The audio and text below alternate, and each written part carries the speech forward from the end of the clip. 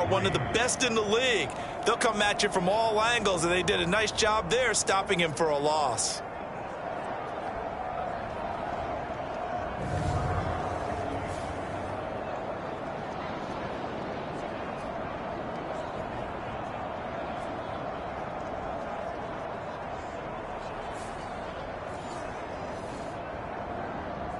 Here's 3rd and 3.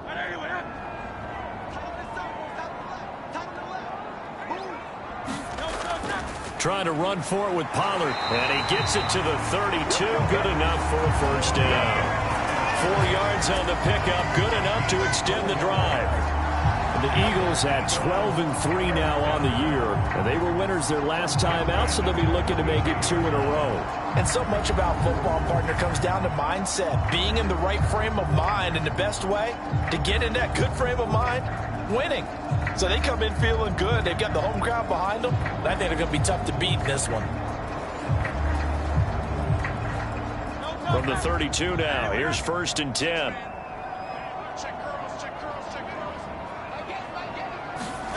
Hurts. And that throw behind his man. He missed him. Incomplete. Devontae Smith, the intended receiver. But it's going to be 2nd down. You look at this Cowboy defense. It's quite a unit. Number 1 in the NFL against the pass. And when you're getting ready to face the number 1 overall offense in the NFL, it does not matter where you rank defensively because you got your hands full. You don't know what you're going to face, but you know that that's a strong unit that you're getting ready for. Hurts throw taken in by Watkins here. And they'll get it up just short of the 45 at the 44. A pair of first downs gives them a 1st and 10 up at the 44. Here's Hurts to throw. And that is incomplete. He couldn't hold on through the contact. Brings up 2nd down. They'll look to throw again. He finds his man complete. It's Watkins. And out of bounds on the other side of midfield at the 45. Second. Mike McCarthy pretty decisive. He brings out that red challenge flag. Did he keep those feet in bounds? That's the question they've got to decide. And I got to say, watching it in real time, it was awfully close. Yeah, it certainly looked like a heck of a catch because he didn't appear to bobble it, which could complicate things. But even with the benefit of replay, that's pretty tight. Well, here's the call. Winds up a very good call there defensively to challenge that one, as that now will wind up an incomplete pass. They'll stick with the passing game as he looks to throw. Escaping the pressure right. And he'll be taken down, but not before he gets into enemy territory. Hurts dangerous when he runs that football. He's got a first. He's a talented runner, and that means he's always looking for bigger and bigger gains when he takes off. Certainly found some bonus yards there beyond the first down marker, and his early drive will continue with that extra jolt from his legs.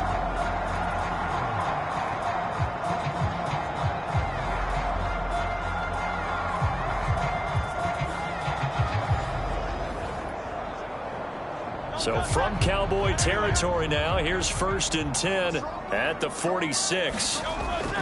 Pollard will take it up the gut as he's got this down inside the 40 to the 39. The rushing numbers for Pollard last week. 2 trips to the end zone and well past 100 yards. And going back and watching the film, we saw every kind of run from him, didn't we? We saw some power. We saw finesse. We saw speed. And what I love the most, he finished each and every run. Hurts throw complete there to Smith. And he's going to have another first down here as the tackle's made at the Cowboys' 26.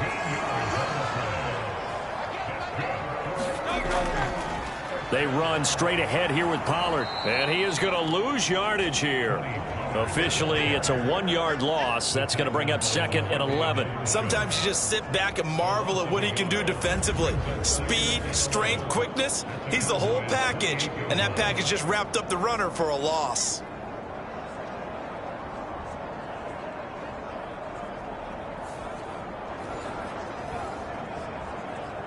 Maybe just a slight detour on what's been a strong drive. Here's 2nd and 11.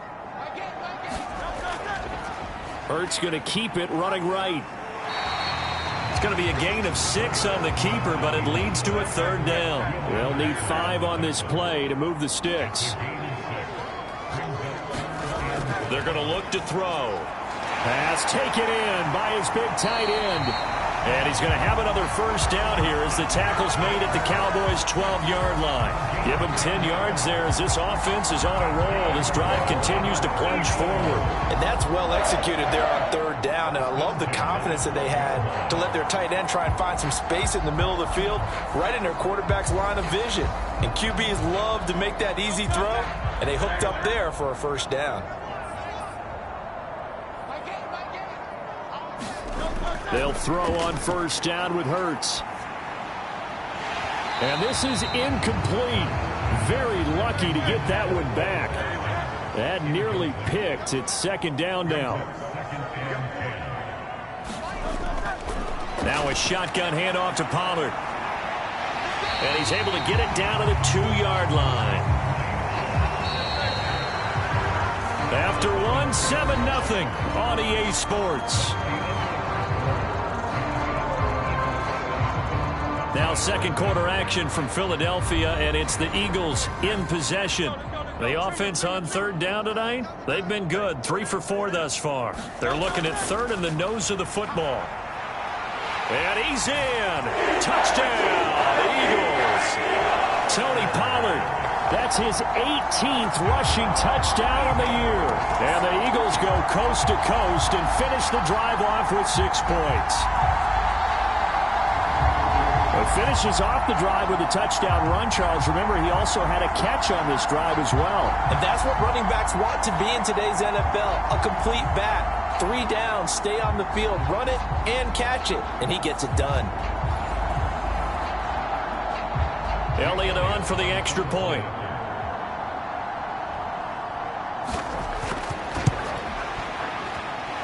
And it's good to make it 14-0. What a drive that was. 16 plays all told. And it's culminated by a 2-yard touchdown run. Now after the touchdown, here's Elliott on to kick it away.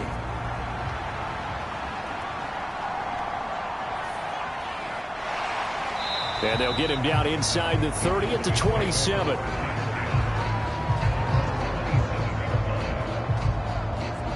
Here's the Dallas offense now heading back out onto the field.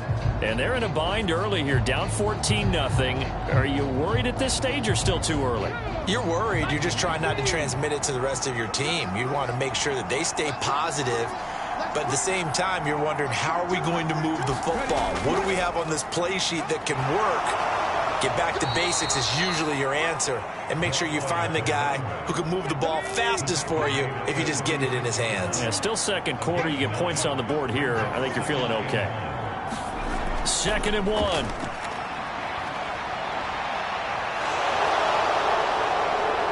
And he will.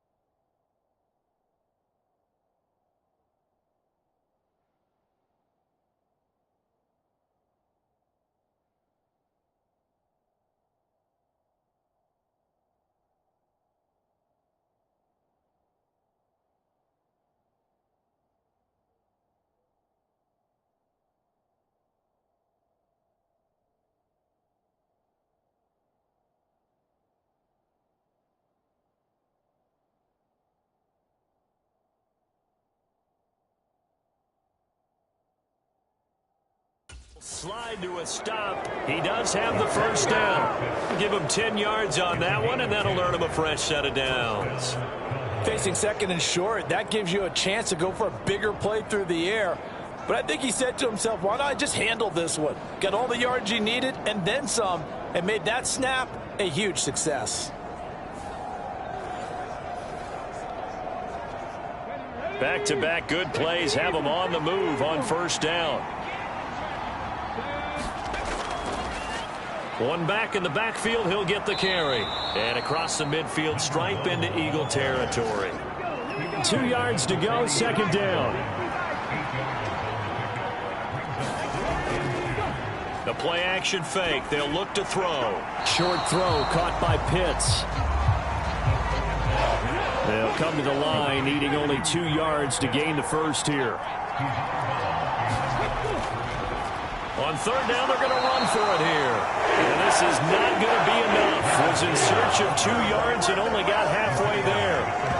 Well, they picked up a portion of it, but not all that they needed. Now that leads to a decision on 4th and 1.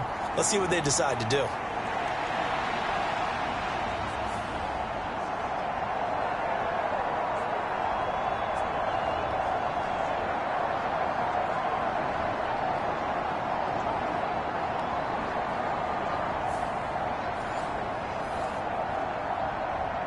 And no move to get the offense off the field. They'll stay put on 4th and 1. They'll try and run for it with Janovich. Going absolutely nowhere. He'll wind up losing a yard or 2. The fullback dive held up short. And the Eagles defense able to hold. Here's the Philadelphia offensive unit now as they head out to take over possession. It's been a good first half so far. They're up 14-0. Points here, they could really put them in command before intermission. Yeah, and it's all well and good what they're seeing and how they're feeling right now. But it's the NFL. How many times have we watched 14-0 leads evaporate and quickly? So how have we seen them combat it? Continue to run your offense, but don't back off at all. Don't start looking at the clock. Don't start thinking about, hey, just take care of the football. Keep attacking. Usually the best way to maintain control.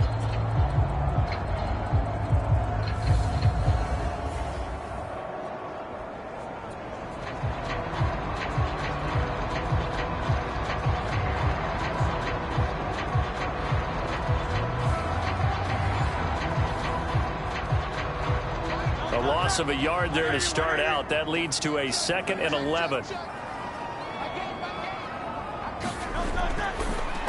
And the timing a bit off that time as that one falls to the ground. An incomplete pass on that last play, and that means they'll need to come up with something here on 3rd down. Now a shotgun snap as they'll look to throw. He's got his target. That's complete. And he is going to have an Eagles first down as they're able to get the 3rd down conversion. Well, things are definitely going right for them here in the first half. Pick a down, any down, even 3rd down, no problem. They get a connection there and pick up a fresh set of downs, continuing to move the ball.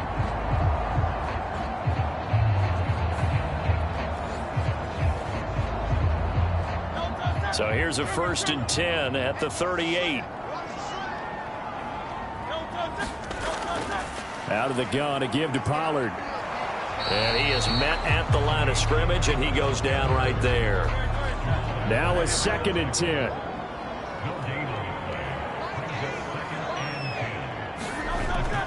Looking to throw. This short throw caught by Goddard. He'll get only 3 there, so it leaves him with a 3rd and 7 ahead. They gave up the completion there, but this is what zone defenses count on. Catching the ball and not much run after the catch. So 3rd down, they need to get to the 28 for a first. He'll look to throw. Hard throw, incomplete. So Hurts is off, and on comes Jake Elliott for the Eagle field goal. This will be kicked from the 42. It's a 52-yard attempt. The kick by Elliott is good, and that will extend their lead even further.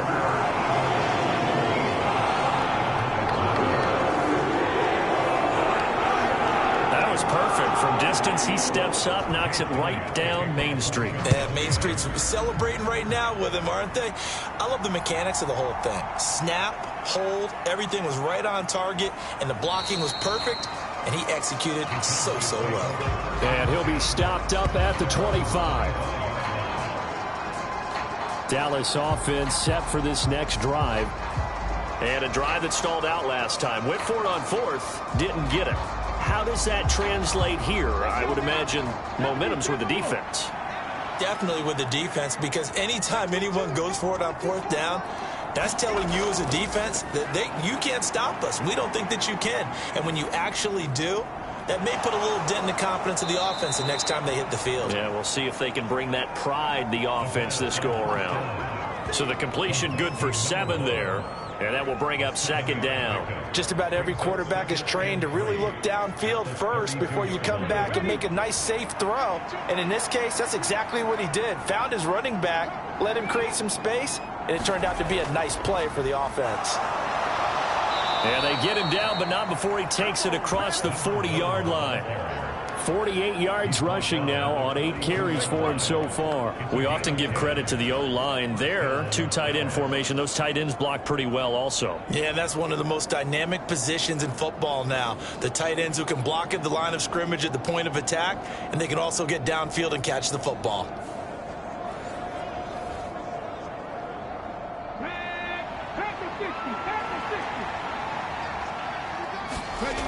On first down, he'll drop to throw. Oh, a leap, and he will make the catch. A big pickup of 38. When they've needed a play this year, he's certainly been the guy to deliver it. As this season has gone on, he's been awfully consistent and sometimes spectacular.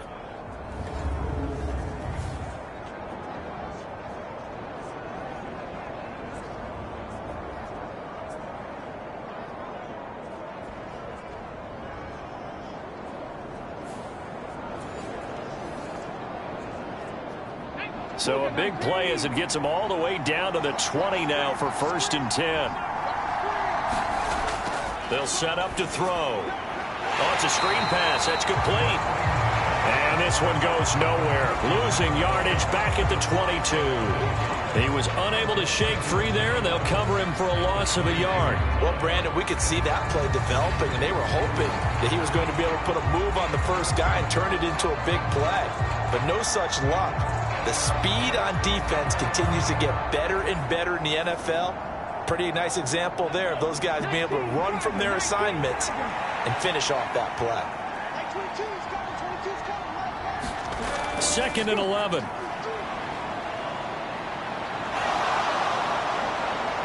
And he'll go down here at the 12-yard line.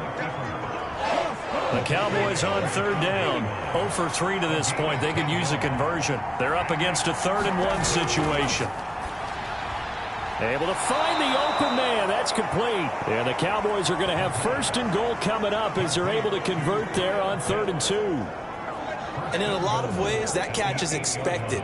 Red zone presence, and that one was realized there. You've got to find your tight end in that situation.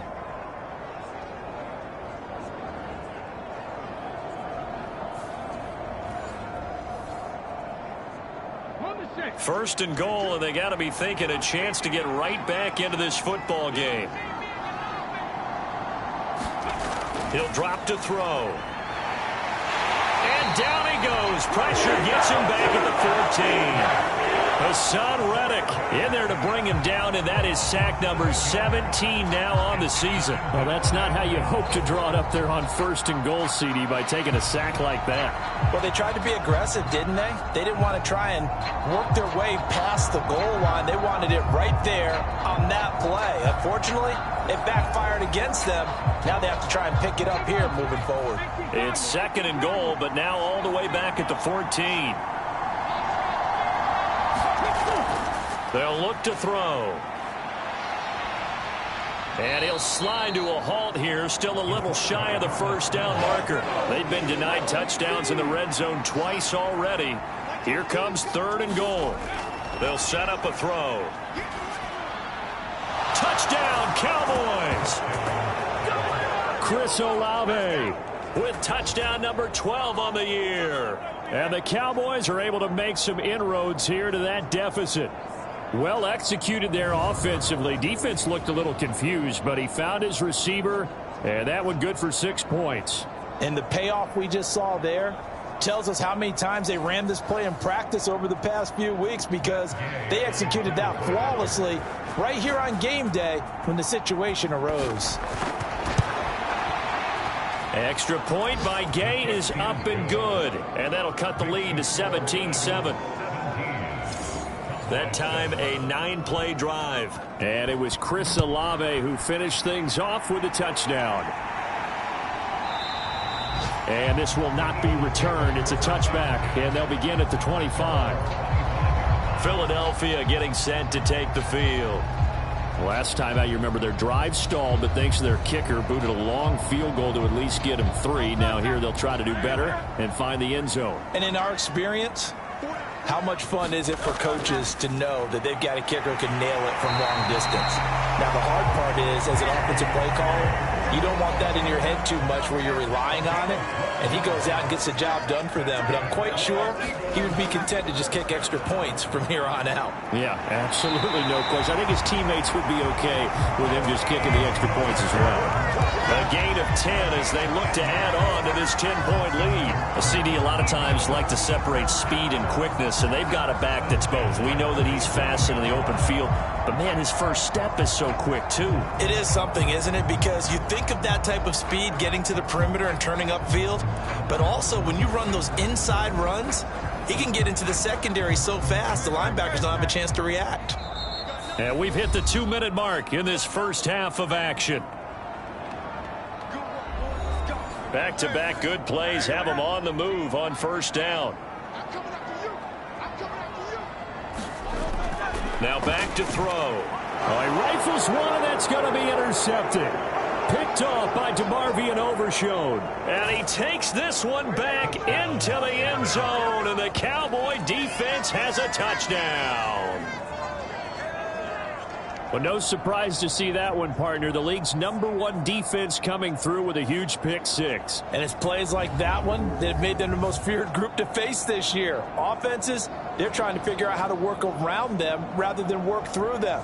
Big-time impact playmakers scattered throughout the unit on every level, and they can change a game at a moment's notice. Gay is on for the point after.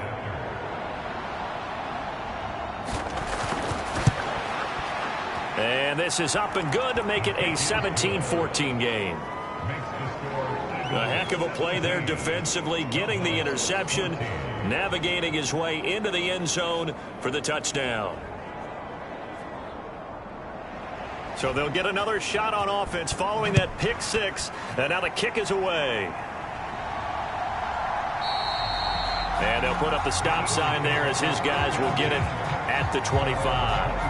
The Eagles coming out as they get ready. A bit more of a somber tone here as they take the field after throwing that pick-6. But, Charles, the bottom line is they still have the lead. They're still in the driver's seat. You're right about that, and let's face it, when you throw a pick-6, it's demoralizing. But when you look up at the scoreboard and realize you still have the lead, you kind of put that wry smile on your face and say, okay, let's just shake it off and start over again.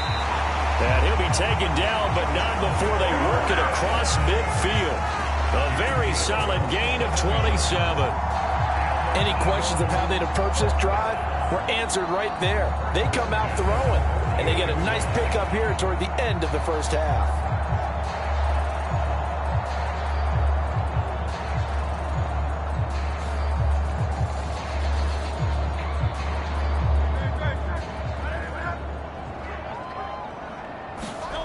On 1st and 10, it's Hurts. And it's complete right back in the hands of Smith.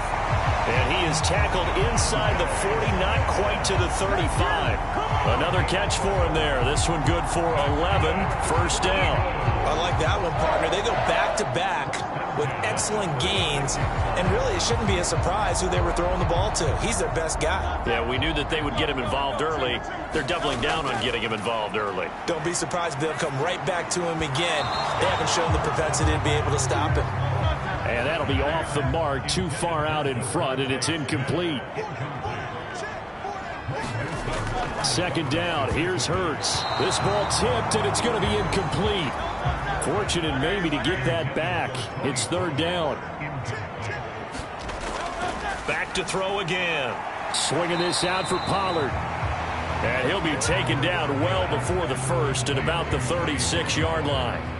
They'll get only a yard out of that, and it'll bring up fourth down. As a defense, you're more balanced when you're in zone coverage because you're able to keep your eyes on the quarterback and see the play develop in front of you. They're able to keep the quick pass in front of them and stop it right at the line of scrimmage. So Hurts is off, and on comes Jake Elliott for the Eagle field goal. From the left hash, this from 53 yards out. And that is no good. Hit it well from distance, but he couldn't work it back in, and that will keep this a 3-point game.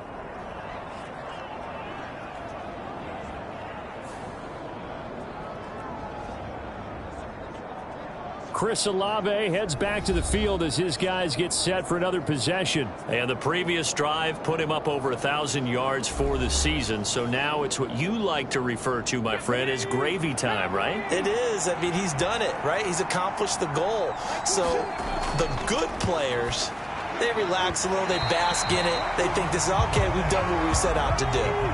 The great players decide to push that number as high as they possibly can. I don't expect him to have any let-up in his game the rest of the way. Great thing if you're on the opposite side. He's such a... And he's going to have to eat this one as down he goes. Now a timeout taken. Perhaps a chance for one more quick play and then another timeout if they hurry. We'll see. Now the ball comes loose, and it's picked up by the Eagles. And the return stops just a little bit shy of midfield at the 48-yard line. We have seen this before, and we know coaches preach about this and work on it all the time. Catch the ball. You know there's going to be some traffic somewhere. They've got to put it away and secure it as they try and get downfield.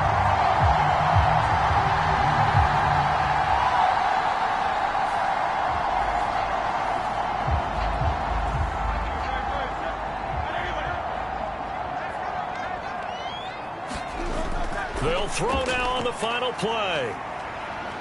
He's going to throw one up for the end zone. And incomplete on the deep ball. So we've come upon halftime here in Week 17. As we'll send you down the coast now to Orlando, that's where we find Jonathan Coachman ready with our EA Sports Halftime Report. Coach.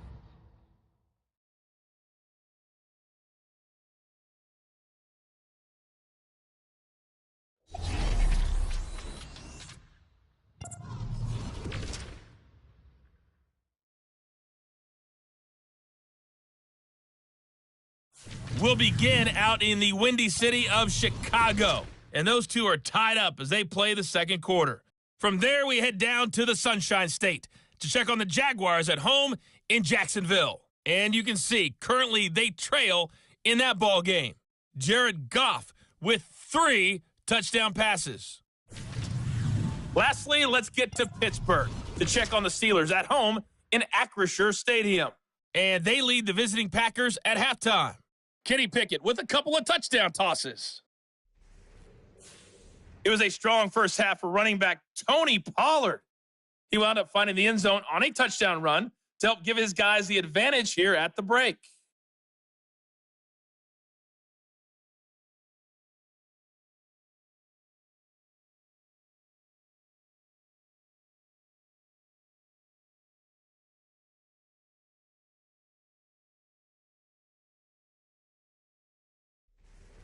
All right, Coach, thanks. Yeah, both teams likely to make some changes in what's been a closely fought battle to this point.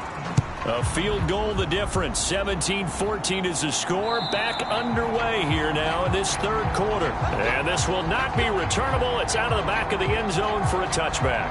Out come the Eagles now as they'll go on offense first here in the third quarter. Hey, Charles, they've got the lead. Put your coaching hat on here now. What's the game plan for the second half? I think getting the running game going a little bit more because I thought in the first half they didn't get it moving the way that they would like. They had success throwing it, but I think these first couple of drives, they want to get those running backs going and give them more opportunities, and I will guarantee you that those guys were lobbying for them in the locker room at halftime. As they began this drive, I was wondering how they were going to attack since they're playing with the lead. Would they continue to try and push the ball downfield? Well, after one play, it appears that the answer is yes. One play has him up past the 40 already, and another 1st and 10. Now Hurts on the option right. And he's going to bull his way forward to the 48. This 2nd and 4.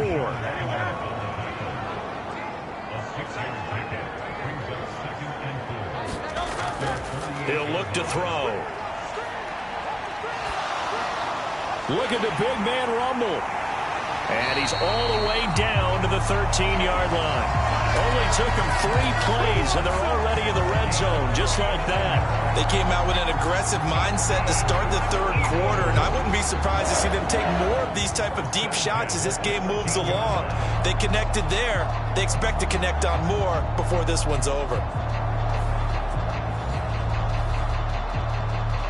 So how about this for field position after the big play? Inside the 15 now as they come up on 1st and 10. Hurts going to run it himself. And he lost the football. And it's picked up by the Cowboys. And a big turnover there as his guys will get the football back. So that is not the way you want to begin the half when you're only up by 1 score. A turnover right away. And my guess that in the locker room, that's what the defensive coordinator the other side was saying. We've got to find a way to get the football back for our offense, and they were able to do it. The Cowboys offense now, they head out for their first possession of the 2nd half. They'll take over deep in their own end after the fumble recovery as they start 1st and 10. They'll start on the ground here on 1st down. And able to break 1 tackle, but then quickly brought down, but a nice little gain. Now 2nd and 3.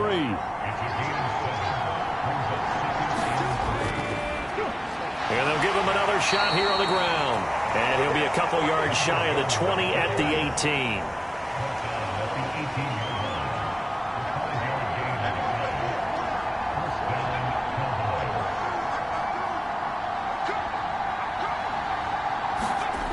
Now on 1st down, he'll drop to throw it. Short throw caught by Pitts.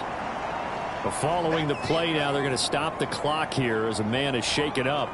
And not what you want to see this late in the season. Medical staff is going to check on him, and we'll step aside for a moment.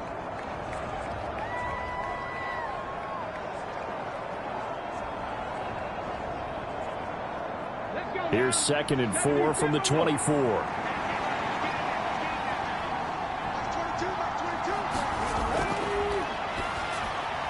Slant pass complete to Olave. And they're able to get this one across the 35. So here's a 1st and 10 at the 38. Open man, the tight end, Luke Schoonmaker. And he'll be taken down, but not before he works it past the 50. A 14-yard pickup. That's 14 yards on 2 straight plays. So from Philadelphia territory now, here's a 1st and 10 at the 48-yard line.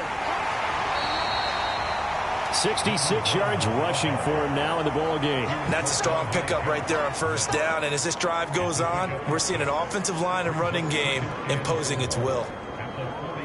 Here now, 2nd and 4.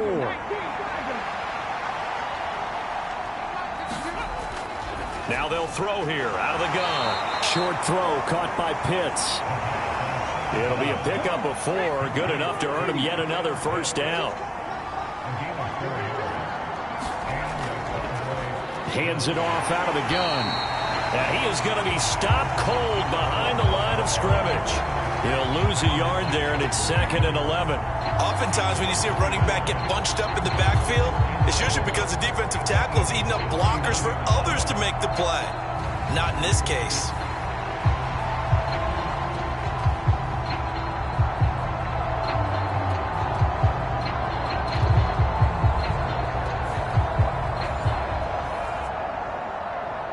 Maybe just a slight detour on what's been a strong drive. Here's 2nd and 11.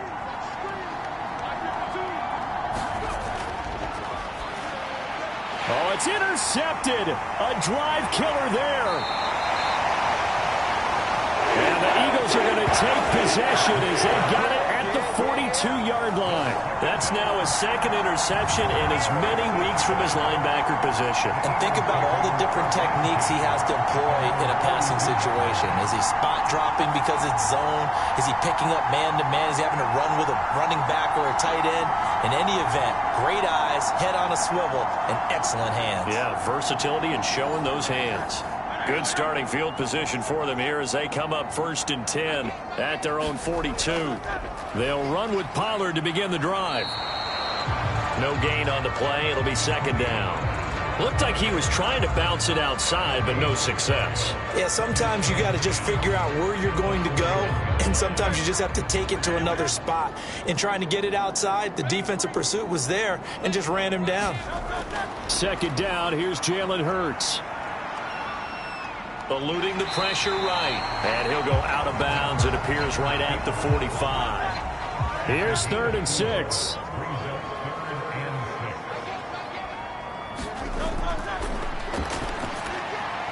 This short throw caught by Goddard. And I don't think he got there. No. He's short by maybe a foot. Maybe. Call it 4th and inches. I thought maybe when he caught it, he'd have a good chance of getting that 1st down, but that's a nice job of holding him up and preventing him from getting to the sticks.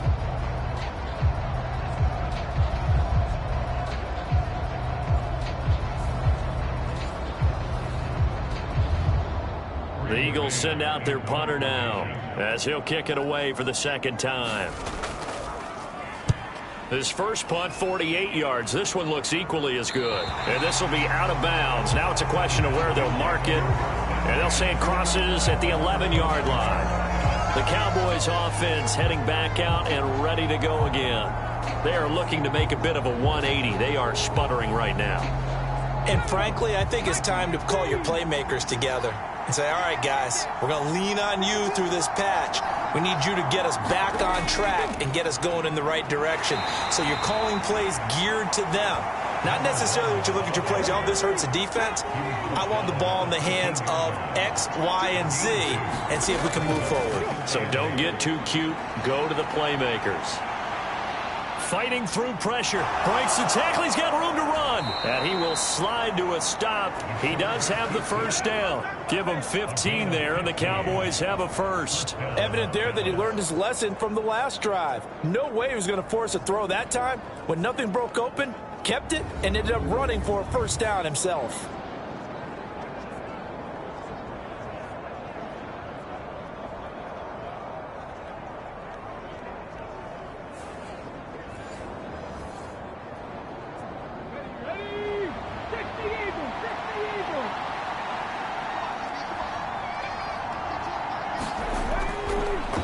On 1st down, they'll go to the ground attack.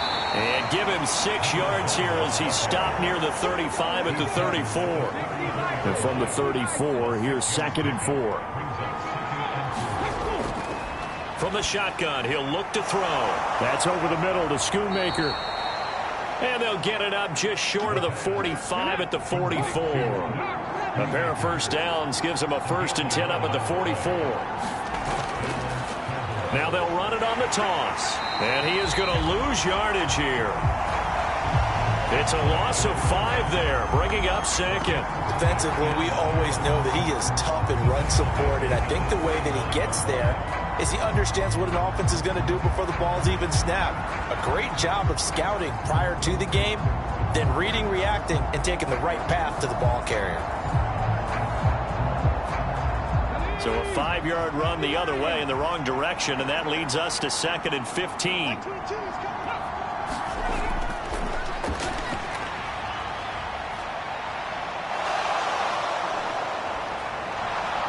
And he has another 1st down as they'll get the ball down to the Eagles' 41-yard line. That one a broken play, but it ends up being a good play. The scramble goes for 20.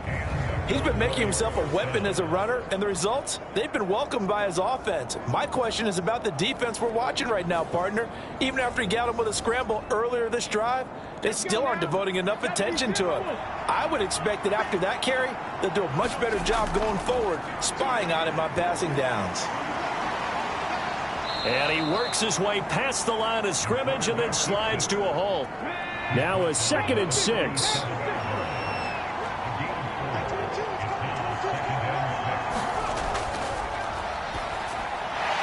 The throw on the quick slant going to be complete. And he has another first down as they'll get the ball down to the Eagles' 26.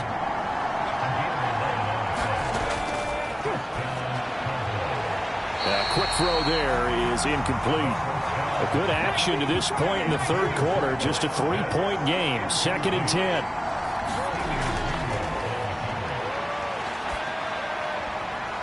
That's going to be caught by Pitts.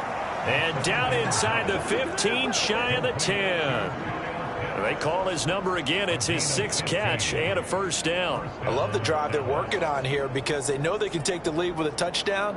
And so far on this drive, so good. They moved the ball down the field with very little resistance defensively.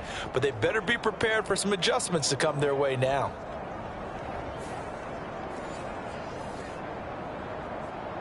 Now a 1st and 10 at the 11.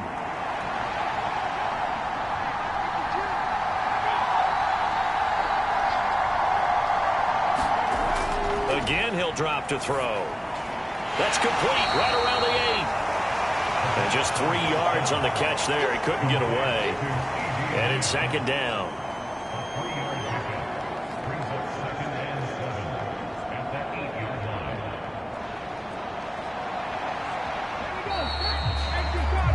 Before they can snap it, time runs out on this third quarter of play. This is the National Football League on EA Sports. And welcome back. We are in the city of brotherly love, Philadelphia. The ball on the 8. Still could get a first down technically. 2nd and 7. Here's it. And he loses the football a second time. And it's picked up by the Eagles. And the return goes up to his own 17-yard line. And they had it there so close to the goal line, a chance to take it across, claim the lead here in the 4th. Boy, that was a big, big mistake. It really was, and as much as I want to give credit to the defense for making the play, I do tend to agree with you. That mistake, that's a chance to go in and take the lead. I mean, you're in great shape, yet you don't take care of the football. But they'll be going over that like crazy in the upcoming weeks. Already at the line, this Philly offense set to go. They get the crucial turnover just huge, but now they've got the football deep in their own territory, and you got to be careful because if you give it right back, there goes your lead. Have to be extremely happy with their defense. They received a gift. That takeaway, even though they're deep in their own territory, now they have the football. And you know there's always that alpha on defense, that grouchy guy. Forget what the coaches said. I'll guarantee you, he told the quarterback, we just took care of you. Now you take care of us. That's dumped off to Pollard. And able to get this across the 20 before going out of bounds. The Eagles send out their punter now as he'll come on to kick this one away. And it's fielded at the 34. They'll net only 35 here following a 43-yard boot, 8-yard return. And it will be 1st and 10 as they take over. And now Dallas gets set to take the field. Their defense accomplished step 1 of the mission. They forced the punt. Now they'll look to erase that deficit and take a 4th quarter lead. They'll try and start this drive in the air. Bust. Oh, now he's stripped. He lost the football. And it's picked up by the Eagles. And they'll set up shop right near midfield at the 49-yard line. Hey, I'm all about defense forcing plays and getting takeaways. But an interception and 2 fumbles in their last 3 offensive possessions. Time to readjust? Yeah, you can't just give all the credit to the defense on that. They've got to look in the mirror and take a blame themselves and figure out how to not do it anymore.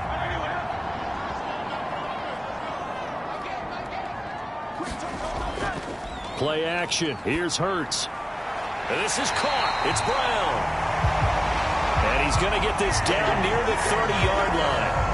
And the play goes for 19 yards. Gives him a new set of downs. Well, how about this aggressive approach? Got the lead, 4th quarter, continuing to throw the football. Are you think about Super Bowl 51, Atlanta had the lead against New England, and they ended up giving it up? I was going to say, don't say it, but you did say it. I did, didn't I? Yeah, anybody watching in Atlanta, our apologies. So 1st and 10 now from the 30.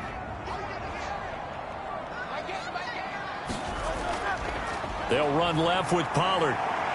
And they're going to stop him right at the line of scrimmage. Just no cutback lane to be found whatsoever.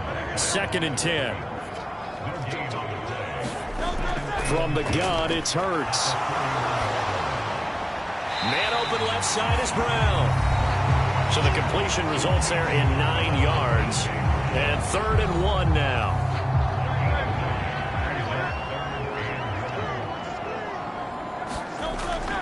Option play, here's Pollard. And he will have the first down across the 20 to the 19-yard line. 3 yards there, good enough to keep the drive moving. Hasn't been his best afternoon on the ground, far from it, but a critical 3rd down conversion. This afternoon just got better. All right, you're exactly right. It hasn't been his best in terms of yardage, but that run there, that's the one your teammates look to you and go, okay, that's what we want from you. That's what we need. Now they have a chance to keep moving forward and a chance to win the game. So signs of life in what's been a dormant offense in this second half. Here's 1st and 10. Throwing from the gun, it's Hurts. To the goal line, but it's incomplete. An incomplete pass on 1st down. That leads to a 2nd and 10. Hurts sets up to throw it. Over the middle here to Brown. And able to break one tackle, but then quickly brought down. But a nice little gain. They get 6. That'll leave them with 3rd and 4. But right there, he rose to the occasion late in a close game. It's something he thought about, dreamed about, and worked on throughout his career. Because in these types of situations, he wasn't going to allow extra coverage to keep him from getting the football. Throwing is Hurts. And he'll be hit as he releases it, and that'll fall incomplete. So decision time now, because a field goal keeps it a one-score game. What are you thinking? Well, I'm looking at the down and distance, and that's where the issue comes in. It's not short enough that it's a no-brainer and you go for it. You have to analyze this one. To me, you take the field goal, take the points. I don't think you want to risk coming away with nothing. The kick by Elliott is good. And they stretch the lead to 6. It's 20-14 now.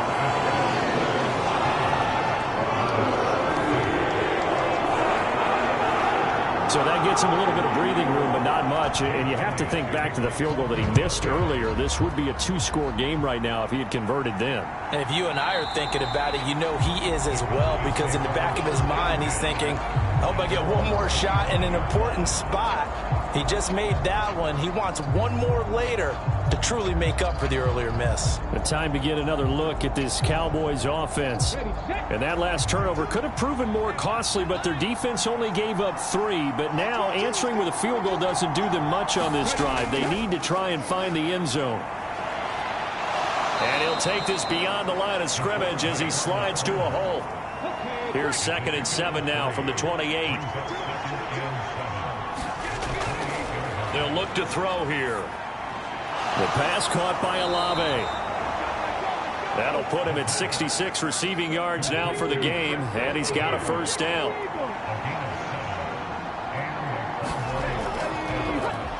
One back in the backfield, he'll get the carry. And he slips up past the 45 before being tackled. 11 yards and a Cowboy first down. Another carry for their leader, and a good one. It's crunch time. They'll need him to continue to be productive in both the run and passing game in order for them to try and snatch a victory. Here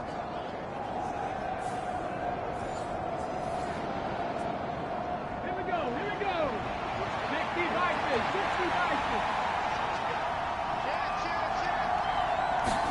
Here we go.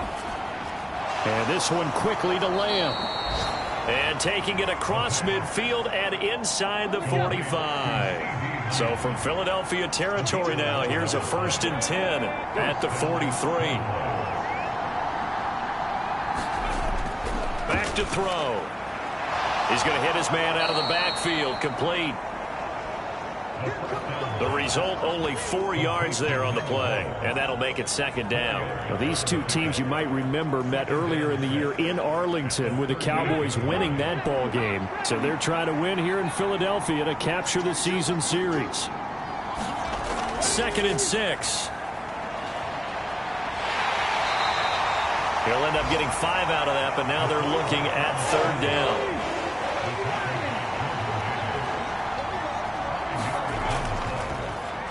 One back in the backfield, he'll get the carry. And he will not only not get the yard he needed, he goes the wrong direction. 4th down now after a loss of 2. Part of the thinking when you bring in extra tight ends, you're hoping that each of your guys gets those one-on-one blocks and creates a crease for your runner. You know what the converse is, though? You've got to win those one-on-one blocks. And when you don't, that's the result you end up with.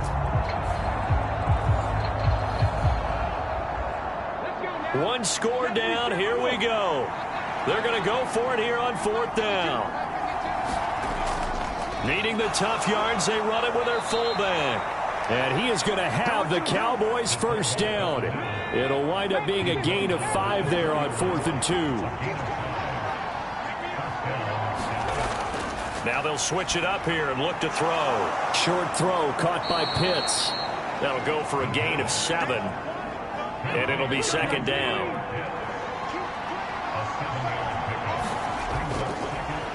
Straight ahead with Gibbs here. He is taken down at the 21 after a short gain of 2. When we talk about defenders, specifically linebackers, keeping their eyes in the right spot. He had that eye down the entire time. And you know that's not easily done because they throw a lot of misdirection at you. They try and fool you and get your eyes in the wrong place. But you're right about that one. He correctly figured that one out and made a really nice play. And he will have a Cowboys 1st down, and he'll have it by plenty as they're able to keep the drive alive on 3rd and inches. I always appreciate runners who understand situations. That was just 3rd and inches. No reason to dance around in the backfield and try and break off a bigger play. Just go pick up the 1st down, and that's exactly what he did.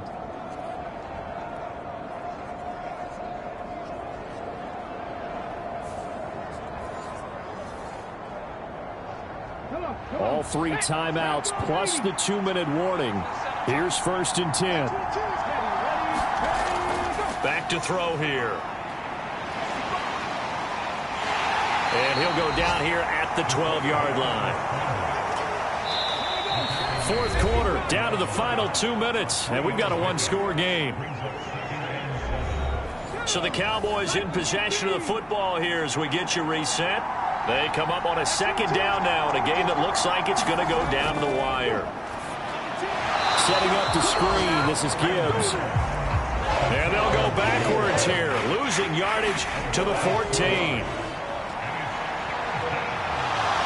And he slides and covers up at the end as he's going to be able to pick up decent yardage.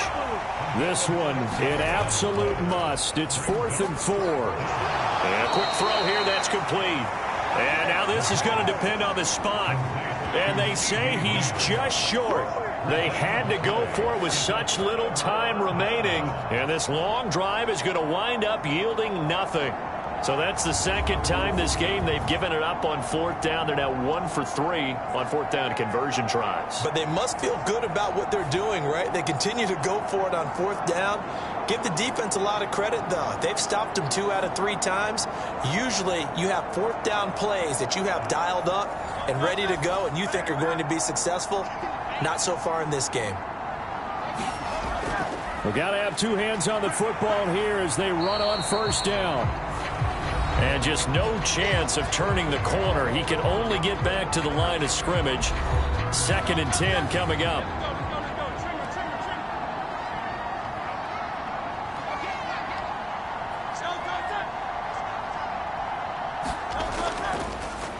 Now a fake on the jet sweep, and they'll instead run up the middle.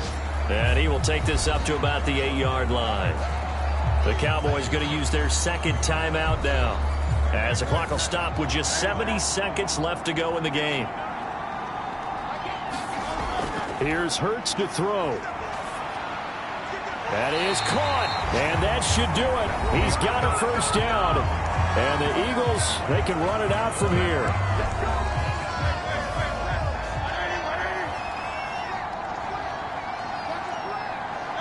And they'll indeed take a knee.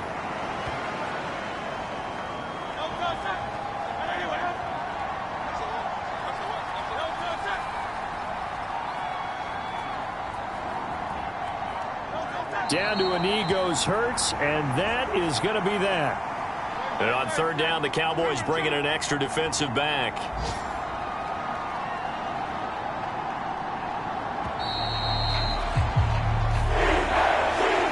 This is one of those games where if you win it, it feels extra special. But to lose a close one like this, Charles, remember where they didn't score any points in the second half, that has to sting a bit more.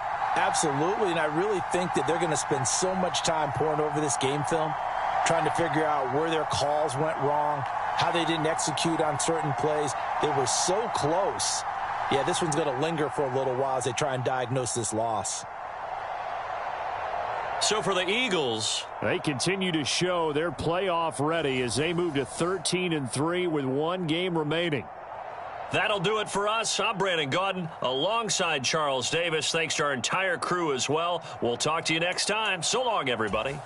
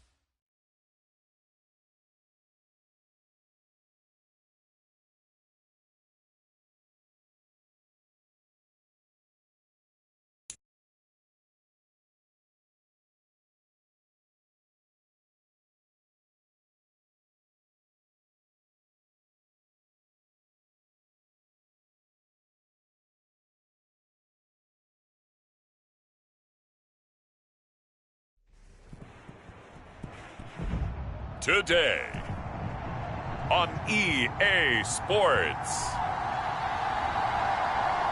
It's week 17 of the NFL on EA Sports.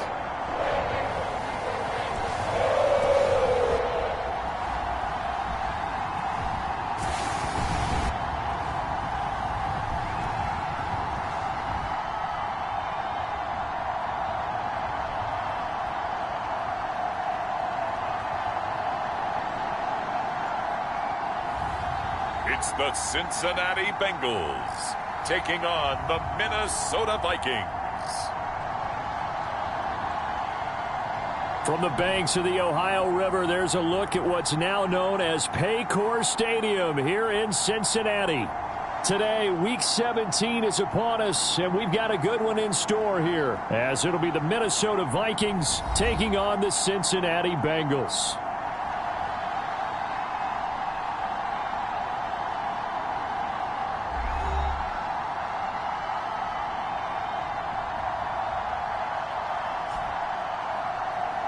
With Charles Davis, as always, I'm Brandon Gaudin. Charles, you talk about storylines in this one. I think it begins and ends with our two quarterbacks, certainly two of the best in the business. And nowadays, I don't think you can get by for a long period.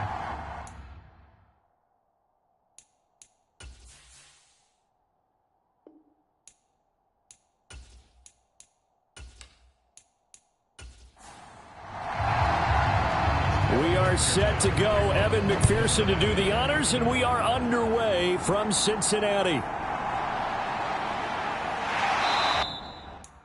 And the tackle going to be made right there at the 25-yard line. So here's the Viking offense making their way out. It's Josh Allen that'll be orchestrating the offense, a 6'5" quarterback from Wyoming. And last week's loss came despite a clean game on his end, throwing the ball with 2 touchdowns and 0 interceptions. His job this week is simple. Do it again. Continue to avoid turnovers and hope that what sunk them last week resolves itself this time around. They'll start out on the ground at Saquon Barkley. And he'll manage to pick up about 4 at second down. The numbers for him from a week ago: 19 carries, 72 yards, and a touchdown. Nice solid showing from him last week. Didn't blow the roof off with his numbers, but he certainly had a quality day and produced when called upon. On second down, here's Allen. And he'll get this underneath, dropping it off for Barkley. And he gets this one just shy of the 40, down at the 39. 10 yards, and it's good for a Viking first down. Well, he was a busy man out of the backfield a week ago. They got him the ball early and often. I have no doubt in my mind that he'll be a big part of the game plan here as well. So from the 39 now, they'll come up on a 1st and 10.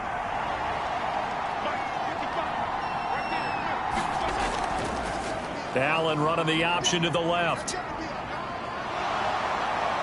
And he'll be corralled out across midfield down to the 45. Another nice gain, 16 yards there, and a first down again. Well, he is certainly dangerous when he spots a lane, and he keeps it himself there. Worked out well. And how about the moving parts on a play like this? You know you have to practice it over and over because it's almost like a ballet that has to be choreographed. But how about once he made the decision to go, he committed to it and went. Let's face it, most teams are going to defend the running back much more than the quarterback on that type of a play. A first down carry for Barkley. And he'll cross over out of bounds right at the 25. Another good gain. That's now 35 yards combined on those last 2 plays. So back-to-back big runs, picking apart this defense on the opening drive. I thought this was a passing league. I thought this was the era we were in where the ball was always in the air, right? They didn't get the memo. And they didn't get the memo, and I know this to be true. Offensive linemen still, to this day, they want to run the football. They want to fire out and hit people across the line of scrimmage, and they're clearing space.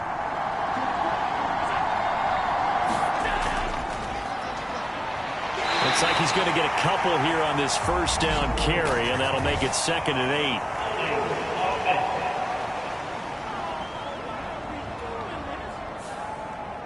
8. Ezra Cleveland, the guard, called for the penalty there. Allen off the play fake.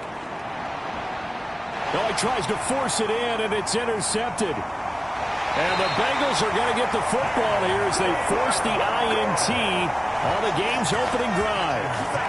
Well, they certainly weren't afraid to let it fly early, and they hope that'll keep the defense honest and keep the offensive guys excited about getting back out there. They are in attack mode in this game.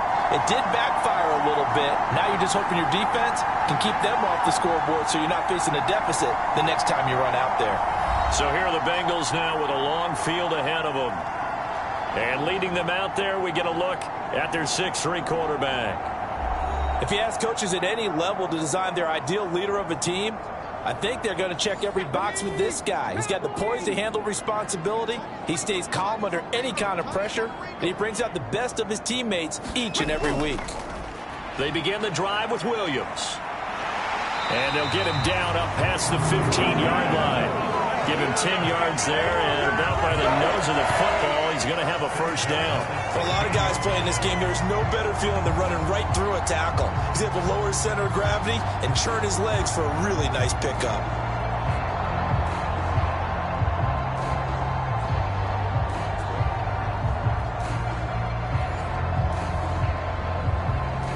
So that last play gives him a little more space now. Here's 1st and 10 at the 16-yard line. Looking to throw. He gets this to Davante Adams. And he's going to get this one across the 30-yard line. That one good for 15, and the Bengals get a first down. I don't care who you put on him. He's going to be a handful in one-on-one throws. Yeah, right now, you're right. They're in man-to-man. Maybe needs some safety help. I would say that'd be a good idea. Double team him somehow. I'm going to have to make someone else beat me rather than let him shred my defense. Back-to-back good plays have him on the move on first down. Out of the gun, they'll look to throw. And his throw's going to be incomplete. The Bengals at 12-3 now on the year, and they come in on the heels of yet another victory. That ran their win streak, Charles, up to 7 now. And I think that last win, that established them and stamped them, to me, as Super Bowl frontrunners. They're playing with extreme confidence, and you need that in order to go all the way. Throw right side, pulled in by Higgins. 3rd down and 6. They'll look to throw again. And he slips up past the 45 before being tackled. Nothing open downfield. He keeps it himself for 11 and a first down. Now that's a quarterback who's in charge out there right now. Wants to throw the ball on 3rd down. Doesn't find anyone open. Tucks it away. Takes off and picks up the first down. Not by a little, but by plenty.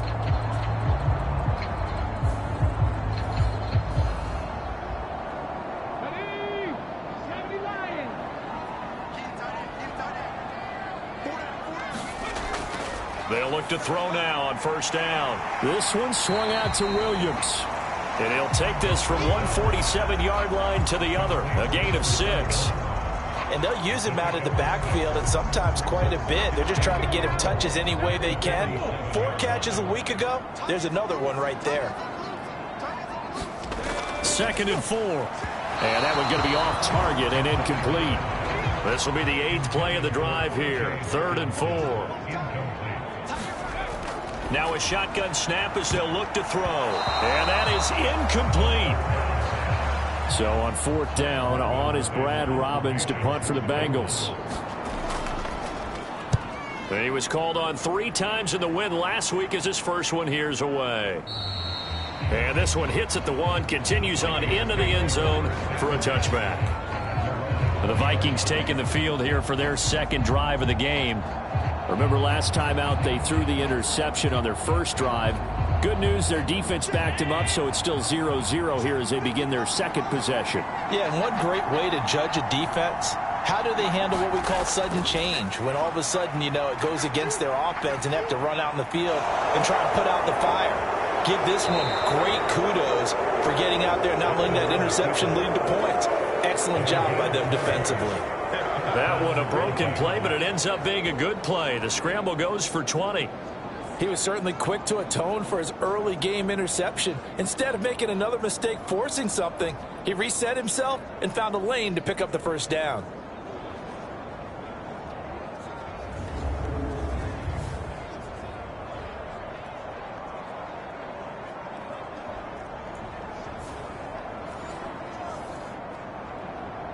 So quickly all the way up at the 40-yard line.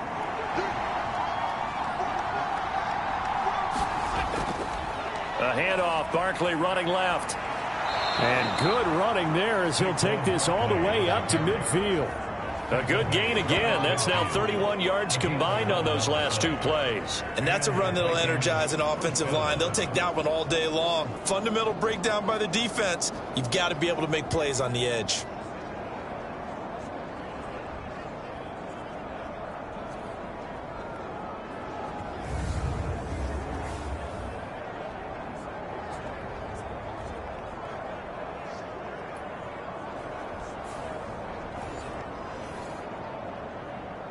Back-to-back good plays have them on the move on first down.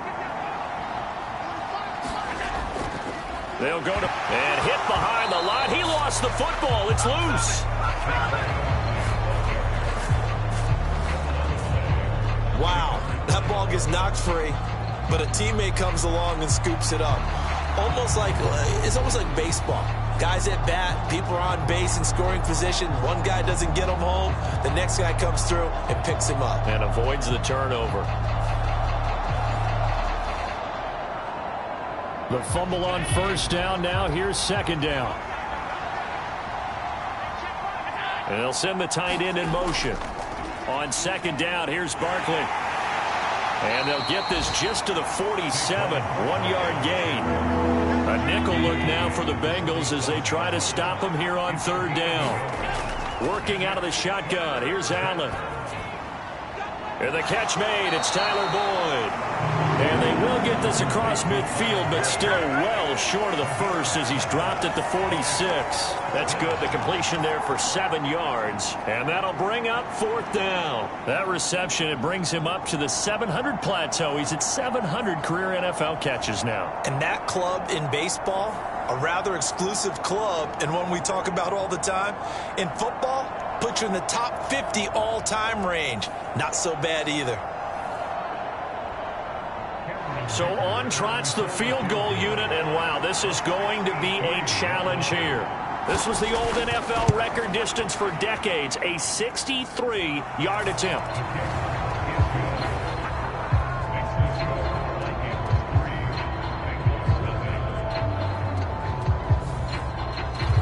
Wow, I mean, it's so rare to even see one attempted from that distance, CD, let alone converted, but he came through with confidence and matches what was Tom Dempsey's 43-year NFL record at one point of 63 yards. Yeah, I can still see that highlight of Dempsey making that kick, and nowadays we see it a little bit differently because, remember, Dempsey was a straight-on kicker. But these guys nowadays, the range keeps increasing, and they keep putting it through the posts. The Cincy offense about ready to go here on their next drive.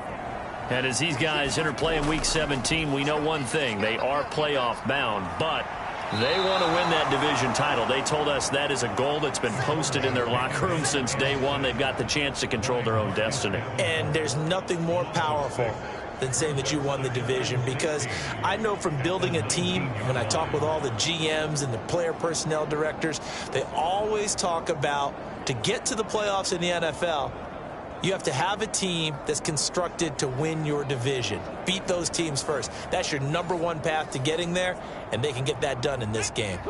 Protection certainly going to need to be a bit better here on 2nd and 16. They'll drop to throw. And that's complete to Adams. He'll be marked down at the 26 with a gain of 7. 3rd and 9 here. They're going to look to throw. He's got his target. That's complete. And he's going to have a Bengals first down as they're able to get the 3rd down conversion. I think when they look at their offense, they think to themselves, weapons everywhere, and they want to move the ball around. They want to spread it to different people. But you absolutely know they want to get this man involved as well, and that's what they just did on that play.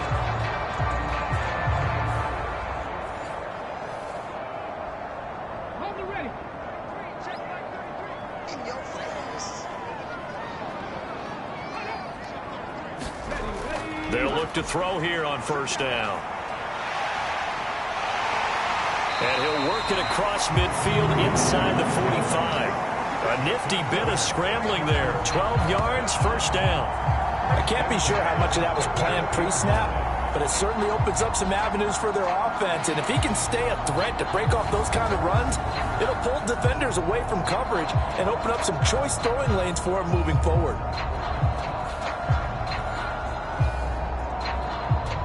From Viking territory now, they'll come up 1st and 10 at the 44-yard line. Now back to throw. Going underneath, he's got Hawkinson. He's tackled a yard short of the marker. Good gain of 9 on first down. These are his numbers from last week's contest. 8 catches, 62 yards, and a touchdown. And he's able to pull that last pass in, but this is usually a pretty tough unit to try and maneuver against. They're in the top 10 in the league against the pass, and you and I both know there's not much difference between 1 and 10. Now here's a throw that's complete. And Chase going to pick up a Bengals first down as the tackle is made at the 28-yard line. They give it to Williams, running right. And he is going to lose yardage here. Officially, it's a 1-yard loss. That's going to bring up 2nd and 11. I like the strategy. Extra tight ends, extra beef. They want to run the football, but that means they probably want to run it inside. If you get strung out on the perimeter, you're in peril. Yeah, we saw the result, negative yardage.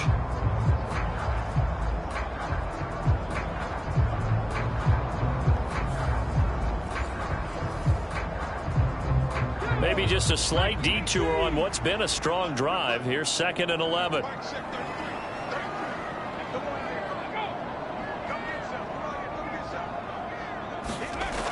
They'll look to throw. And down inside the 15 he goes. The escapability in evidence there as that one good for 15 and a first. This is where the NFL is headed year by year, partner. A league where just about everyone has someone under center who can get you with their legs as well as their arm. And we've certainly had a nice display of that from both QBs in this game. And that continued with that first down run. It was a 1st and 10 at the 14-yard line.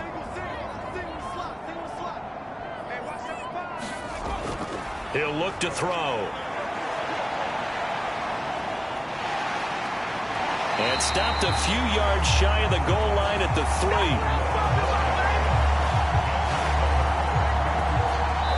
3-0 after 1 on EA Sports. Ready for the second quarter from Cincinnati. It's the Bengals with the football here as they go to work on a 1st and goal. They'll set up a throw. Feeling the pressure here and taken down. A sack back at the 7. Not the 1st and goal play they drew up. Multiple defenders in to bring him down to the ground. 1st and goal looked like things were set up nicely, and now all of a sudden on 2nd and goal, Charles, a big challenge ahead of them. And you have to know when you're this close to the goal line, things are going to happen faster, so you've got to get the ball out quick. Not going to have much time in the pocket before the defenders bring pressure. Now from the 7, here's 2nd and goal. In motion left is Higgins. He'll get an opportunity with it on the touch pass. And he will score. Touchdown, Cincinnati. T. Higgins, his 5th touchdown now on the year. And the Bengals have taken the lead. So the touchdown there, and that play, the tap pass, so simple, Charles, on the face of it, but what makes it so difficult for defenses to stop? I think it's the precision and the quickness in which the play occurs, because the snap gets to the quarterback. He's essentially playing volleyball with it, just immediately just shoveling it forward. And when that receiver's at a full head of steam, if you don't take the edge away, he's got a chance to get to the corner and get upfield. But if you take the edge away, that's your chance to disrupt that play. And no disruption there, that's for sure, as it winds up 6 points.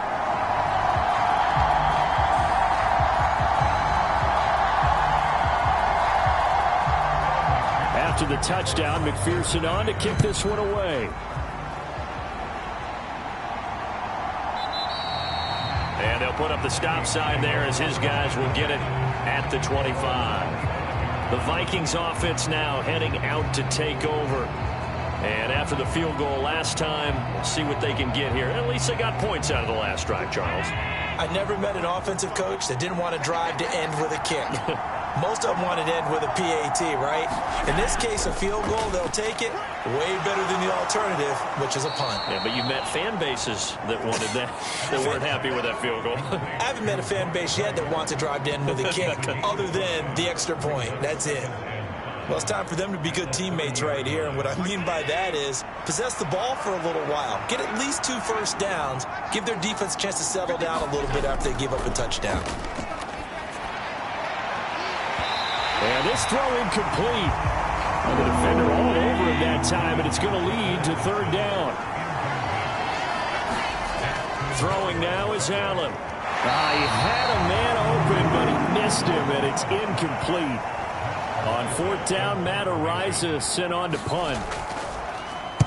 And just a single punt for him in the loss last week as he sends this one away. It'll be a net of 40 yards following a punt of 44. And the Bengals will take over here 1st and 10. Out comes this field general once more, leading his offense back onto the field. He's played a pretty clean first half, a touchdown, no interceptions. Frankly, that's what they expect out of him. They want to see the ball thrown and thrown well, and he's able to do that and put it in the end zone. They'd love to see more of that before this game finishes, but right now, he's got his team in a good spot. A good spot, maybe looking for touchdown pass number 2 here in the 2nd quarter. And they nearly get this all the way to midfield. Mark him down at the 49. A well-executed 22-yard gain. If you're going to blitz, likely going to leave you in man coverage with this guy, and that is less than ideal. It is, because just about any offense that has an elite receiver, if you blitz and have him in man coverage, you're going to him, even if he has an elite defender on him, because he usually knows where the ball is before the defender does. So 1 play, and they're already just shy of midfield. He'll look to throw. Here's back-to-back catches for Davante Adams. And he takes this one down almost all the way to the 30. They go right back to him for 20 and a first. Well, he's been a busy man in this first half. They've targeted him quite a bit, including both plays here to start this drive. And until that defense starts reacting a little better, they may just keep going back to him.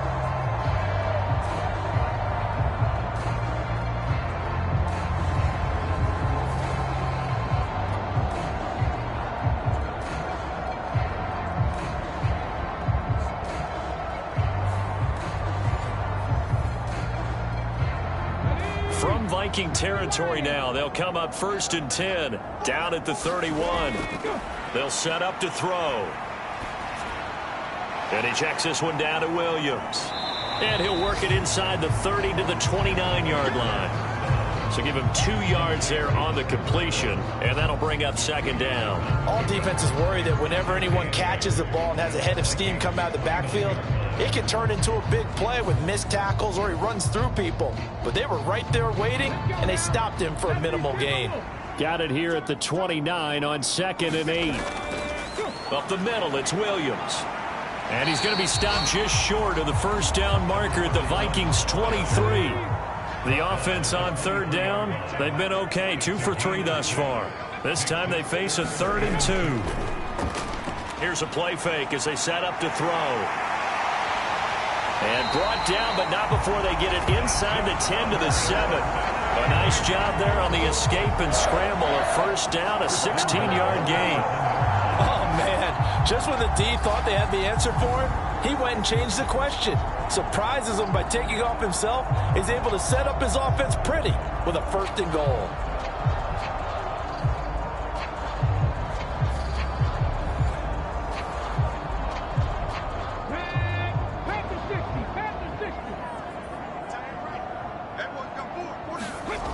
He'll drop to throw. And he is going to go down. Back at the 11-yard line. Dietrich Wise running through and dropping him for the sack. So, Charles, no turnovers yet for this offense, but those sacks now, they're starting to pile up. And one thing usually leads to another because they've got to figure out how the offensive line and everyone else involved in protection can keep their quarterback upright and allow him a chance to throw the ball downfield.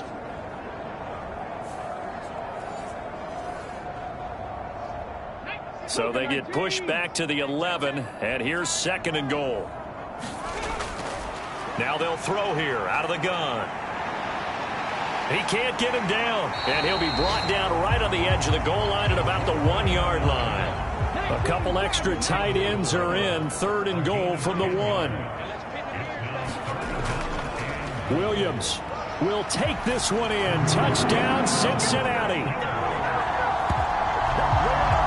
Everybody in the stadium knew what they were going to do right there, CD. 3 tight ends on the field, all that extra bulk, and they run it in.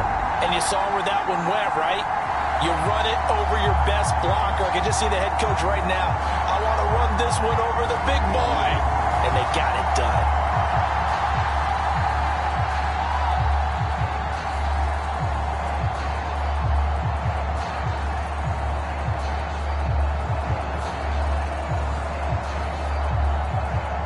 McPherson on for the point after.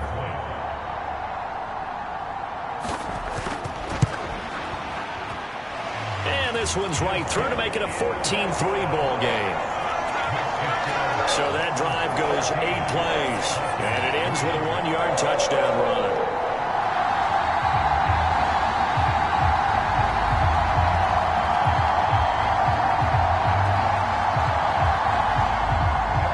After the touchdown, McPherson on to kick this one away. And he'll just sit on this one as their drive will start at the 25. And out now come the Vikings. It's been very much a slow start for them. 3 drives and just the 3 points, CD. Yeah, if you're into the points per drive ratio, that answer is 1. And that's not going to get it done in a ball game. They've got to find a way to finish these drives in end zones, not having balls go through goalposts. The run there on 1st down gets him a yard to the 26. The last play got just a yard. Here's 2nd and 9 from the 26. To throw, it's Allen. The Bengal pressure gets him that time. Down he goes. And they're picking up right where they left off with the shutout that they pitched last week. A huge part of that, this pass rush. They know how to get after people. Offensively, good luck finding some answers right now.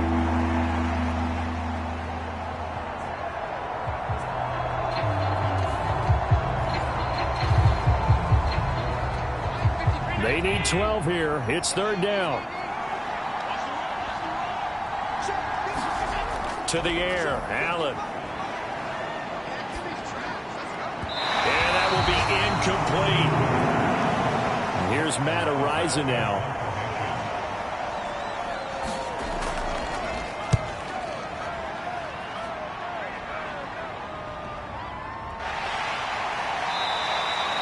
It's a 39-yard punt, 3 on the return. And the Bengals take over 1st and 10. Getting set to go again as we look at the back, heading onto the field again. It's the 2nd quarter. His team has the lead, but I think he's hoping for a little bit more production out of himself. And we often talk about preaching patience to a runner when things are a little bumpy in the early going, but we have to do the same thing with the offensive line. They can't wait to halftime to make the adjustments. They have to do it from series to series so those surface tablets come into play. Check out what the defense is doing and see if they can find a better way to run it. So they search for that patience here now.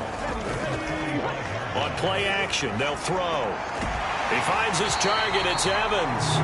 And he's able to take it across midfield before going out of bounds. Back-to-back good plays have him on the move on 1st down.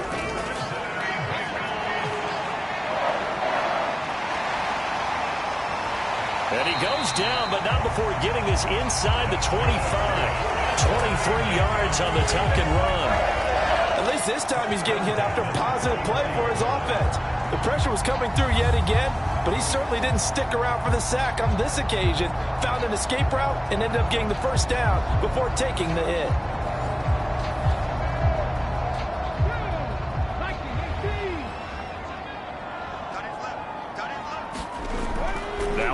first down. He'll drop to throw it.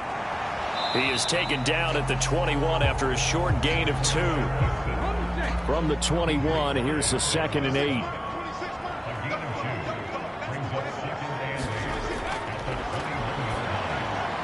That's taken in by Higgins. And brought down, but not before they get it inside the 10 to the 7. A nice pickup of 14, and it moves the stick, sets up a 1st and goal.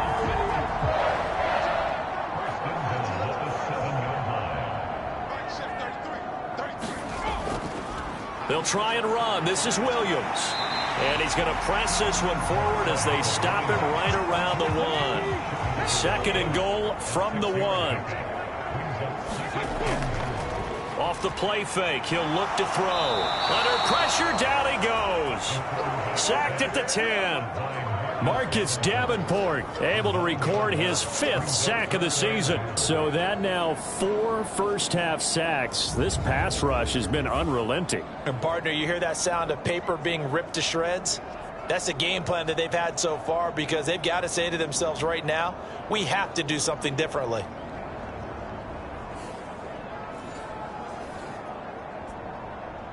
So the sack means it's 3rd and goal now from the 10.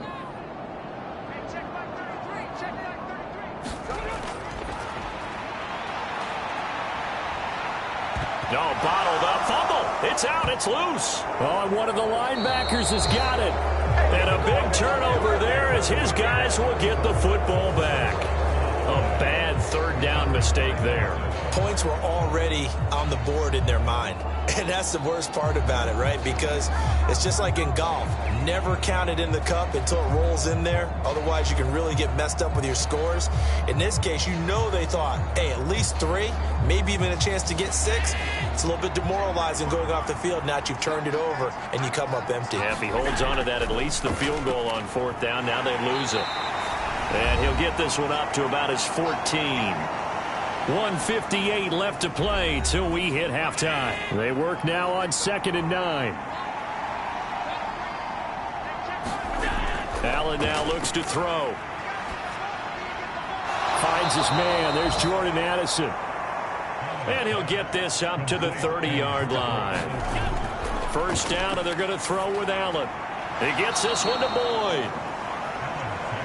So just 3 yards on the completion there. And it'll be 2nd down.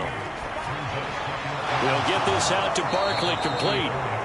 7 yards there and a 1st down. Allen trying to hurry everybody up to the line of scrimmage.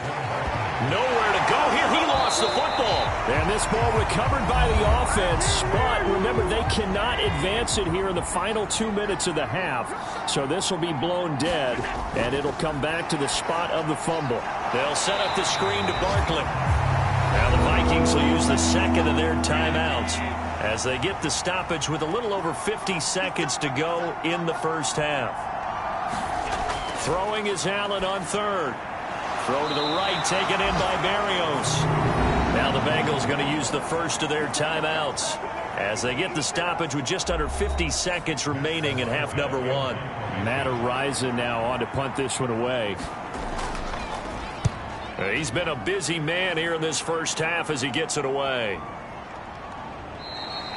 And no one there to stop it. Hits at the 8, but it carries all the way into the end zone for a touchback. The Bengals going to take over late in this 1st half. And with a 14-3 advantage already, we'll see how much they want to try to push things, if at all. Here we go. 60 Vikings, 60 Vikings. They'll try and start this drive in the air. Shakes off the sack. And they're able to get this one across the 35. The Bengals going to use the 2nd of their timeouts as the clock will stop with 33 seconds to go in the 1st half. One play has them to the 37 here for 1st and 10. From the shotgun, he'll look to throw. And he'll protect himself at the end here as he winds up getting pretty decent yardage. And we're going to get a timeout. with 2 seconds remaining in the second quarter. These are running back numbers that he's accumulating right now. Received double-digit carries and has rewarded them by breaking the century mark in rushing, in addition to what he's done through the air. Definitely MVP caliber football we're witnessing. And a good run here as he'll rumble all the way down to the 40-yard line. So we've come upon halftime here in Week 17. As we'll send you down to Orlando, we check in with Jonathan Coachman for our EA Sports Halftime Report. Coach.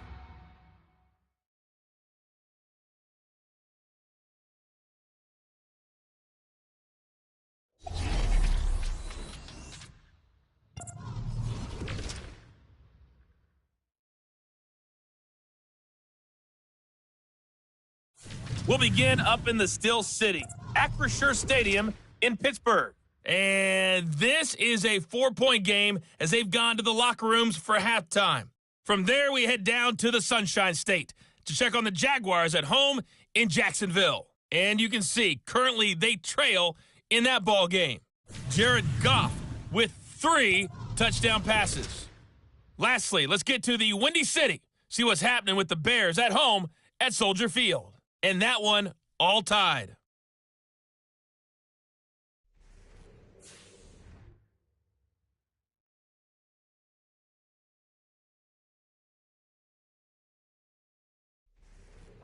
All right, Coach, thank you, and we welcome everyone back for quarter number 3. Ready for the second half. 14-3 our score as we are back underway on EA Sports. And able to get this across the 20, but not much further as he's dropped it to 23-yard line. The Bengal offense now with a football first here to begin quarter number 3.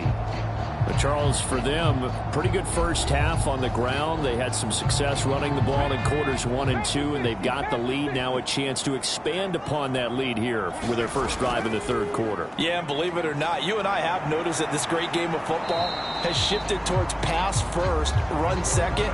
So for me, it's really nice to see some of these teams keeping the ground game as a big component of their offense, and it's working pretty well for them now. And let's face it, they can continue to do damage with it. And in addition, it sets up the pass game really well for them, too. Now a throw here, hauled in. And he'll be upended at the 28-yard line. Just a 3-yard gain there. It's a game of matchups, and that's why you take your receivers and move them around a bunch, especially your best guys. And when they work out of the slot, you often hear the coaches talk about how great it is because it gives you a two-way go. You can break out or you can break in. That makes it hard to defend. They'll look to throw here. Pass taken in by his big tight end. And he's going to have a Bengals first down as he's able to get 8 yards there on 3rd and 5. And that one was a lot of fun right there because that was the game within the game. 3rd and short, blitz was on. What's the key for the quarterback? Get out of your hands in a hurry. And that was a quick little completion. Got the job done for a first down.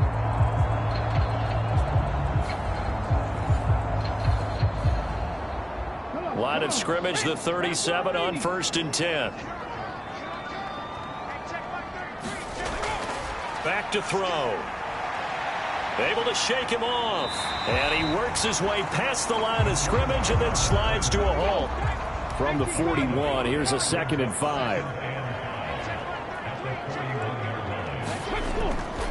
They try the left side here with Williams. And this play will be blown up. He'll lose yardage back at the 38.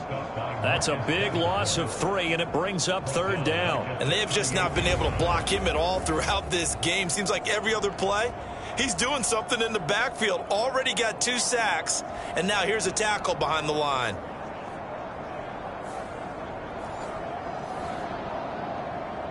They'll be in search of 8 yards here as they hope to convert the first down. Out of the gun now on 3rd down. And he can't get rid of it. He's taken down. Multiple defenders get to him there, and that is the 6th time he's been sacked in this ball game. They need to stop to get back into this game, and here's one right to start the 3rd quarter. Yeah, anytime you go to the lockers with that 2-3 score deficit, you're right. You need that stop, get the football back, and they've done just that. Series to series, play to play.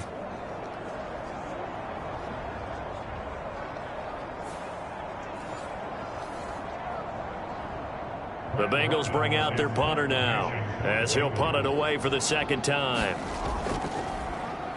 First kick, 47. This one looks good as well.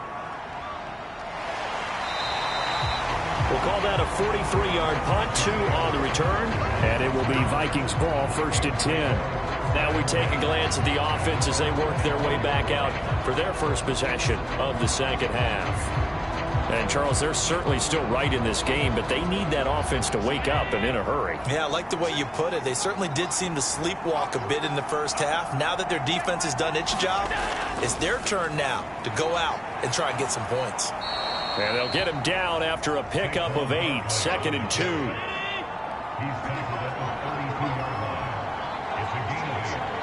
Slot man moves right. Here's a fake on the jet sweep as he'll go instead with Barkley. 4 yards the pickup, 1st down.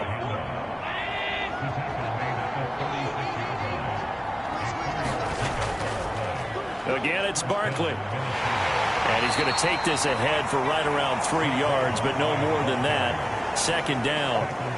Well, that's just a pile of bodies there, and that's when you kind of find out who's a tough guy, right? Who can stand up and make a play. It was only a 3-yard run, but for both sides, they had to walk away from that feeling like, okay, I can stand up when the going gets tough in here. 2nd and 7.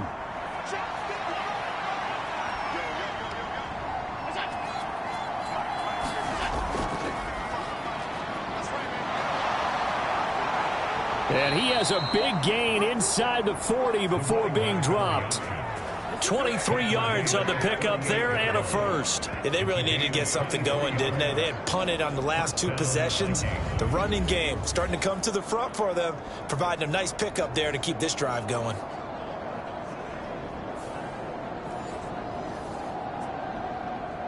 Still in search of their first touchdown of the game, but they're on the move. 1st and 10. And now they'll throw with Allen. Oh, Allen cannot get away, and down he goes. Max Crosby able to get in there for his 2nd sack of the afternoon. Well, that's 2 sacks in this game, so add that to the 4 from last week. I think that's 6. Good math. Excellent math. And look, he's going to get all the attention. He deserves it. He got home and got the quarterback on the ground. But that's a concentrated team effort because you have a lot of guys who occupy blockers to allow him access to rush the passer. Work to be done here on 2nd and 16 after the sack. Here's Allen. This one goes out wide for Barkley. And he'll go down here at the 35-yard line. And we see another pitch and catch there to the running back. This position just continues to evolve. They become just as critical to the passing attack as a lot of receivers, tight ends, because their ability to make people miss in the open field can really generate big plays for an offense. And he will have a Vikings 1st down as they're able to get the 3rd down conversion. And we got a pause following the play because it appears a member of the Bengals in some discomfort. Always unfortunate to see an injury, especially this close to the end of the regular season. We'll step aside.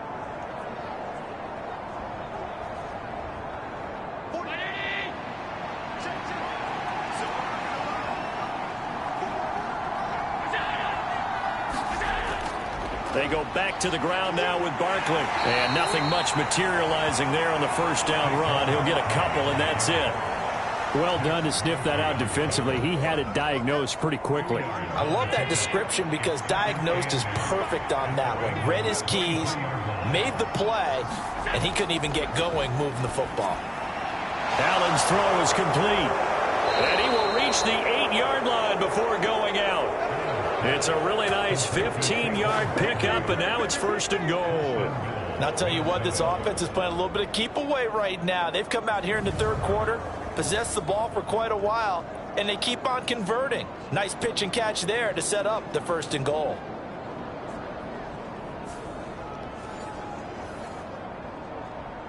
First and goal, and they got to be thinking a chance to get right back into this football game. Now Allen. Steps away to his left. And just shy of the goal line as he's out of bounds right at the 1. Good yardage on 1st down. Now can they punch it in on 2nd and goal? Barkley is not going to get in. In fact, he'll lose a couple of yards back to the 3. The tally there, -2 yards, brings up third down. Two things to watch. First, his strength in being able to break out that initial contact. But at his size, once you slow his momentum, it's hard for him to get it started again and end up tackling him behind the line of scrimmage.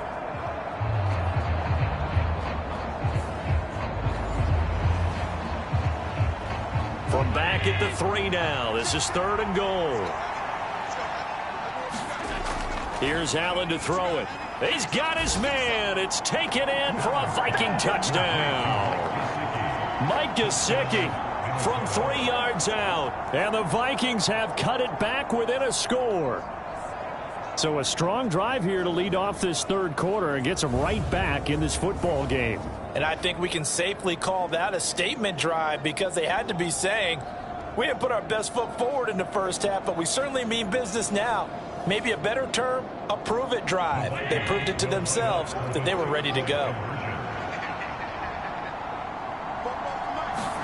Allen will try to throw for it. And he's got it. So the try for 2 successful. And with it, they're back within a field goal. Well, I guess the coach looked at the 2-point cheat sheet, said go for it, get it to a 3-point game, and they did it. Yeah, and sometimes you just throw out time of game. You don't worry about that. There's just a feel sometimes in making that call, and he felt good about what he had for a 2-point conversion, and now they're only down 3 and feeling great about themselves. Here's Dicker now as he'll send this one away. Taking it about the 1. And he'll take it up past the 25 to the 26-yard line.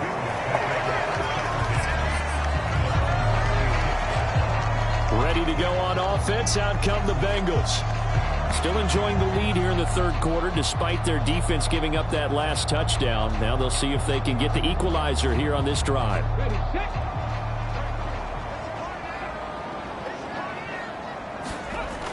They start the drive on the ground. It's Williams. And not a whole lot of room to operate there on the first down run. He gets maybe 3. From the 29, here's 2nd down and 7. Looking to throw. Oh, he tried to fit it in on the slant, and it's intercepted. Picked off by Antonio Johnson. And the return will stop right around the 25. Well, certainly not his best throw that time, and not a good time to make it, Charles, when they were a nickel with 5 defensive backs on the field. And that's exactly why you have those 5 DBs out there. You want extra speed on the field, guys who have ball skills and understand what the passing game can do, and gives them a chance to react and make a play on the football, and they take one of those away.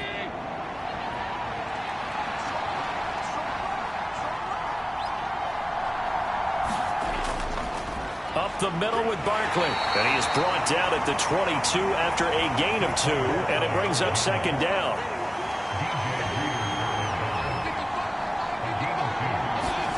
Allen. And that one off the mark behind him. Incomplete. Well, good field position to start the drive, but under the gun now here on 3rd and 8. Now Allen. Over the middle, he's got Gesicki, the big 6'5" tight end.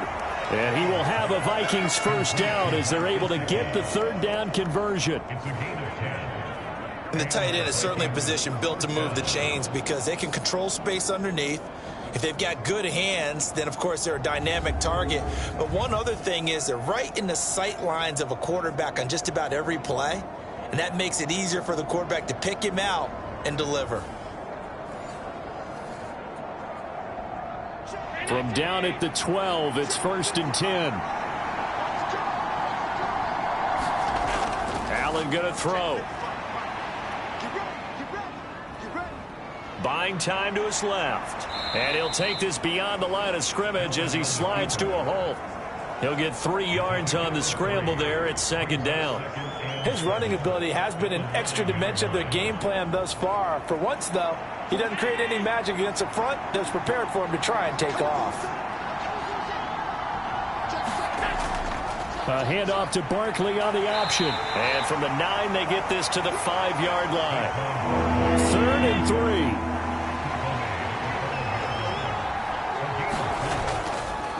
Separating from the gun, Allen. To the end zone, but it's incomplete. Not only did he have a chance to scan the field there, it felt like he had a chance to scan it twice. The protection was that good. Unfortunately for him, the coverage downfield, equally good.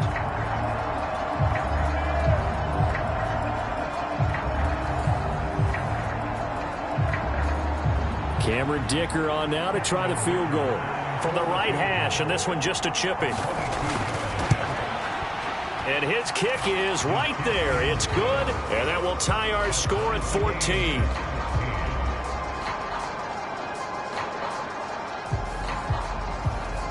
So they got the turnover, started with great field position, but in the end, the defense able to hold firm, and they only get 3 out of it. And I like what you said right there. That defense able to hold firm, backed up into the shadow of their own end zone. Goalpost right behind them. They had to make sure they didn't give up the 6. And, boy, they came through in a big way.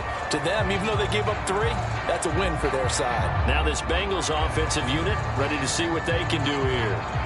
So now, Charles, this drive maybe a touch more important, trying to erase the memory of that interception they had the last time out. Yeah, and everyone goes through this because even the best in the game, you're going to have games where it just doesn't. Trying to get it to Chase, but it's intercepted. Picked up by Antonio Johnson. And they have the football and will take over at the 24-yard line. So rare to see any quarterback toss back-to-back interceptions in the NFL, regardless of status or experience. Whether it's him personally or just the offensive game plan, I think this defense is reading something out there, and they're holding the upper hand.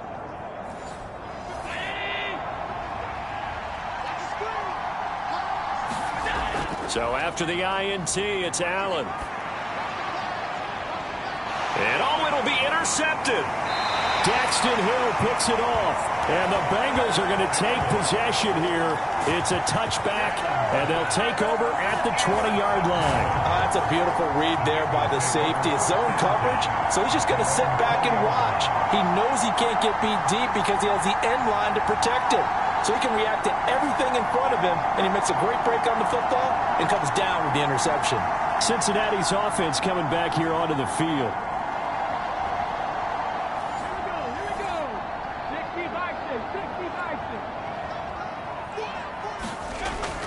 Now a first down carry. It's Williams.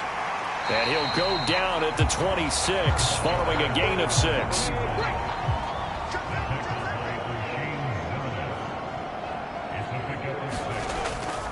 Williams going to get it again on second down. And he'll be brought down at what's going to turn out to be the final play of this third quarter. 3 quarters in the books. You're watching the NFL on EA Sports. Back now in Cincinnati. All square, 14 apiece to score as we get ready for the fourth quarter. On first down, he'll drop to throw. Quick slant caught by Chase. And he'll be taken down, but not before he gets into enemy territory. A Bengal first down on the 16-yard pickup there. And partner, in a tie game in the fourth quarter, you and I both know in the NFL, that's when you lean on your stars. And he came through with a nice catch right there.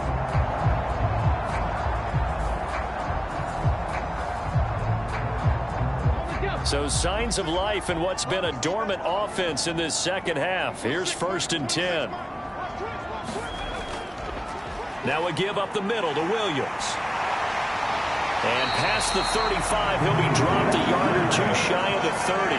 72 yards rushing for him here as he starts to close in now on 1,200 yards for the season. They're making it look easy out there. Another first down. So far on this drive, let me do this a little bit of math here. 4 plays, 3 first downs. That's a pretty good recipe for success.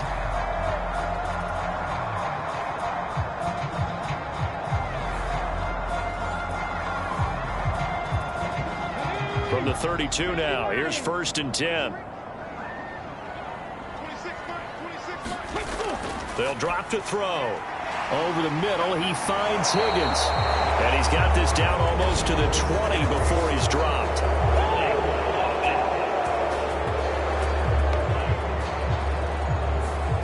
Well, there have been a ton of sacks. They were just trying to prevent another. So what you're telling me is the conventional way has not really worked for them, huh? Not at all. Not all. So he tries to grab him here, and they still get caught. Now this one to his tight end out on the right side. So the completion gets him just a yard, and it's second down. Got to give credit where it's due. Really nice defense on that play. The pitch and catch was successful, but not any run after it.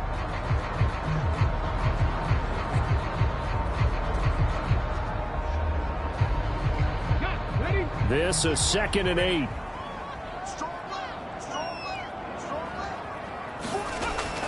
Back to throw here. He's going to loft one deep left side here. And that one incomplete, but now a penalty flag coming in late. That might be PI. So the pass incomplete in the end zone, but the flag comes out for interference. And now you're set up right on the doorstep of the goal line, 1 yard away. And he's got it. Touchdown, Bengals. T.J. Hawkinson, a 1-yard touchdown reception. And the Bengals have broken our tie and have taken a fourth-quarter lead. Well, the lost sleep that the defensive coordinator had all week preparing for this game, a good portion of it was trying to prepare for him because he's absolutely a phenomenal player. And a lot of times around the goal line, they know it's going to him. It's just so hard to stop. And that's where it really becomes difficult because you're exactly right. They know it's going to him, yet they still can't stop it. That tells you when you're a dominant player. Extra point by McPherson, up and good. And the lead is now 21-14.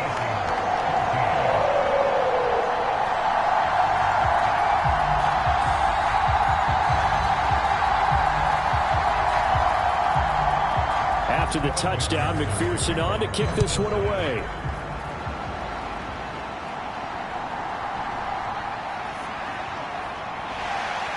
And he'll go down as this drive will start at the 25-yard line.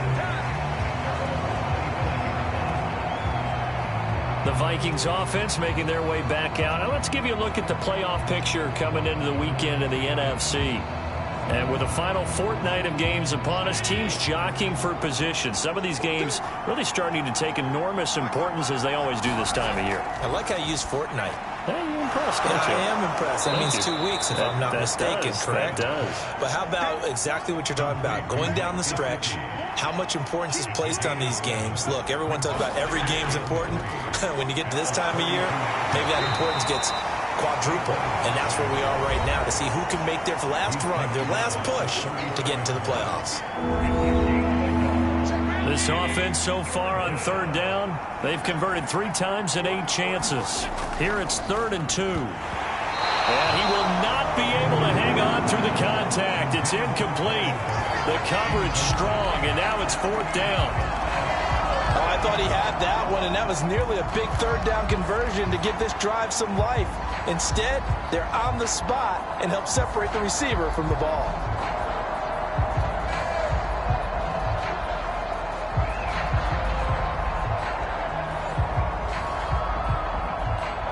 The Vikings send out their punter as he'll punt it away for the 4th time today. He's averaging just under 50 yards a punt as he gets this away. And this will be taken at the 13. A very nice punt that time, but they get 11 back on the return. And they will take over 1st and 10. Cincinnati set to take over once again. Their defense got the stop, forced the punt, and now you really start to monitor the clock as they nurse this slim lead. They'll come out throwing here on 1st down.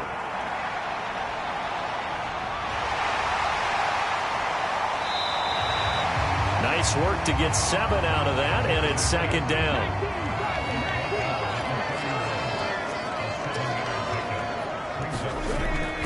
Now a shotgun snap as they'll look to throw. And he will slide to a stop. He does have the 1st down.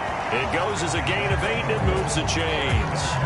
It's getting cold in here, partner, because it looks like he's trying to ice this one away. Yeah, I know, bad dad joke, but what the heck, right? Scrambling for that first after the deep blanket his receivers, that's a backbreaker for the defense. They finished this drive off with 6, and this one could be over. So from the 39 now, they'll come up on a 1st and 10. Now a handoff. Here's Williams. Credit him with a 1-yard gain there to make it 2nd and 9. I like a guy who understands the situation. I also like a guy who you look at him and you say, that looks like a guy who knows the coach is going to say, guess what? You drop this one, you'll be carrying around a traiing facility for an entire week. Maybe flashback to high school or college, carrying it around campus, right? The old gauntlet drill, right? Anyone get the ball out while he's sitting in class and bring it back to the coach? He's in big trouble. The throw over the middle taken in. And this is going to turn into another first down as the tackle is made at the Vikings 39. A good pickup there of 20 yards. And these guys certainly are not hiding what their intention is. They're absolutely showing it. They're definitely not going to sit on this lead here in the fourth quarter.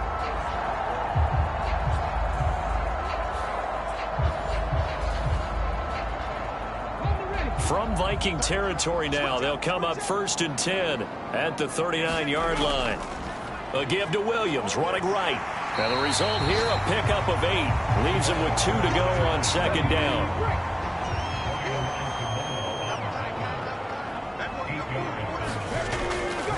They run it again with Williams. And they'll be inside the 25 now at the 24.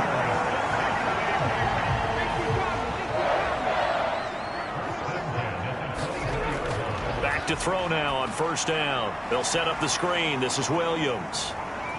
And he'll go out of bounds in the red zone just inside the 20. A nice little screen. They get 6 on 1st down. With all the success they've had throwing the football as a pass rusher, you know you've got to come hard when you see them drop back to throw.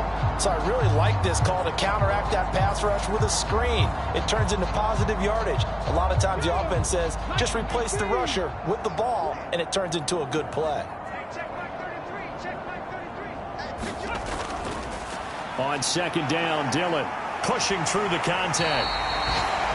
6 yards the pickup, and that's a 1st down. I like that run right there, partner. Not the flashiest run, not the one that's going to break for big yardage, but he understands the situation, and taking care of the football, paramount, and he got it done. Nursing that slim lead, you're exactly right. Hold on to that ball. And he's going to work this one down to about the 5. 2nd and 3 with the ball sitting on the 5. Now back to throw. And he's going to go down just outside of the 5, right around the 6-yard line. This is a little hard for me to compute because I'm watching sack after sack happen, but somehow they're still behind in the game. I would expect all of this defensive pressure to translate to them taking a lead, and thus far, it hasn't happened. Time's winding down. They don't want to waste this type of performance from these ace pass rushers. They'll come up now 3rd and 3. They'll set up a throw. And he will take it on in for a Bengals touchdown. A 6-yard touchdown run. And the Bengals are on their way to a 13th win on the year as they add on to their lead. If you're going to play quarterback in the NFL, you've got to have great vision, and you've got to remain calm when things break down in the pocket. Both of those traits are on display there. He surveys the situation, sees the middle of the field open, so he's just going to step up and take it himself. Very well done there. And McPherson on for the extra point. He's got it as they double up the lead. This one's now 28-14. A pretty long drive that time. 11 plays all told. And it's capped off by a touchdown run of 6 yards.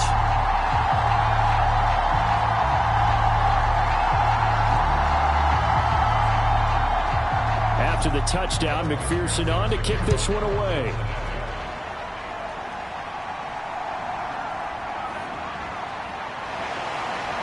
And able to get this out to the 25.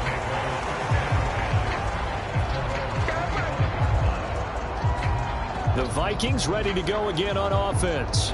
See if they can put this drive in the end zone, Charles, because it's been a little bit of a rough go at times. They've had to punt the football a ton in this ball game because of stalled out drives. So are you saying that you're kind of tired of seeing the punter run out there and do his thing during this game? Is that what you're trying to say? Well, I mean, I'm okay with it. I have a feeling that this offense, they don't want to see the punter again. And frankly, the punter doesn't want to run out there anymore himself. He would love to see his offense put together a drive and give his leg a rest. And that falls to the ground, incomplete. A nice job of bodying him up defensively, and now it brings up third down. As soon as he leaked out and began his route, someone on the defensive side broke with him and arrived just in time to separate him from another reception. Allen from the gun on third down. Addison hauls it in. And he is stopped just short on third down. Got 9 yards, but needed 10. So much about offense is what you call hidden yardage. You know, you throw the ball to someone, they catch it, and then they can make a big play. You know, they create a play, run after catch. They did a really nice job there of limiting that and keeping him from a first down. Yeah, stopped him in his tracks.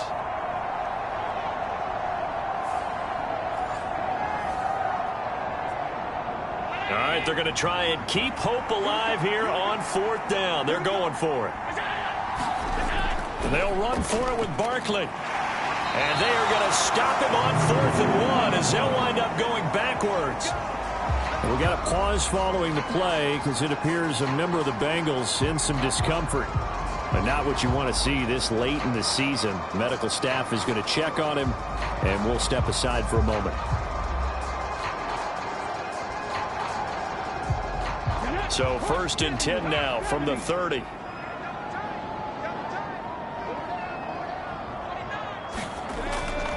They'll hand it off now. Williams. And he's going to take this ahead for right around 3 yards, but no more than that. 2nd down.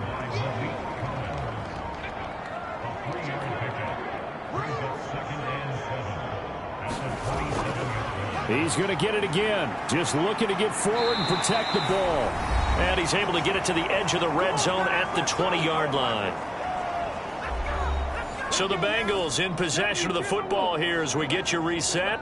And the scoreboard on their side, they're just looking to melt away these final couple of minutes and put this one in the left-hand column.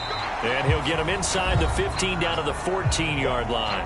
And whistles, and we're going to have another stoppage of play as they call the timeout on defense with 1:53 left. Now a man who's been busy this afternoon, it's Williams. Now the Vikings will use the second of their timeouts as they'll head to the sideline and talk over what to do next. This now a 3rd and 4.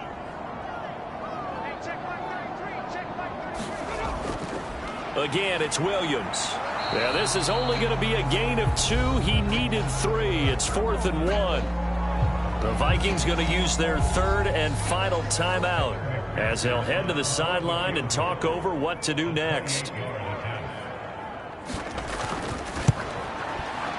McPherson's kick is good. And that will extend their lead even further.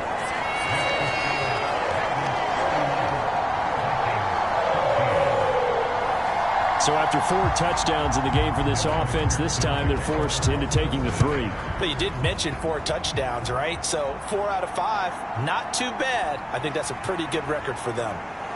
And a decent return out to the 27-yard line.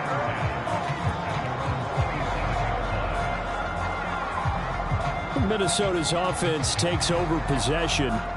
It's now appearing that this losing streak is going to continue. You know, the coaching staff was confident that this was going to be the game to stem the tide, but that just has not been the case. On 1st down, Allen. This one left side caught by Barrios. Now they got to get to the line quickly. Allen looks to throw on 2nd down. He's going to flip that out to the flat. It's complete. And he'll be brought down right around the 37. Throwing on 1st down is Allen. And he'll be taken down by the Bengal pressure. And the offense moving quickly to the line. To throw, it's Allen. Now a short one to Gesicki. Just a gain of a couple there. And they're going to face an uphill battle here on 3rd and long. And it's incomplete. Took a shot, couldn't connect. No choice but to go. Here's 4th down now. Now Allen, got to have this one. And that is incomplete, but a penalty flag coming in. This could be a 1st down.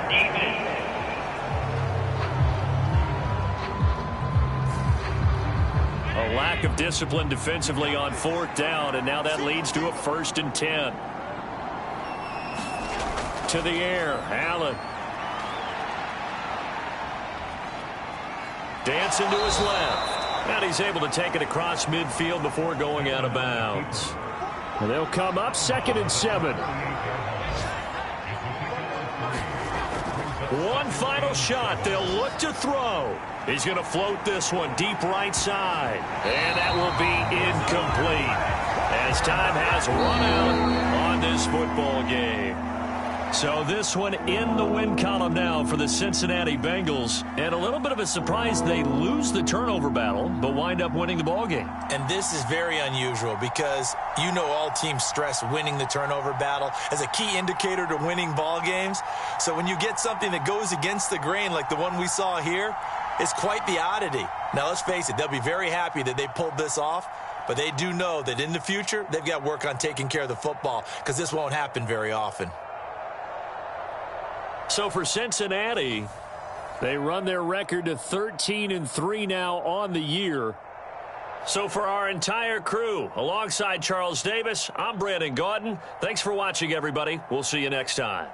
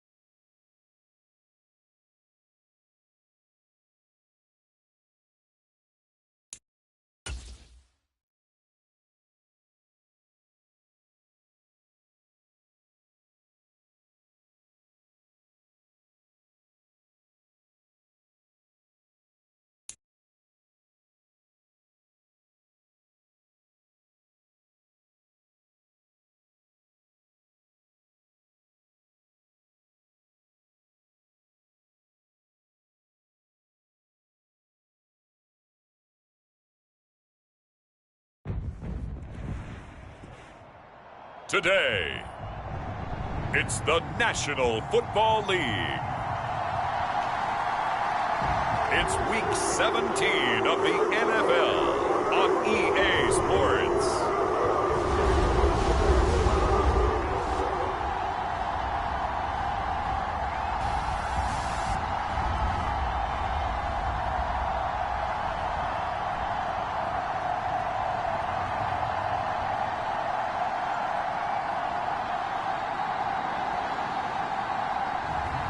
Deshaun Watson and the Cleveland Browns taking on Trey Lance and the Baltimore.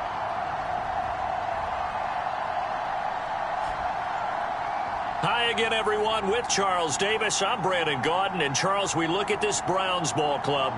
They come in playing pretty good football. Winners of 4 of their last 6 games. And the offense, my goodness, over 50 points in the win last weekend. When you do that, you're not going to lose very many games, maybe not any games. Meanwhile, for the visiting Ravens, they come in off a loss last time out, but they've been playing better than 500 ball the last couple months. 5 wins in their last 8 games.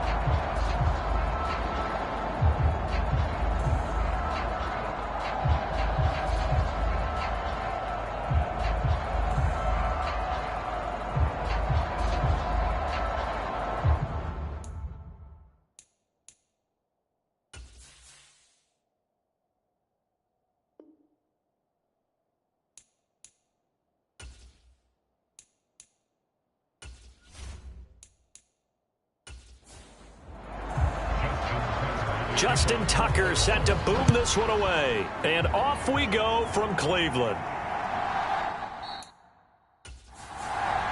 And the opening kickoff will not be returned, as that will be a touchback. So here come the Browns for their first drive on offense. Orchestrating the offense will be a man who, of course, won a national title back in his days at Clemson, Deshaun Watson. And he's had a great season so far throwing the football. Very likely could go over 4,000 yards with a good performance here. And even in an age of passing first, that is no small accomplishment. They start on the ground with Nick Chubb. And this will be a gain of 5 as he gets it to the 30. A check on the numbers for Chubb from a week ago. 16 carries, 79 yards, and a touchdown. And they've already clinched a playoff berth, so I'm eager to see how they approach this game, because some teams' philosophy is to go ahead and get guys out. Other teams' philosophy, continue to do what you're doing best. I expect them to go ahead and use their top guys all the way through this one. And he'll be upended at the 33 following a gain of 3. And guess what? It brings up 3rd down. Just not a whole lot of room to operate there on that carry. No, not at all. They did a really nice job staying in their proper places and not allowing any lanes to open up. An early test, 2 plays in. This is 3rd and 2. Watson now to throw. He's going to get that to his running back out of the backfield. And he is going to have a Browns first down as they're able to get the 3rd down conversion. I'm not sure that was necessarily a safety valve or a check down throw on 3rd down. Sometimes just try and find the open guy and get him the ball. He did exactly that and found a way to pick up a first down.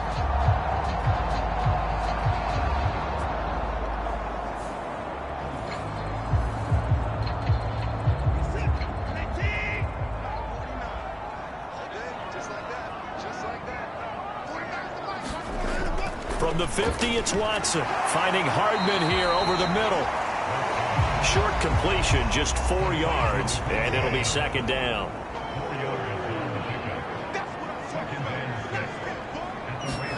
Here's Watson. It's a short one here, complete to the tight end.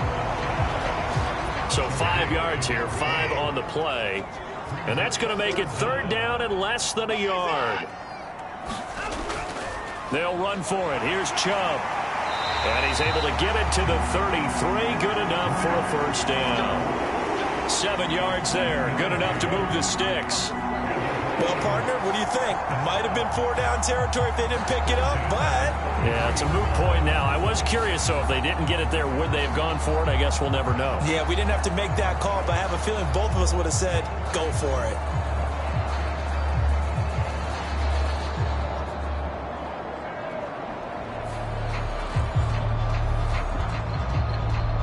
So they'll come up 1st and 10 now from the 33. Watson. It's a short one here, complete to his tight end. Here's 2nd and 7.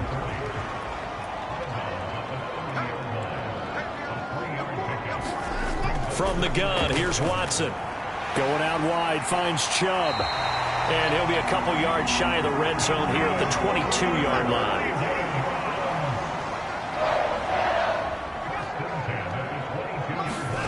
Now a 1st down throw, Watson. Throwing quickly there, but it's incomplete.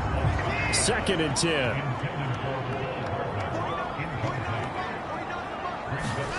Here's Watson.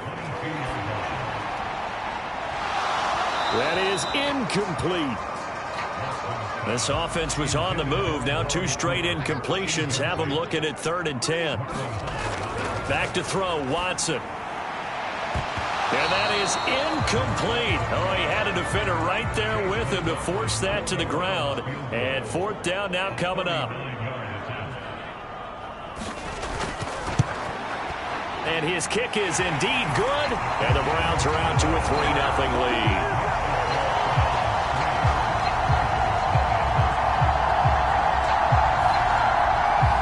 So the opening drive does yield points, maybe not the 7 they wanted, but they'll take the 3. Accumulating 1st downs does not go up on the scoreboard, but it does go into the DNA of a team that's trying to establish itself to start a game.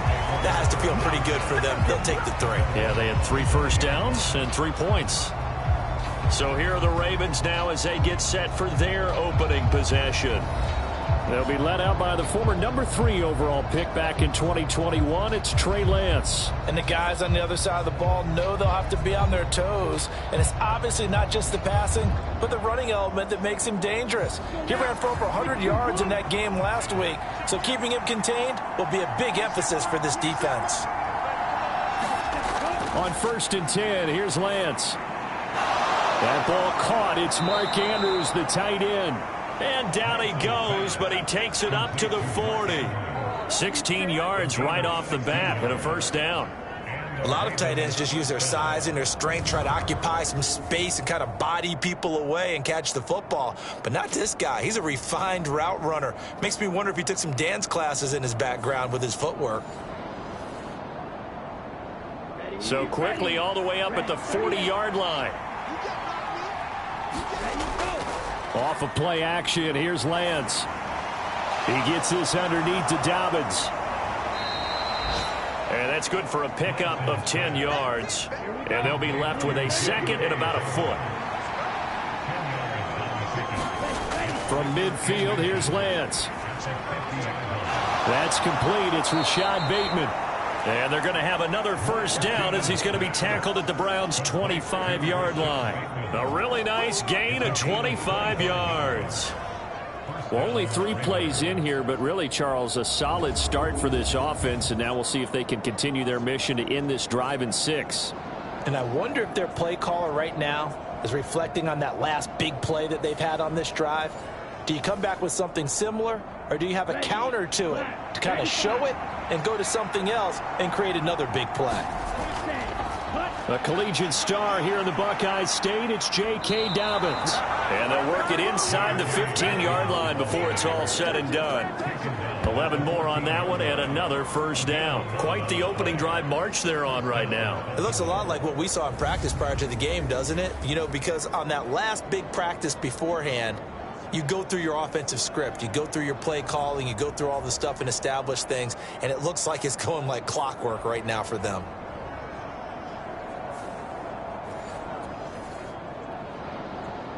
Here's a 1st and 10 at the 14-yard line.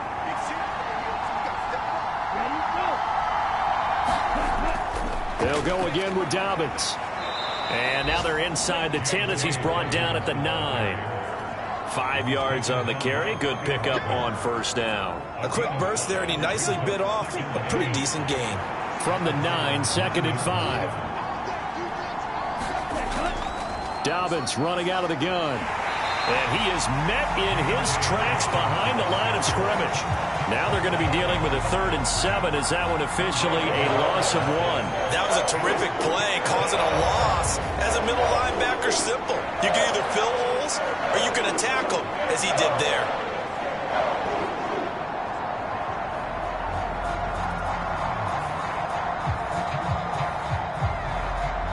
Here's play number 7 on the drive. This is 3rd and 7.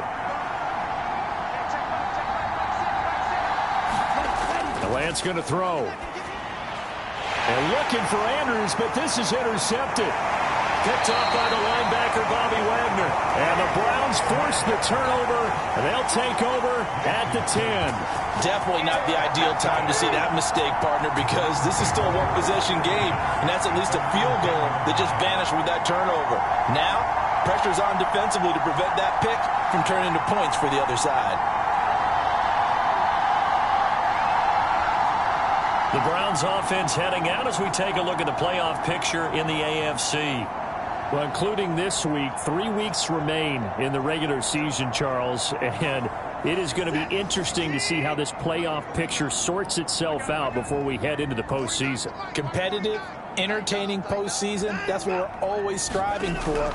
But I think we get it during the regular season, too, because you never know how things are going to go during the final weeks of the season. Every team pulling out all the stops to get a better seed or just to get one of those 7 seats at the table. On 2nd down, here's Watson. And the ball is knocked out, and it's picked up by the Ravens. So they've got the football, and they'll start right on the edge of the red zone at the 20-yard line. A lot of talk this week about ball security. In fact, they added an extra period in practice to be more secure with the ball. It didn't work out there. Well, sometimes you just get overexcited during the game. You may all of a sudden make your catch, see some open field, and decide you're going for it and not realize. And now, as with every potential turnover, they're going to take a second look at this just to make sure. And the question, was the knee in fact down before this ball comes loose? And is the video convincing enough to overturn it? A lot of factors here. Remember, you also need clear possession of the football afterwards. This is a tough one to overturn.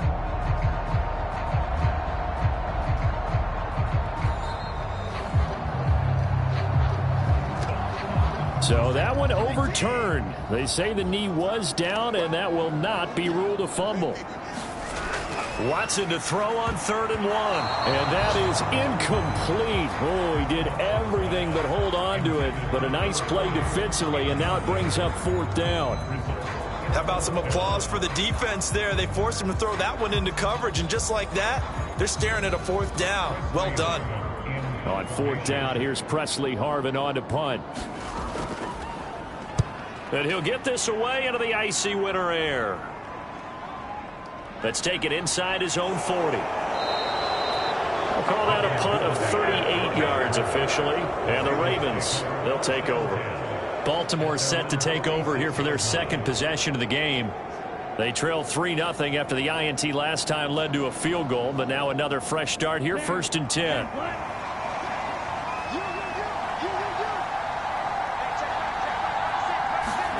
Try to shake off the interception from the last drive. He'll look to throw. Now a quick throw there, but it's going to be incomplete. These two teams met in Baltimore. You might remember earlier in the year with the Ravens winning that game. So they'll be looking for the win here in Cleveland to complete the season sweep.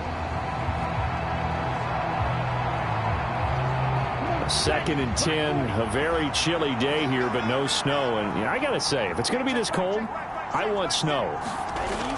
You should see Charles' face. He's looking at me like I'm crazy. And he slides and covers up at the end as he's going to be able to pick up decent yardage. The improv act there, good for 9, and now they'll be looking at a 3rd and short, 3rd and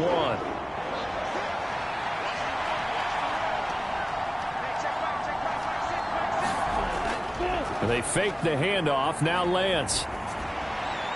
Work in the middle of the field, and he's got a man complete. And they'll wind up getting this one all the way down inside the 20. So much for the run on 3rd and 1. Instead, it's a big chunk in the pass game. First down. And that's how you shake off the interception you throw on the opening drive, come back and throw another strike and gain nice yardage. And I give credit to two people on this one. The man throwing the ball and the person calling the plays. They're not shutting him down early in this game. So the ball down to the 16 here for 1st and 10. A shotgun snap and a give to Dobbins. He's down inside the 10 to the 8.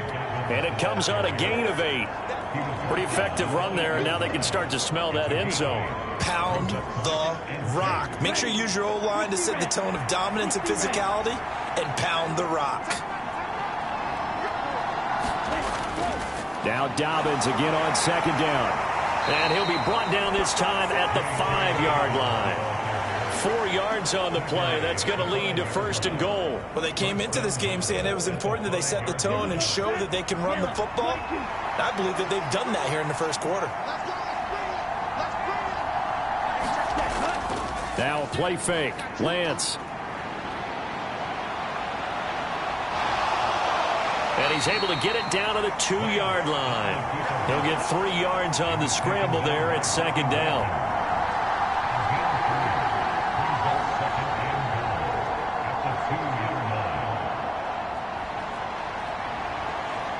They come out with 1 back and 3 tight ends. Dobbins trying to get to the goal line, but he's going to be stopped just short at the 1. They've been denied touchdowns in the red zone twice already. Here comes 3rd and goal. Here's Lance. There's Flowers. He's got it. Touchdown, Ravens. A great play there. Hitting double digits with his 10th touchdown of the season. And the Ravens have answered that early field goal to take a first quarter lead. Well, it was 3rd and 1. I was expecting run. So much for that. They pass it, they score it. That had the feel of the head coach telling the offensive coordinator, you've got 4 downs here. We're going to go for it on 4th down unless there's a disaster on 3rd. Go ahead and take a shot if you want to. And he gratefully accepted the opportunity and did exactly that. If they didn't get it there, that had the feel that they would come back and try it on 4th down.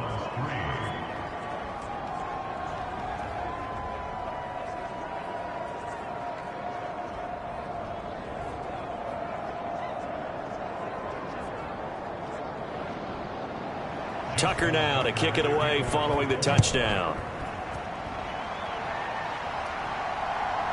Now Jamal Agnew from his end zone. And he's up past the 20 to the 22-yard line.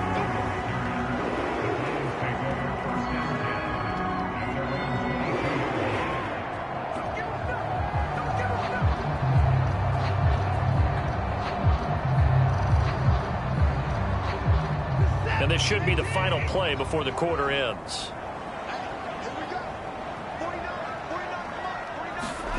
On 1st and 10, Watson. And there is Amari Cooper, his first catch. And he's finally taken down, and it's a big gain there on what will turn out to be the final play of this first quarter.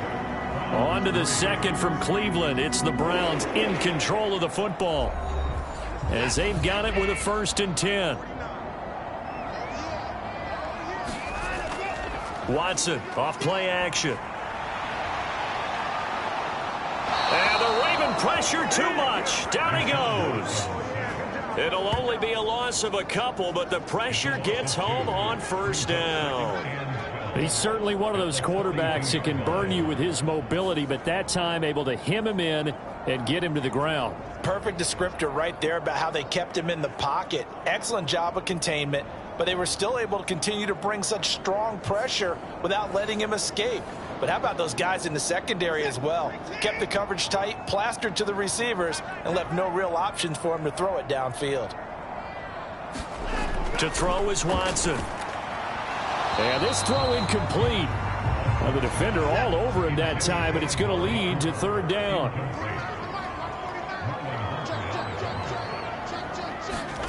Now it's Watson. And he's got his man in stride, complete.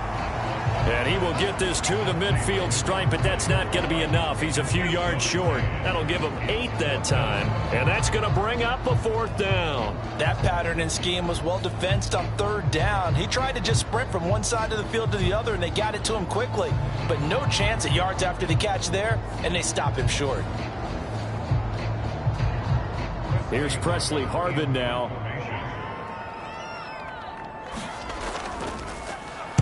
This is away, but boy, headed straight for the sidelines. And now where will the side judge stop his walk? That's the question. He says it crossed out of bounds at about the 17-yard line. And Baltimore's offense set for this next possession. This drive here beginning probably with a pair of motivated groups. Remember, the offense scored a touchdown on their last time out. Looking to repeat that in Charles's defense. They were very frustrated after giving up 6 the last time on the field. And frankly, it's just a battle of wills in a lot of ways because you know they're both motivated. They both game plan for this drive, and they both have specific outcomes in mind. To me, it just comes down to who can execute better and which side can step up and assert its will over the other. On 2nd down, a run with Dobbins. And some room to maneuver. And they get him down, but not before he takes it across the 40-yard line. 44 yards now on the ground on just 7 carries. Although his reputation as a speedy runner precedes him, it's always fun to watch him work. It is eye-opening, isn't it? Because when you see him get the ball and just go, in addition to that speed, it helps out his blockers. They don't have to hold blocks for long because he's just going to speed right past them. Back-to-back good plays have him on the move on 1st down. Here's Lance to throw it. On the throw, led him too much that time. It's incomplete. I know coaches tell us all the time that having a powerful arm isn't the #1 thing they look for in a quarterback. But when you're trying to throw inside routes and you need to put some heat on it, it helps have the big gun. In this case, just a little bit too much. Now a 2nd and 10. And Lance now to throw. Over the middle and into the hands of his receiver Moore. And they're going to have another 1st down as he's going to be tackled at the Browns' 43. It's a pickup of 15 and a fresh set of downs. And that's a more than acceptable read right there because it's zone coverage, so timing is everything. This time he waits for his man to come open, puts it right on him, and they pick up a 1st down. So a 1st and 10 upcoming from Browns territory now at the 43. A give up the middle to Dobbins. And he can only manage to get a couple. 2nd and 8 coming up.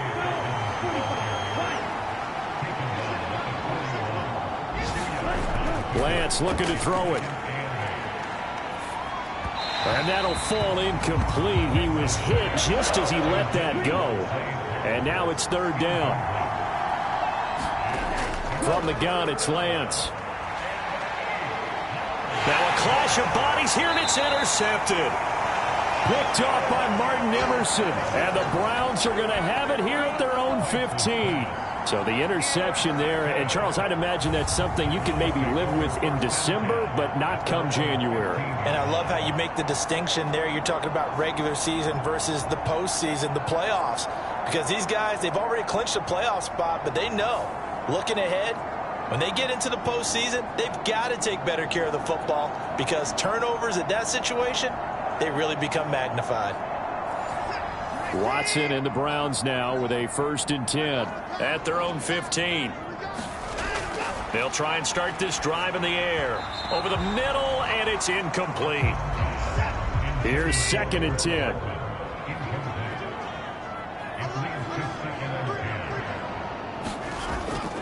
And Chubb will try the middle here. And he still has yet to get on track in this 1st half as they're going to stop him behind the line. It'll go as a loss of a yard, so now they deal with 3rd and 11. That was well played there defensively. 2 tight ends in the formation, which essentially gave them 7 blockers up front. Hard to imagine with all that size and beef that they could let a tackler through, but that's exactly what happened. A loss resulted.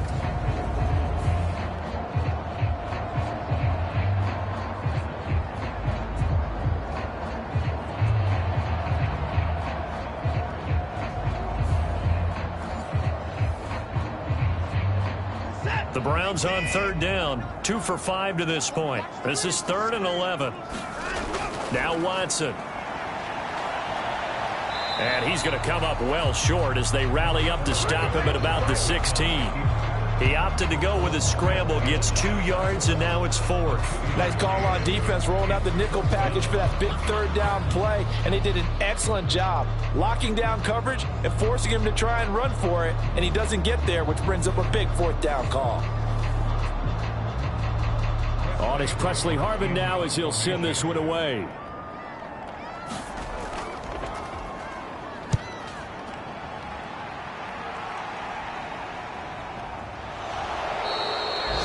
It's a return of 4 following a 42-yard punt. And out will come the offense as they take over. There's DJ Moore as he and the rest of the offense head back out there. He's doing what he's capable of, having a solid game. Not the most amazing game. He's not over 100 yards, but a good game so far.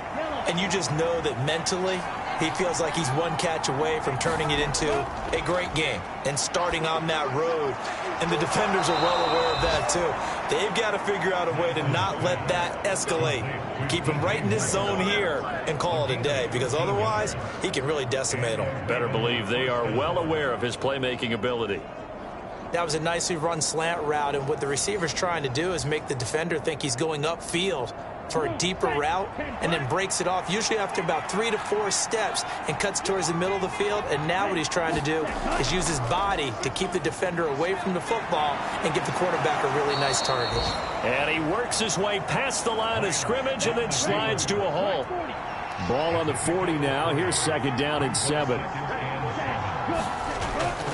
They'll run up the gut with Dobbins. 3 yards is half of what they needed. Now can they get the other 3 here on 3rd down?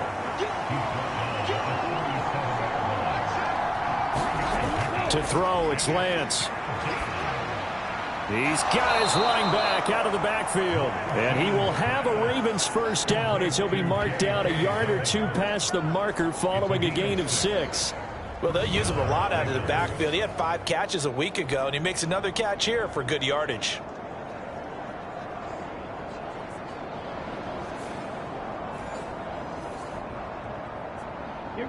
Line of scrimmage, the 31 now on 1st and 10.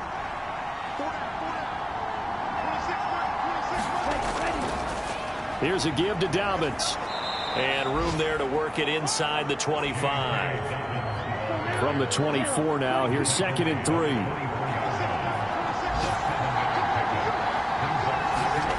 Now Lance. Under pressure, and he'll go down. Sacked back at the 31. DeMarcus Walker. It'll go as a loss of about 8 as he gets in there to drop him. And another long drive from the offense, but the defense is denying them the end zone. Nothing to show for the last drive offensively. They can't come away empty-handed again.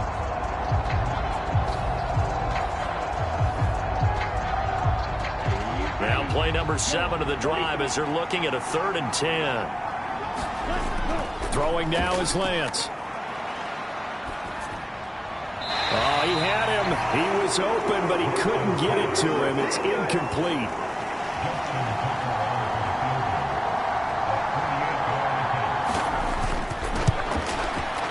Tucker's kick is good. And they push the lead up to a touchdown now at 10-3.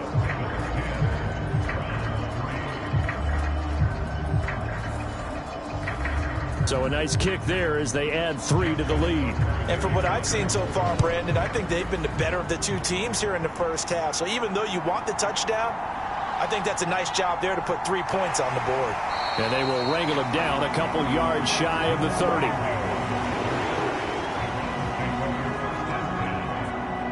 Heading out as the Cleveland offense now as they get set to take over here. Just a lone field goal for them so far, trailing 10-3 as they come up 1st and 10.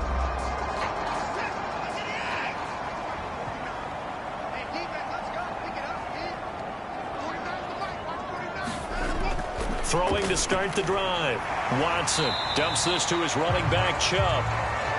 It'll go down as a gain of 6, and that's going to bring up 2nd down.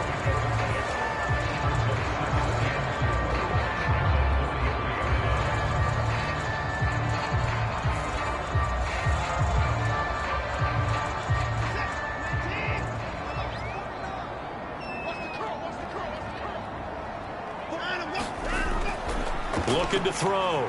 Watson. His throw incomplete. Now they face a 3rd down and 4 after that incompletion on 2nd down. Back to throw. Watson. Able to find the open man. That's complete. And he is going to have a Browns 1st down as they're able to get the 3rd down conversion. That was simply snap, rock, and fire. I mean, they didn't take long at all. Slant route, and I loved where he put it. He put on the body of the receiver low so that only he can catch it. Yeah, I don't think there was any magical formula there. Defensively, that's just tough to defend. Very much so. And that way it allows the receiver to keep his body in front of the defender and not allow him to go through him to knock the ball away. Watson on 1st down. He's got the hook up to Odell Beckham. And they'll get him down as he's inside the 40. Another big hitter there. This one good for 18. Well, we can talk about it like it's just a basic route, but how about the timing on this one? Lined up on the right, runs a deep in route, and how about the throw? Right on the money. Bam! Puts it right in there and on his hands. Nice completion. Really good pickup. This offense finding its legs now. Here's another 1st and 10. Watson looks to throw again. It's caught. Cooper. And he's going to get this inside the 30. 11 more yards that go around. A 1st down as well. Well, they obviously read man coverage their partner, and he got downfield, broke down the defender, made him What do you mean by that? Yeah, he made him think he was going to run a different route. Probably thought he was going to take it upfield. Then he curls back inside for the completion. Our score 10-3 with 2 minutes remaining in quarter number 2. A reminder that coming up in 2 minutes' time, we'll check in with Jonathan Coachman from Orlando. He'll have highlights and analysis of this 1st half of play. They set up the screen to Chubb. And he went nowhere. He'll lose yardage back to the 29. He was unable to shake free there, and they'll cover him for a loss of a yard. Got to give some credit there defensively. They snuffed out that screen early on 1st down. Really read it well, didn't they? Because they didn't bring the pressure that they expected. They covered all the passing lanes. So once you see it break down as the passer, I think in this situation, you're either throwing it at the feet of your back to make sure no one picks it off, or you throw it away, throw it over the sideline. Don't try and freelance and try and make a bigger play. There's really no one else running a pattern that should be open. And he'll be out of bounds as he gets this down to about the 21 or 22. Again, he'll drop to throw. That is caught. And he's going to be taken down with the 1st down at the Ravens' 12-yard line. Give him 10 yards there as this offense is on a roll. This drive continues to plunge forward. 3rd and 4 is always a tough call. Maybe a little too long to run for it, but not too long to hit him on the quick slant. And that was well executed. Found the window and zipped it right in there.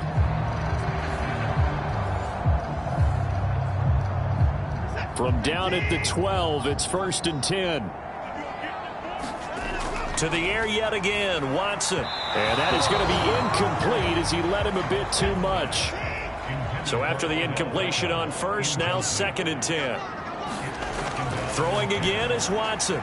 Across the formation, Hardman gets a completion. 9 yards, not quite enough, and they'll be left now with 3rd and 1. Now the Browns will use the first of their 3 timeouts as they get the stoppage with a little over 50 seconds to go in the 1st half. On 3rd down, it's Nick Chubb. And he's in. Touchdown, Browns. Nick Chubb, his 11th rushing touchdown on the year. And the Browns are an extra point away from tying the ball game here in the final minute of the 1st half. Well, they move the ball down the field through the air, Charles, and then finally they get the running game involved, and it works to perfection. Touchdown. And, partner, I kept waiting for that running game to come into play, and actually saved it until the very end. Touchdown goes on his stat sheet, but you and I both know, and he knows as well, his teammates airing it out made this a successful drive. Extra point by McLaughlin is up and good, and that is going to tie our game as we approach halftime. So that one a long 11-play drive. And Nick Chubb, the one to finish it off, as he does so with a touchdown run.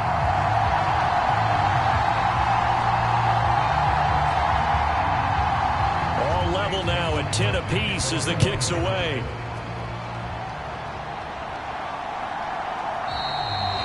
And this will not be returned. It'll come out to the 25. The Raven offense going to take over late in this first half. And with a little under a minute to play, they may be looking to pick up some yardage here, maybe try and come up with a field goal to seize the lead before intermission. Throwing on first down is Lance. Able to locate Andrews here on the out route. Now the Ravens going to use one of their timeouts as the clock stops here with 46 seconds remaining in the first half. Line of scrimmage, the 37 on 1st and 10. Looking to throw. Lance. Oh, looking for Andrews downfield. And that's going to be incomplete. He certainly had a good game throwing the ball so far, but I think he was trying to take that from good to great with that throw, trying to get one downfield.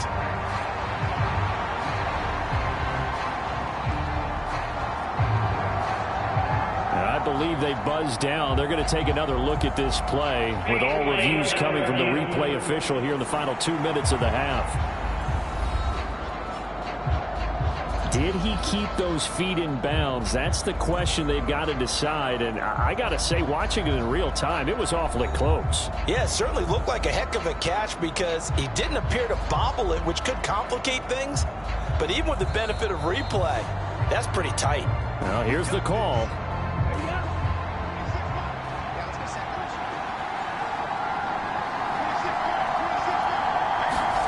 Lance now on first down. That's caught. It's Flowers. And he gets it inside the 10 to the 9. The Ravens going to use the second of their timeouts as they'll stop it with a little over 30 seconds to go in the first half of play.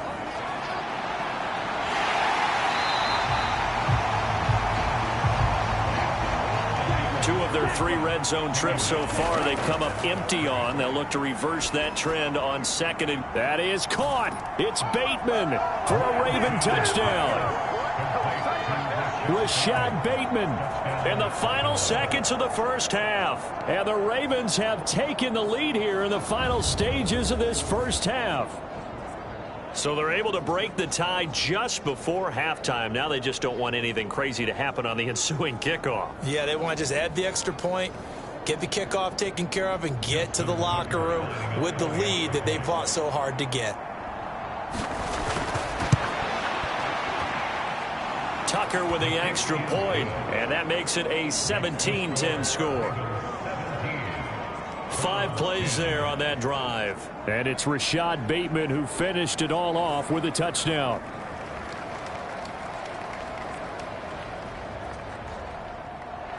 So not much time to speak of remaining in this first half as the kick's away. And he takes this near the 25, just a little past there, call it the 26.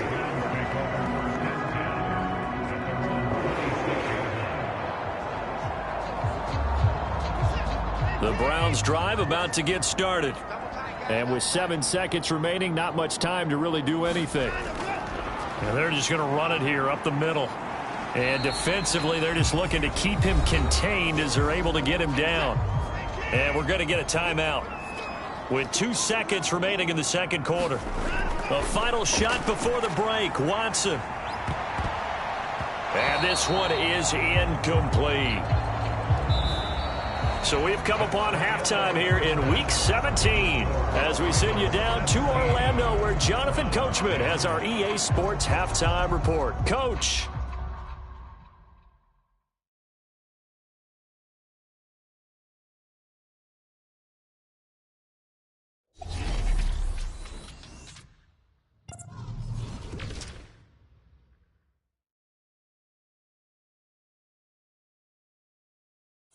We'll begin up in the Still City, Acrisure Stadium in Pittsburgh.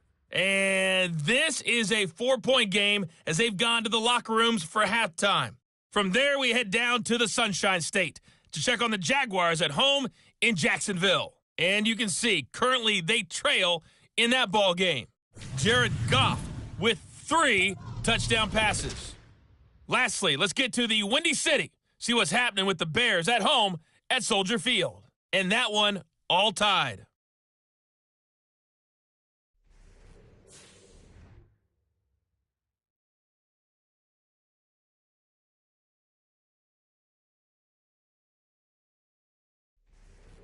Okay, Coach, thanks as always. This one's still anyone's game as we welcome you back for quarter number 3.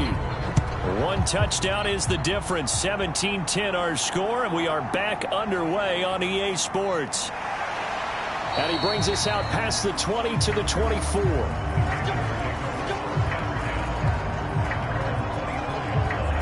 The Raven offense set to start this third quarter. And, Charles, they've got the lead. I would imagine the overall halftime tone was a positive one, but what do you think the talking points were in the locker room? Well, if there were 3 talking points at the half, partner, all of them were about turnovers because they were pretty loose with the ball. Otherwise, this lead could be even bigger. Now, I don't think that they overly harped on it, but I think they told them, guys, if you want to keep calling those plays that are exciting, you've got to take care of the ball. Otherwise, we may have to dial things back a little bit. But one of the ways that quarterbacks keep all the receivers alive in a play, never lock in on any one guy. Make sure you keep your eyes moving, scan the field. And here he finds the open guy for a nice pickup.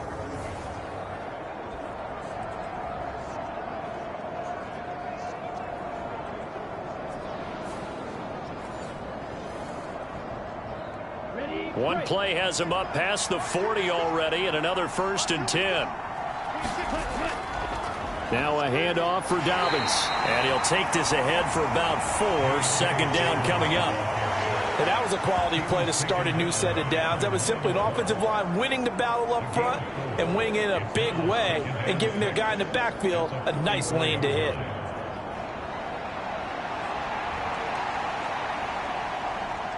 From the 44-yard line, here's 2nd and 6.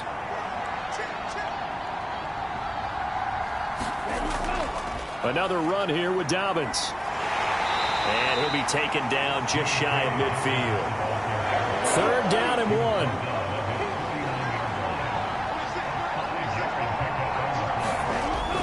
1. They'll try to run for it with Dobbins. And he gets this one across midfield for the 1st down to the 46. They get 5 out of that one, and it moves the chains. Brandon, they're still in the lead, but momentum's certainly been going the opposite direction. So to me, that's a really important pickup there on 3rd down. Try and regain some confidence, and you're right. They need to stem the tide a little bit. That certainly helped.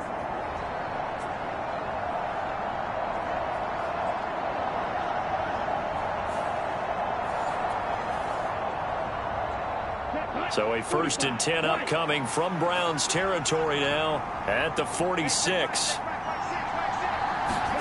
And now they'll throw with Lance. That is caught. Rashad Bateman. And all the way inside the 15 before they drop him. That'll go as a pickup of 32 on the catch and run. Despite writing it down on my notes, I never give enough credit to the offensive line, and we have to here. The protection, that's what made this play a success. Quarterback had to wait for his crossing route to develop, and that takes a little bit of extra time. Excellent job by the big fellas up front.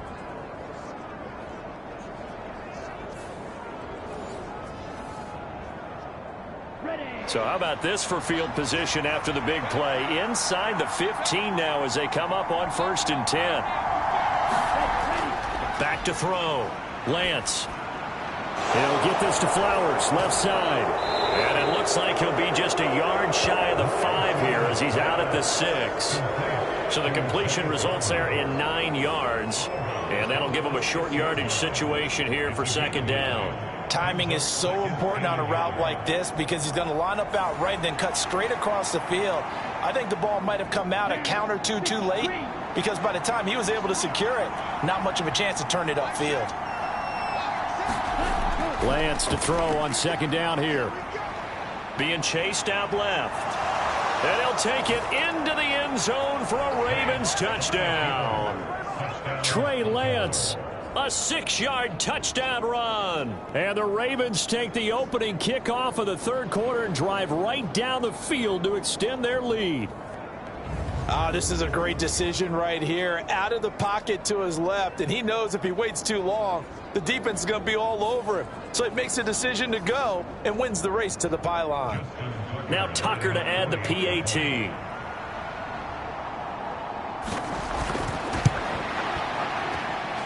And the lead is up to 14.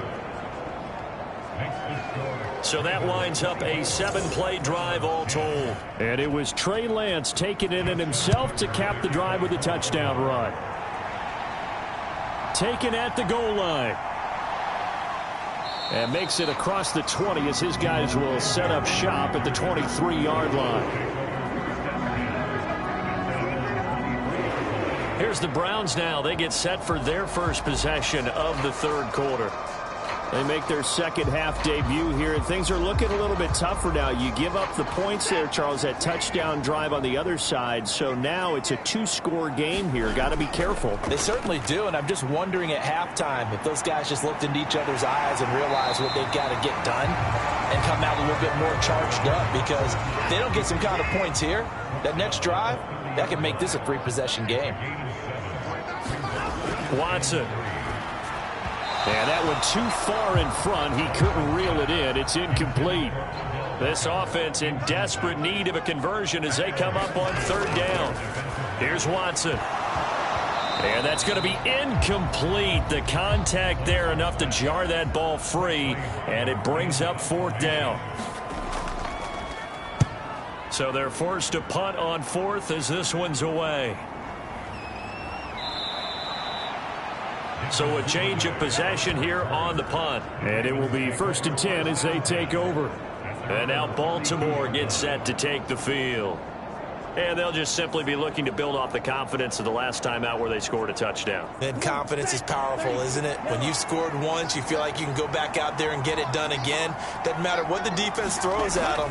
They feel like they're in a groove right now, and they want to get out there and show it. Yeah, hoping to stay in that groove here this go-around.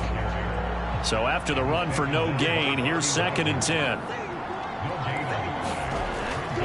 Dobbins trying the left side. He takes this one across the 35 to the 36, a gain of about 4. 3rd down and 6.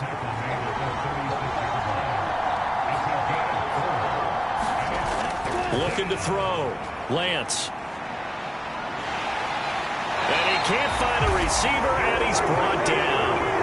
Cameron Hayward, he's the one to get him, and that is sack number 7 for him on the year.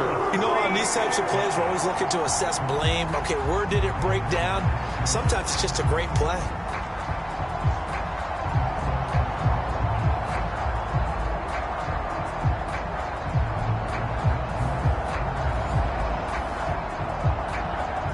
The Ravens send their punter out now. And the way this offense has moved the ball, he hasn't been needed till here in the third.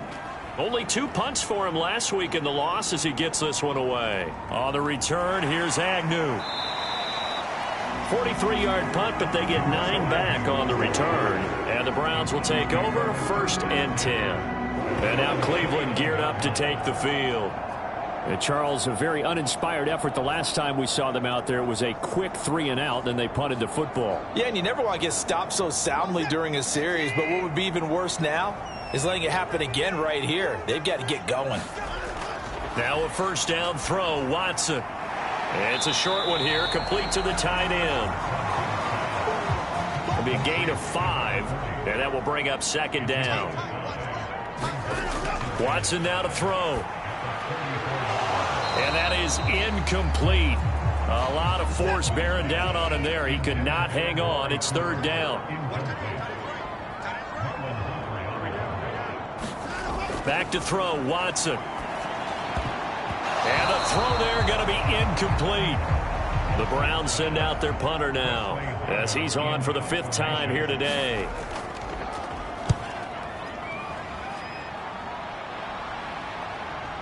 Taken in at the 22. 8 yards on the return following a punt of 41. Baltimore about ready to go on offense. This crew had to punt last time they had the ball, but when you've got a lead like this, you content to play the field position game? You are to an extent, especially if you like your defense, because you have the lead, you've been controlling the game. But why put them in a tougher spot? You want to get out there and get something done on offense and maybe take command of this game yourself. And he'll take this beyond the line of scrimmage as he slides to a hole. Ball on the 35. Here comes 2nd and 5.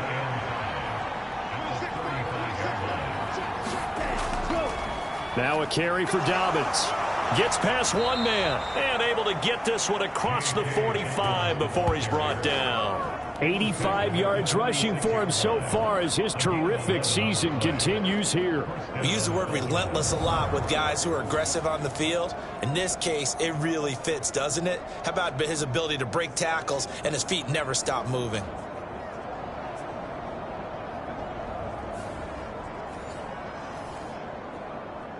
Let's go now. 60 red. 60 red. On play action, Lance. And he can't find anywhere to go with it, and he goes down. A well-designed corner blitz that gets him for a loss of 8 yards. The last run went so well for them, maybe they should have just handed it off right here, too. Instead, the quarterback ends up keeping it, and the defense is right on it and wipes away the yardage gained on the last snap.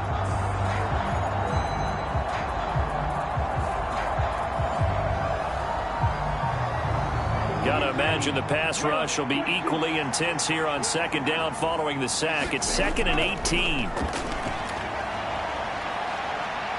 Fighting to stay upright. And he works his way past the line of scrimmage and then slides to a hole. A tough spot here. 3rd and 15. The Lance going to throw. And he'll protect himself at the end here as he winds up getting pretty decent yardage. The Ravens send their punter out now. He'll boot it away from about his 35. And he'll get off a fairly short kick here as this is toward the sideline.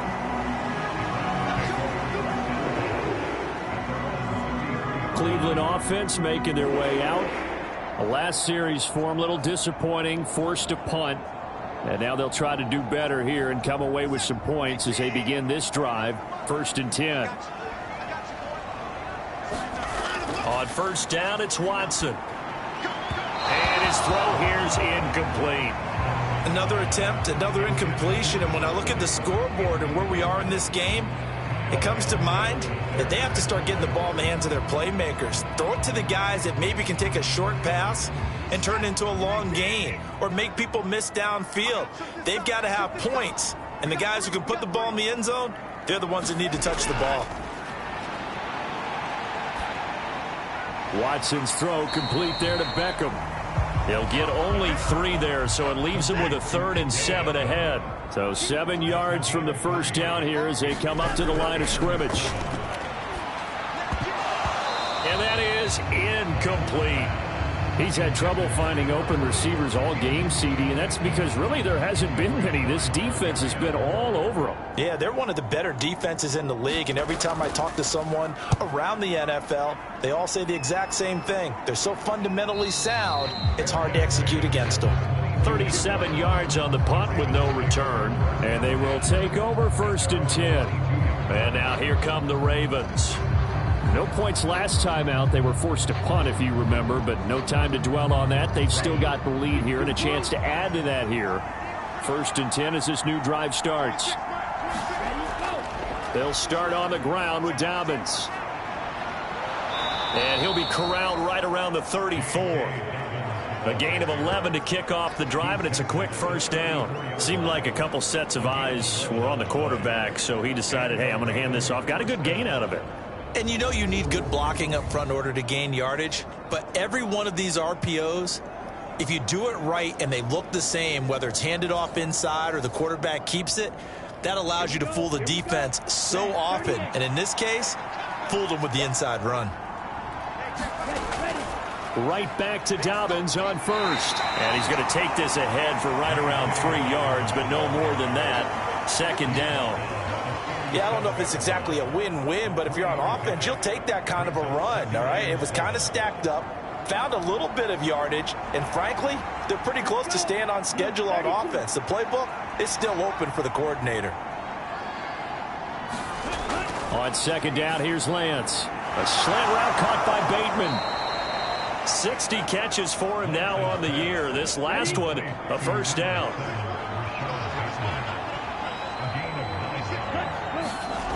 Back to throw. Lance. And he slides and covers up at the end as he's going to be able to pick up decent yardage. From the 48-yard line, here's 2nd and 4. Working from the gun, Lance. And that'll be incomplete.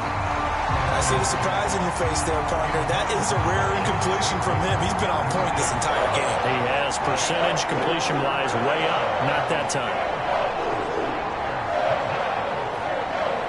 Now they face a 3rd down and 4 after that incompletion on 2nd down. Looking to throw.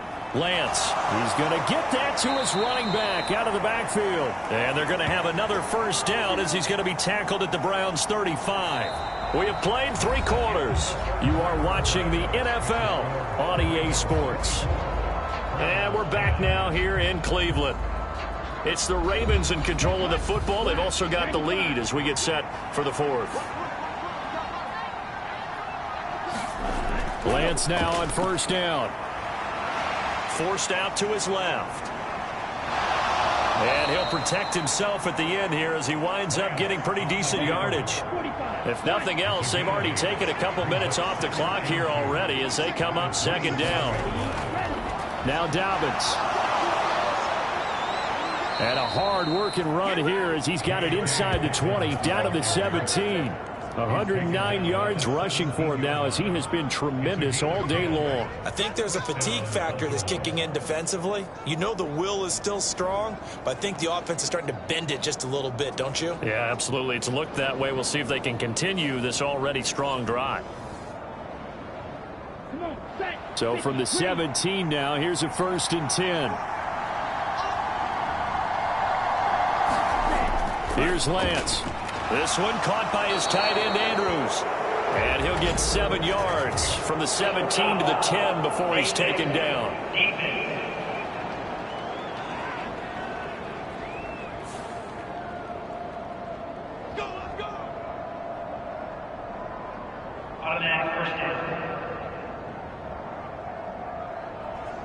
So the face mask moves him closer, and now 1st and goal.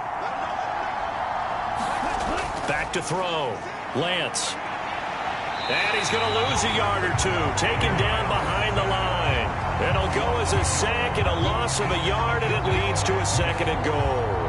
And this dominant defensive performance continued on that play. This poor quarterback has not received the protection he needs and has had to pick himself up off the turf far too often.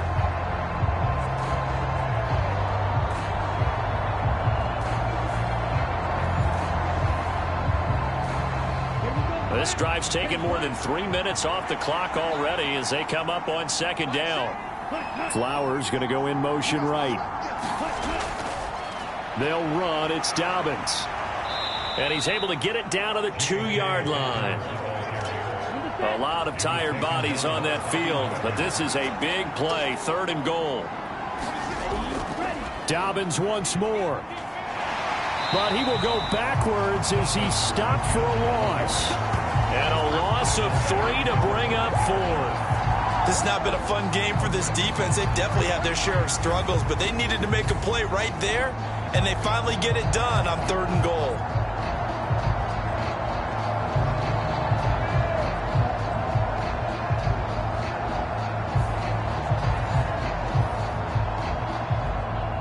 Here's Justin Tucker now for the Raven field goal try. This to make it a 3-score game late. Tucker's kick is good, and that will extend their lead even further.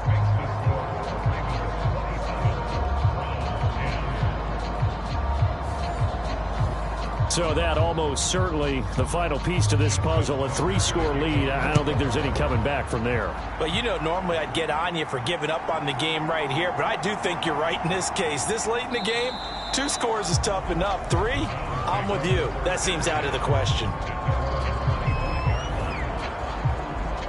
heading out as the Cleveland offense now as they get set to take over here. Facing a big fourth quarter deficit here, things not looking good. You know, this offense, though, they've been in the top half of the NFL so far this season, but in this one, well, their defense has really struggled. On first down, Watson. He's got the connection to Cooper.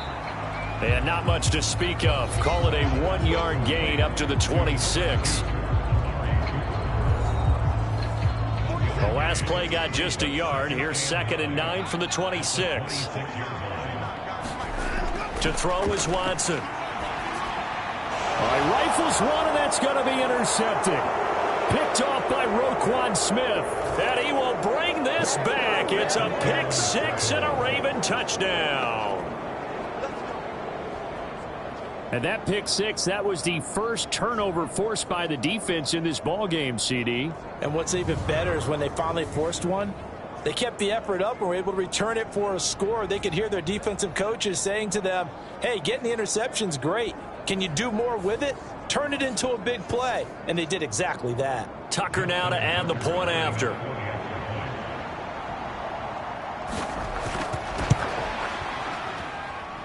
And the lead is now 24. So the defense creating some points, not only getting the interception, but then returning it to the end zone for the pick 6. So they throw the pick 6. They'll get another shot at it now as this one's in the air.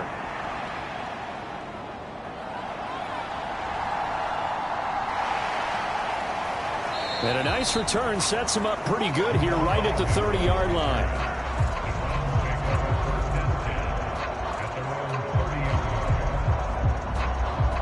And as this offense makes their way back out, it's AFC playoff race time as we give you a look. Well, I think that the folks here had hoped that maybe this home atmosphere would carry their guys to a surprise victory, but it does not appear that that's going to be the case. There's too much to handle on the other side in this one. A pass there over the middle to start things out. And he slips up past the 45 before being tackled. 17 yards on the catch and run. It's a first down. Well, I can put my defensive cap on right now, and I know they're saying don't give up any big plays now. They've controlled this game throughout, and all they want to do is see it through to the end. I think they let their guard down a little bit with that last completion. Sometimes when you're trying not to give up bigger plays, you don't react as fast as you should on other throws. A big hitter to start the drive has him up near midfield here for 1st and 10. Now it's Watson. Over the middle, Amari Cooper. It's complete. And he's going to get a solid gain of 9 before being brought down. 2nd and right at a yard.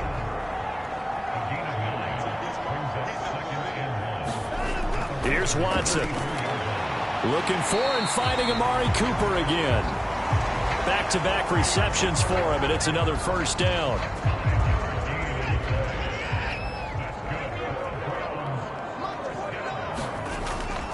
They'll try the draw now with Chubb. And he'll manage to pick up about 4. It's 2nd down.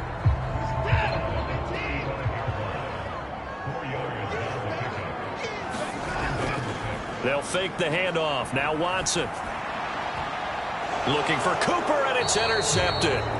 Picked up by Charvarius Ward. And the Ravens are going to have it here at their own 9-yard line. Well, offensively, Charles, hard to put a silver lining on this one. No secret that they had to take chances with a score where it is, and it leads to a turnover. I love how you paint the picture, partner, because you're exactly right about that one. Look at the empty stairs on that sideline. This is one of those games where you just want to go crawl under a rock until it's over.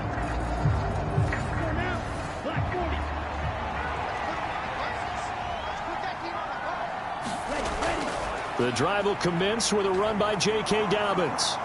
Oh, he's got a little daylight. And he's taken down, but not before he gets this across the 25-yard line. 129 yards rushing for him now as his sensational afternoon continues. Well, that's a carry they have to be satisfied with, and throughout this game, they've been satisfied with what he's given them. Whenever they've needed a big run, a first down, he's the guy they've turned to. And it doesn't matter what the defense thinks. They feel like they've got the confidence to keep handing it to him and keep picking up good yardage. And for one of the few times here today, this run's not going to go anywhere. Now a play fake. Lance. On the move to his left. And he will slide to a stop. He does have the first down. The Ravens get a new set of downs, give him 17 on that pickup. It hasn't been the cleanest game for him, but there was a sign of improvement as he looks towards the next one. Nice bit of scrambling to move the sticks, and even more importantly, he didn't risk adding another interception to his ledger.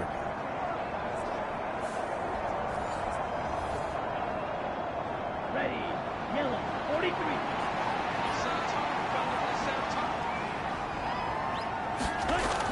On 1st and 10, it's Dobbins. And he finds a little bit of room, enough for 4 yards. It'll be 2nd down. That's it. That's what you want. Straight ahead positive gain. Just keep that clock ticking.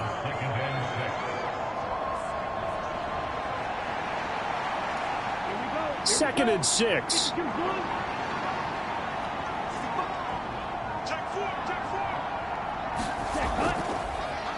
A give up the middle to Gibson. That one, a first down pickup of 8. Well, I don't think there's any question, Brandon, at this stage, the stop troops, the defensive guys, they've got to use their 3 timeouts here. They've got to stop them and get the ball back. Yeah, if you're in that 2 to 3 score deficit window that they're in now, you got to get it ASAP. Yeah, no doubt about it. Stop them, use your timeouts. Easier to move the ball on offense without timeouts than to stop them on defense without using them.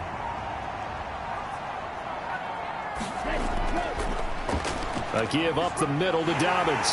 And he's able to carve out about 6 there, down to the 37.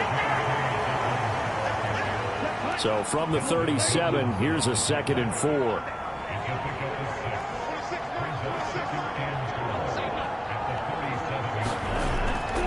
They'll go again with Dobbins. And he gets it down to the 32. 6 yards the pickup, and that's a first down. No doubt those are the types of carries they're looking for here, Charles. The lead in the 4th quarter. This is when coaches that have a reliable running game, they breathe a little easier on the sideline. Yeah, they love the idea that they can take the air out of the football at this point of the game. That means they're really counting on that offensive line, counting on the runners, taking care of the football. Because you're going to tell your quarterback, hey, no time to be a hero. We're not going to throw it here. Just eat up that clock. And if you have the ball, they can't score. I like it. I like the call. Still an opportunity to run the football and chew up a little more time off the clock. On 2nd down, a run with Dobbins. It'll be a pickup of a couple, and it leaves him with a 3rd and 3.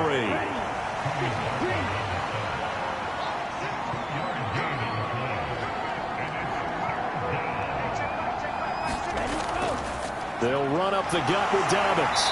And he will have a first down at about the 21-yard line. 5 yards is the pickup there as that extends this drive. At carries like that, that's how they're going to continue to salt this thing away here, Charles, in the 4th quarter. Yeah, how about that? A new set of downs. Clock continues to move. No better way to close out a game than to tap those mastodons you have up front and say, guys, keep pounding them. Let's keep the ball, keep their offense on the sidelines, and let's close this one out. All runs on this drive so far. It's 1st and 10.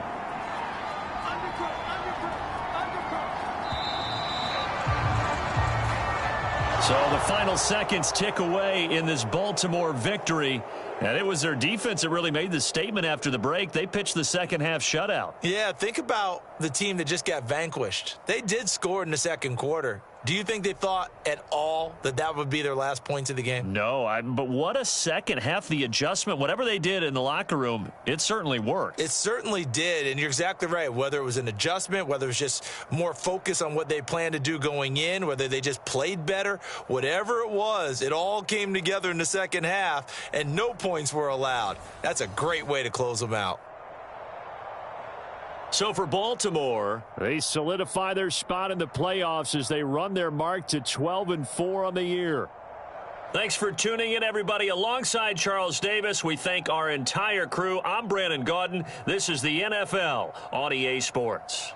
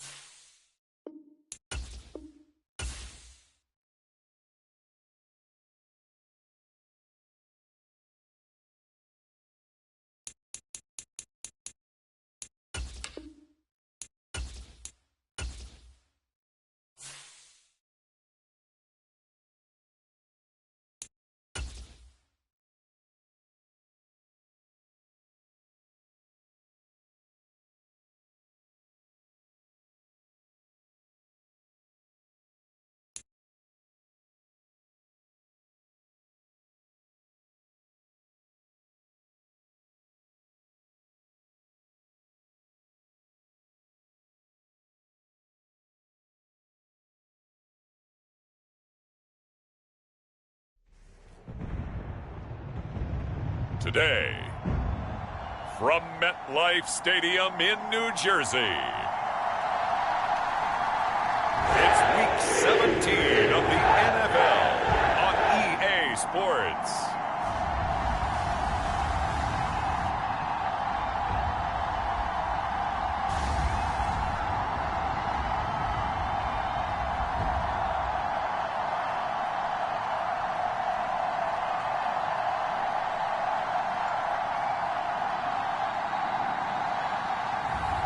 It's the New York Jets taking on the Atlanta Falcons.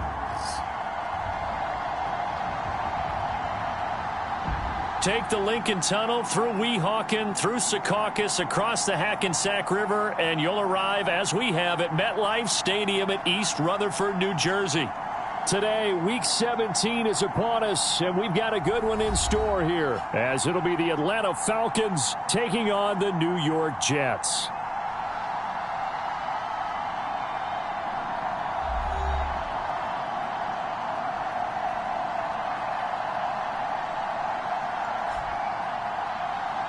I'm Brandon Gaudin. He's Charles Davis. Full disclosure, we both have mittens. We both have coats on up here in the booth. This one, it's going to be interesting. I've got the long john.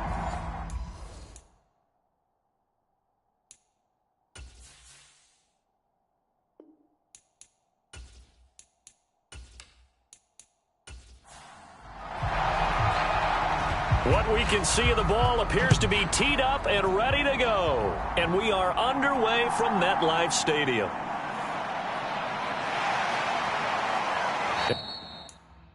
And he'll be stopped up at the 25.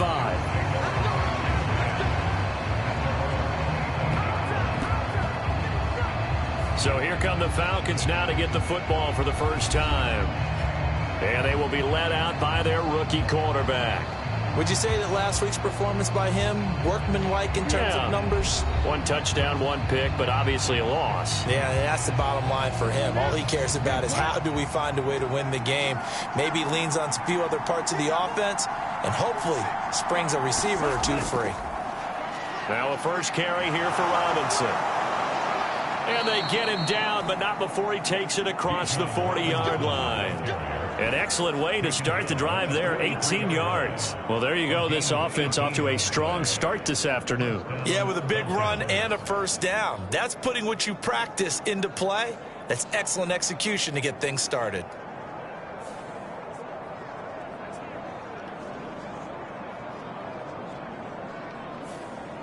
One play has him up past the 40 already, and another 1st and 10. Operating from the gun, Elam. And that's to the left sideline and incomplete. So second down, still 10 yards to go. Ball on the 43. Off the play fake, Elam. And this one incomplete. Too much contact to hold on to that one, and it's 3rd down. Brandon, we saw these defenders flying to the football in their win last week, and nothing has changed. They're still moving around quickly and forcing incompletions. On 3rd down, Elam. And to the 46 he goes and no further, so he is well short of the first down marker. A gain of 4, not enough, and it looks like punt time on their opening drive as it's 4th down. And, partner, I would guess that in his headset he was hearing from his coach, it's 3rd down, don't take a sack. And in this case, he's able to avoid the pressure and get out of there. He doesn't get the first down, but he does turn a possible loss into positive yardage. On 4th down, Bradley Pinion on to punt for the Falcons. He punted 4 times in the loss last week as he gets this one away here. And did they keep it in? They did. They kept it in. It's down close to the goal line at the 1-yard line. Amazing. Perfectly placed. If that ball goes 1 extra yard, maybe not even an extra yard, the starting point is the 20. So there is a reason that a lot of punters are also excellent golfers. They know distance control. You know what else they have? Same groove motion over and over. Once they have that down, it repeats under pressure. 1st and 10, and kind of tipping their hand at running the ball. 3 tight ends are out there. To throw from his end zone, Eason. That's complete. Terry McLaurin with it. And they'll get him down up past the 15, just shy of the 20. This drive starting off on the right foot, 18 yards. And we see the emphasis early here. Get your star receiver involved, able to do it successfully. Not a bad start to begin with, that's for sure. And to me, this play says our guy is better than your guy's. Because, you know, a player of his stature, he won't just be single covered all game long. It's going to involve multiple people. And right away, they told the other team, guess what? He's just better. 1st and 10, Eason. On the out route, he completes it to Hall. And he gets this up just shy of the 30 to the 29 before he's out of bounds. And that's good for a pickup of 10 yards. And that'll leave him with a second and just a few inches left.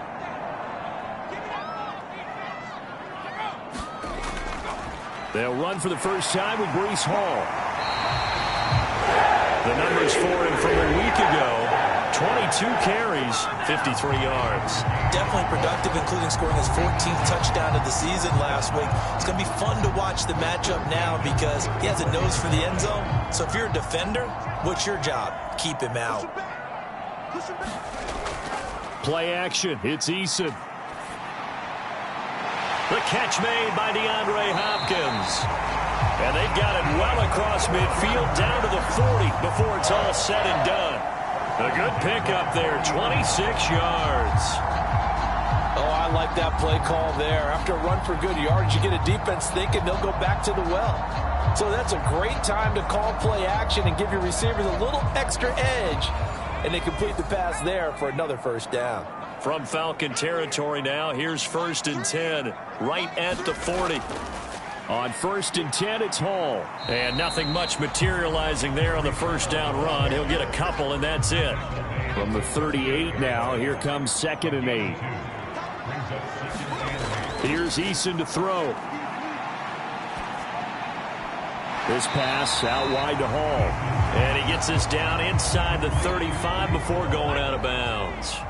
7th play of the drive now as they come up on a 3rd and 3. Throwing is Eason. And that's going to be good for another first down as the tackle's made at the Falcons' 22-yard line.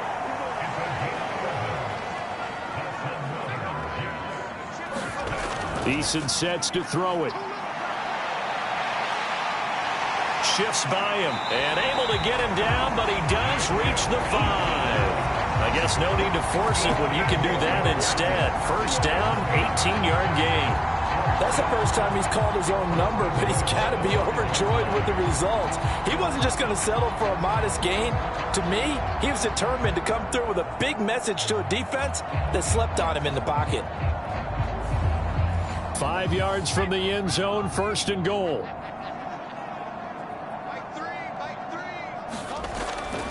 They'll run with Hall. Give him 4 on the carry there at 2nd and goal.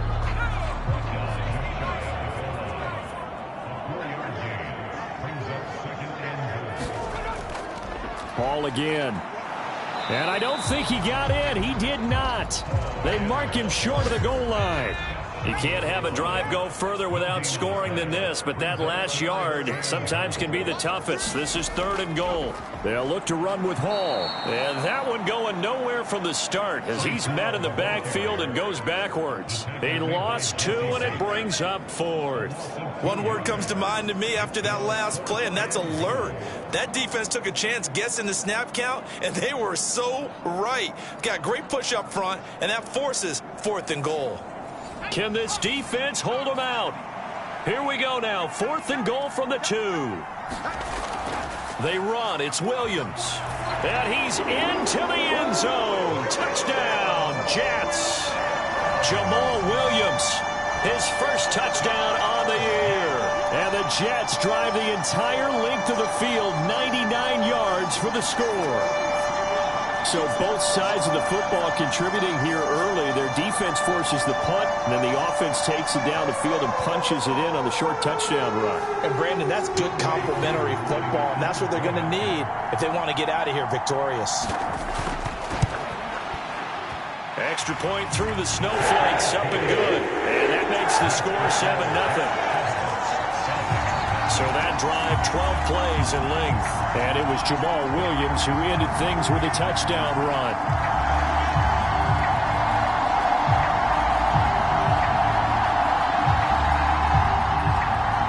The kickoff team on the field now as they will send this one away.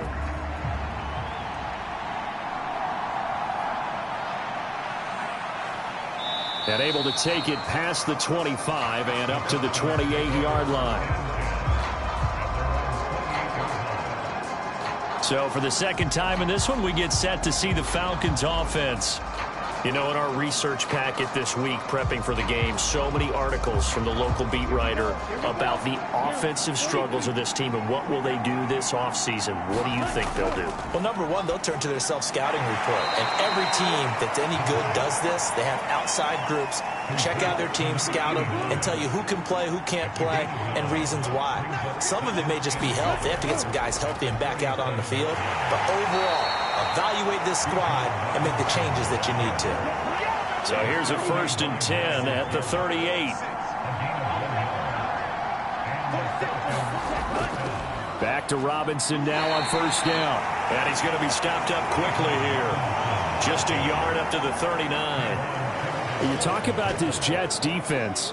They were very solid last week in the victory over Baltimore. If I'm playing quarterback against this team, after what I saw on film where they had 5 picks last week, all I'm thinking about is taking care of the football, being very careful with it, and making sure I see my guys open before I throw it. I might curl up in the fetal position. That's not a bad idea. I don't think he's going to do that. And he's going to have to eat this one as down he goes.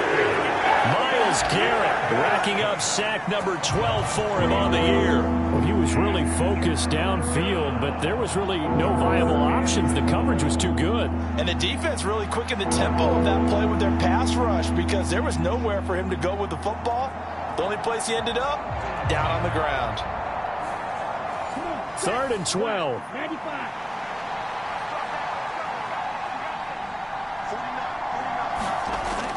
Now a shotgun snap as they'll look to throw. And this is going to be incomplete. So on now is the Clemson man, Bradley Pinion, to punt this one away. And he'll get this away into the icy winter air. That'll be a 43-yard punt, just a single yard on the return. And the Jets will take over. So we take a look at the playoff picture in the AFC as the Jets come back out on offense.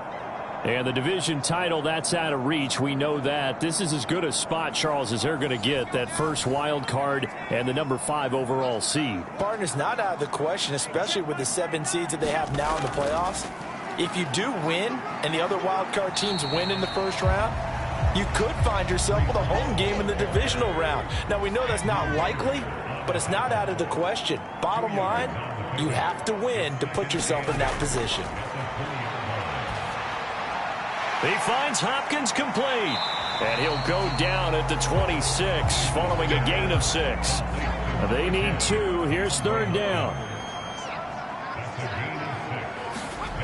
From the gun is Eason. Work in the middle of the field, and he's got a man complete. And he is going to have a Jets first down as they're able to get the 3rd down conversion. Well, as a coach, you absolutely love seeing your offense find their rhythm early, and that's exactly what we've seen so far. They had a touchdown on their opening drive, and now they connect here for another nice gain for a first down. This offense is moving the ball well, exactly as he drew it up in practice.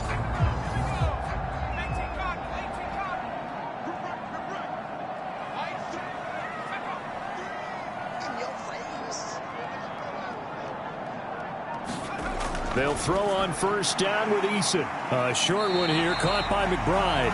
They'll give him 4 yards there, and it's 2nd down.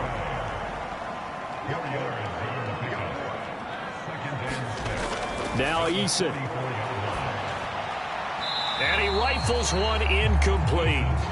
So after the 2nd down incompletion, they'll come up now against a 3rd and 6. Eason. So no sack. He gets back to the line of scrimmage, but it'll still bring up a 4th down. But one of the things we talked about coming into this was that we were never going to question the fight that he's going to have for all 4 quarters of a game. But ideally, you want him fighting for big plays and first downs early, not fighting just to get back to the line of scrimmage, as we saw right there. Second quarter now from MetLife Stadium. The Jets with the football here as they've got it with a 4th down coming up. And the punt team on now as this one's sent away. And that one hits at the 7, but bounds into the end zone, and that'll be a touchback. Atlanta prepped and readied for its next possession. It hasn't gone particularly well for them. That's obvious. In these conditions, no points so far. They've got to get that offense on track. The question, how do they do it? It is the age-old question, isn't it? And to me, finding a way to make sure your playmakers touch the ball without it being too exotic. Meaning you don't have to go deep down the field. Maybe you hit them on those short passes on the perimeter. Make sure you just turn around and hand it to your best runner and get out of the way. Don't cause any extra stress on your offense. And he'll go down at the 26 following a gain of 6. A little do-it-yourself run right there, and a nice game. And I like that he knew that that was about all he was going to get. So he did a nice job of protecting himself, took care of the football, took what the defense gave him. If they continue to allow him to do that, they'll find their way taking what they can all the way to the end zone. Looking to throw. Elam. And that's going to be incomplete. The coverage too good there. The contact popped the ball free, and it's 4th down. Well, this first half has not gone according to plan so far offensively or even defensively for that matter. They could use a big-time spark somewhere, but it's not going to come on this drive as they have to punt this one away.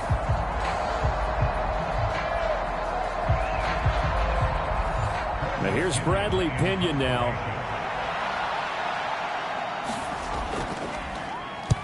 He's been a busy man here in this first half as he gets it away. Taken from just outside the 30. A nice punt, but a good run back as well, 13 yards. And the Jets will take over 1st and 10. And now out come the Jets. Obviously not the intended goal last drive. They had to punt the football, but still they've got the lead here, and now a chance to add on to that lead if they can get points on this drive. 1st and 10 upcoming.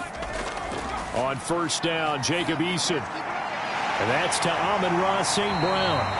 And they'll get this well past midfield before being stopped just before the 35. An ideal beginning of the drive there as they'll get 20 and a 1st down. Well, that certainly has to feel good. It's not all the time that the play caller should get all the credit. Sometimes I think in the huddle, the quarterback just says, hey, who's going to make a play for me? I just need something right here. And the end result there, nice 1st down. Drive keeps moving. Line of scrimmage, the 37 on 1st and 10. Back to throw. Eason. And brought down, but not before they're inside the 25. Good coverage downfield led to him taking off, picking up the 1st down on a 13-yard run. Well, it looked like a quick hitter, a 3-step drop, but when it's not there, what do? He elects to try and escape through the massive bodies up the middle, and he does so and picks up positive yardage.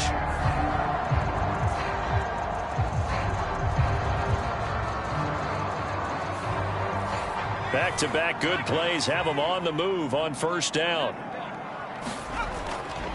Running left, it's Hall. And this will leave him a yard short.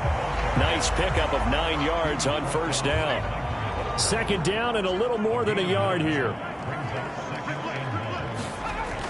Looking to throw. Eason. He's got his tight end Freiermuth over the middle. And the Jets are going to have a 1st and goal as he's taken down at about the 8-yard line. I got a kick out of that one, partner.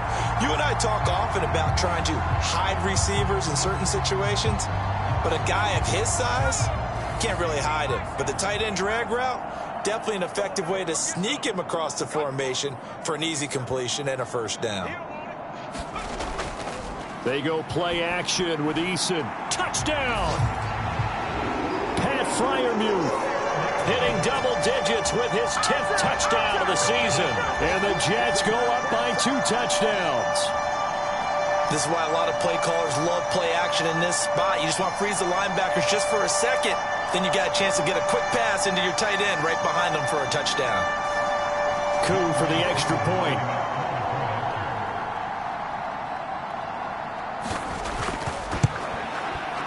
And it's good to make it 14-0.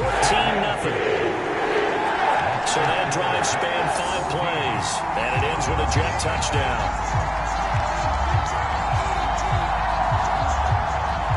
The Jets kick team out now to boot this one away.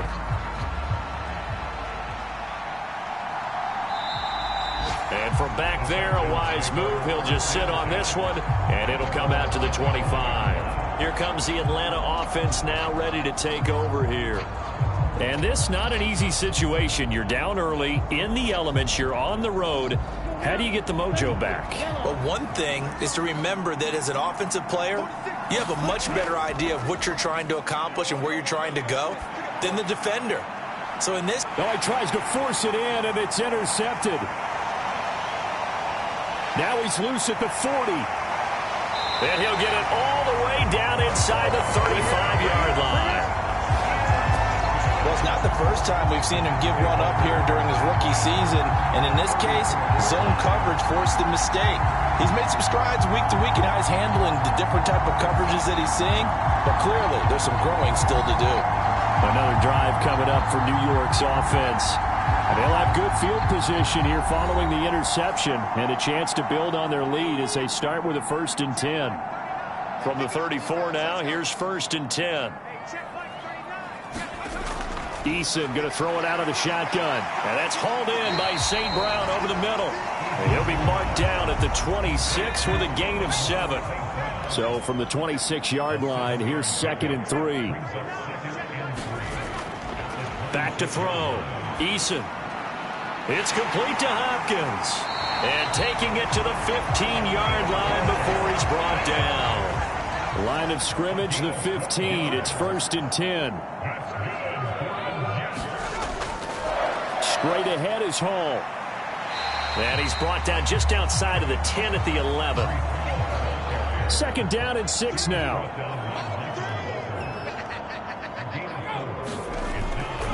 On 2nd down, a run with Hall. And he'll find his way down inside the 10 to the 9-yard line. And this offense on 3rd down today, they've hit 2 for 4 thus far. This is 3rd and 4. Looking to throw. Eason. Looking end zone, but it's incomplete. Field goal coming from Younghoe Koo. From the left hash, should be a fairly easy one here. Koo knocks this one through the post. And that will extend their lead even further. So they get the turnover in plus territory. The drive stalls out, but still able to get 3 out of that. Yeah, we were able to see an offense and a defense kind of mix and match with each other, didn't we? Both of them trying to make sure that they had the upper hand and the advantage. Offense trying to get to the end zone. Defense, of course, trying to hold them to a field goal attempt. And it wasn't a guaranteed lock 3 from where they started. So, you know, the offense has to be happy to come away with those 3 points. Atlanta now coming out on the field. And for this offense, Charles, you got to think kind of crucial here to put something together on this drive because remember last time out they threw the interception on the very first play. And you can't afford to let this defense keep building any more momentum. They're playing awfully well, and they're awfully confident right now. To me, it's time to attack and take some of that momentum back. But make sure you're selective in doing so. Understand where you want to throw the football and make sure it's open before the ball leaves your hands. And he gets this one just shy of the 40. They'll mark him down at the 39. 17 yards on the play as they try to eat into this 17-point deficit. How many times do we say in this game that speed kills, and it does it in so many different ways? In this case, you got a back who's quick and shifty, can make moves, make people miss, but also gets to and through a hole before it can close down. That's some of the benefits of that speed, not just outrunning people in the secondary. And that led to a really nice gain. On 1st and 10, Elam. A quick throw there is incomplete. Here's 2nd and 10. Throwing again. Elam. That's into the hands of his tight end, Will Dissly. They get 7 out of that, so they're left with a 3rd and 3.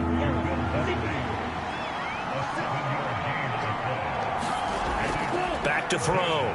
Elam. That is caught. And they're well past midfield, just a yard or two shy of the 40. First catch here for London, and also a first down. Now that's the kind of big play you'd like to see. This first half, it hasn't gone their way, and they could use a shot in the arm, something to perk them up a bit. And they get one here in the passing game. This offense finding its legs now. Here's another 1st and 10. Now they'll try and set up the quarterback draw here. And hold on here, because on that last run, it looks like we have a player who was shaken up. We're always unfortunate to see an injury, especially this close to the end of the regular season. We'll step aside.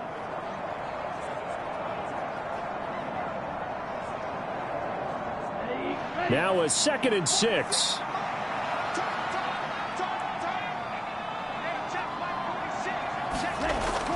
Looking to throw. Elam. Got an open man. It's Michael Gallup. And that's going to be another first down as the tackle made at the Jets' 27-yard line. It's a gain of 11, and the Falcons pick up the first.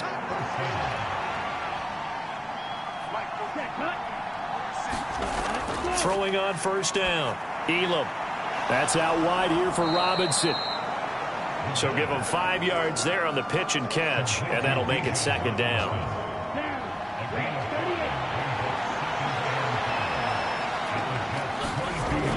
Back to the ground with Robinson. And he's going to have a gain of 11 to the 11 before he's brought down. 1st and 10. This has been a good drive so far, and it's been the running game for the most part that's powered them down there. Another nice burst there, picking up a first down. Now it's 1st and 10, as you said, in the red zone.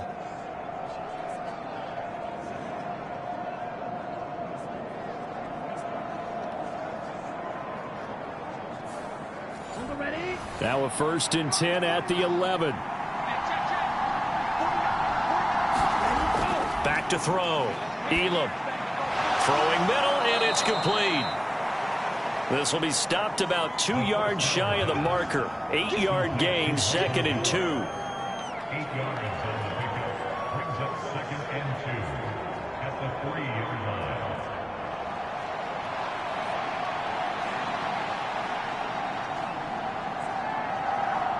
Here's 2nd and 2 now from the 3.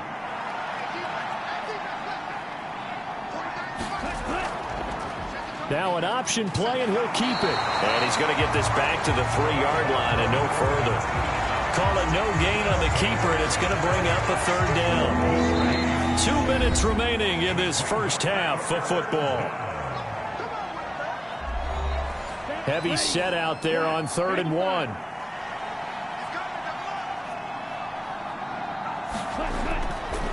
Robinson will try to pick it up. And he will be very close to a first down, but I see the closed fist of the referee, and that means 4th down.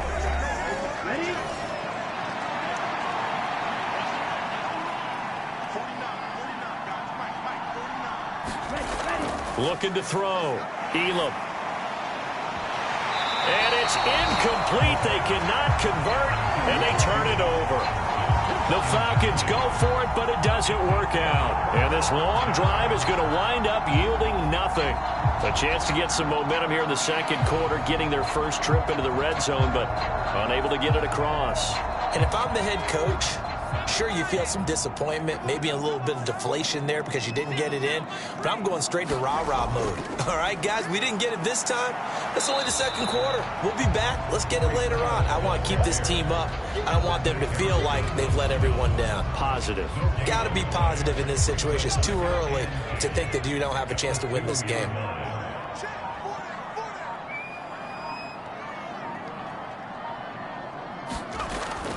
Ball again on 2nd down.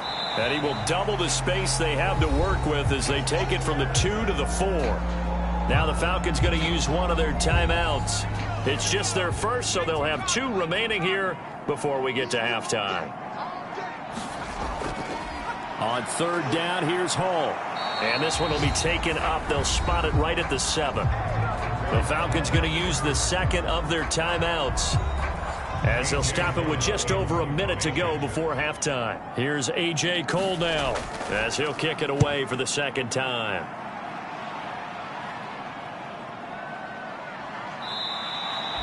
So possession goes over here on the punt. And it will be Falcon football. Out comes Michael Gallup and company as they take the field. You would have to think they're going to make it more of a priority to get him the football. You're losing here in the second quarter, and he's been really quiet. I think all we have to do, and it's too bad we can't actually see the actual play sheet now from the coordinator, because he's looking down at that and saying, okay, do I put him in different spots? Do I try and isolate him? What routes do I run? You're exactly right. They've got to get the ball in his hands and get their offense kick-started. He does have the 2 catches, but pretty quiet so far. A 5-yard pass on first down and another 5-yard connection there. Out of the gun, they'll look to throw. It's caught on the right side, Brown. Calling a gain of 6 on the play, and it'll be second down. So we've come upon halftime here in Week 17 as we'll get you down the coast to Orlando for Jonathan Coachman at REA Sports Halftime Report. Coach.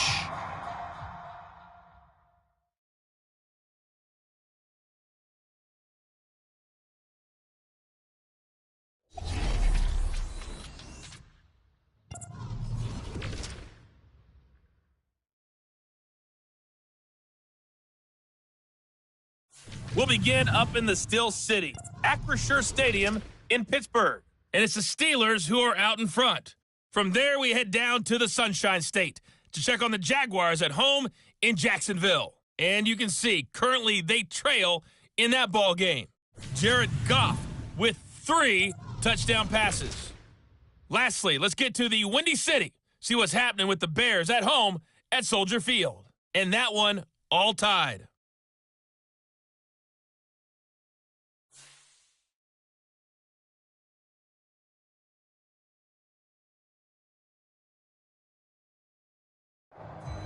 All right, Coach, thank you, and we welcome everyone back for quarter number 3.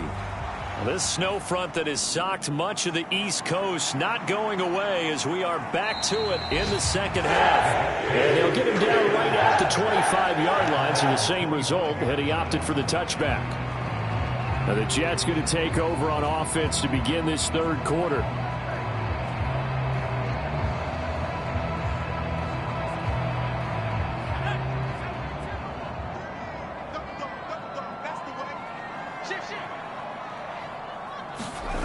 On first down, Eason.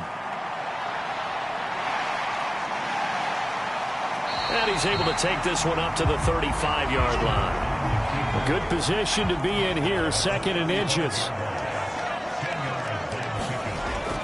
Here's Eason off the play fake. He completes this one to Terry McLaurin. Now he's going to get this all the way down inside the 35. It'll go as an impressive 31-yard gain.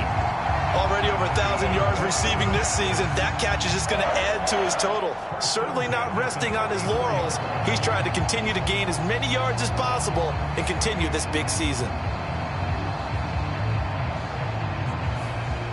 So the big play changes the complexion of things. Here's 1st and 10 just outside the 30. Back to throw. Eason.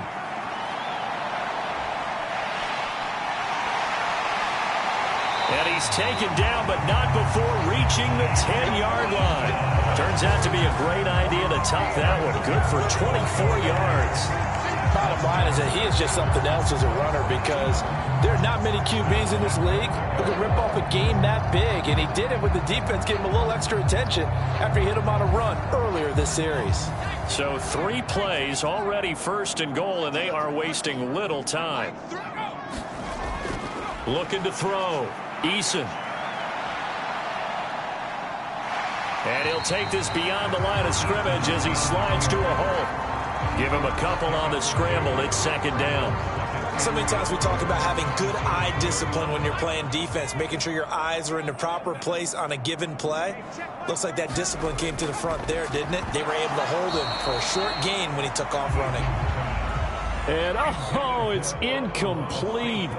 Oh, that would have have been 6 points, but somehow he couldn't rein it in. Steps away to his left. And he's going to take it in for a Jets touchdown.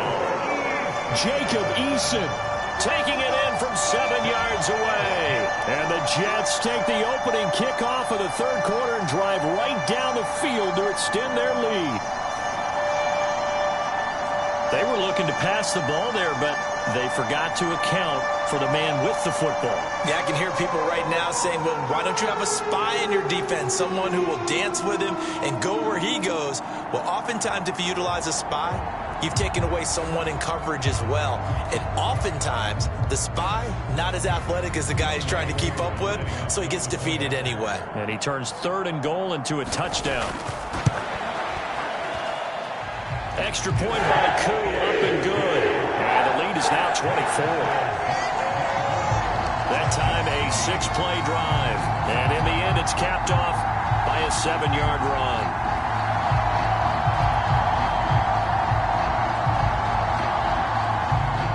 The Jets kick team out now to boot this one away.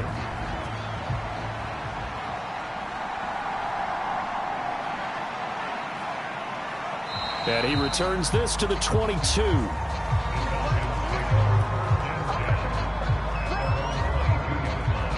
Falcons offense making their way onto the field. Let's take a look at the playoff picture coming into the weekend in the NFC.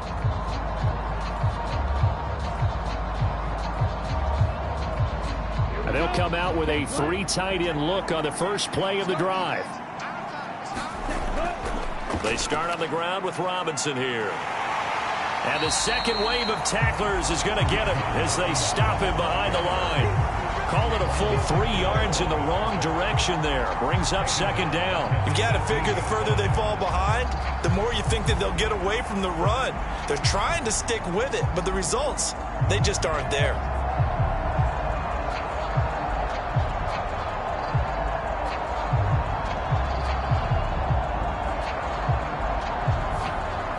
A 3-yard loss to start the drive. They'll look to make that up and then some on 2nd and 13. Back to throw. Elam. That's into the hands of Gallup over the middle. Down he goes at the 23, a pickup of 4. This offense in desperate need of a conversion as they come up on 3rd down. Operating from the gun. Elam.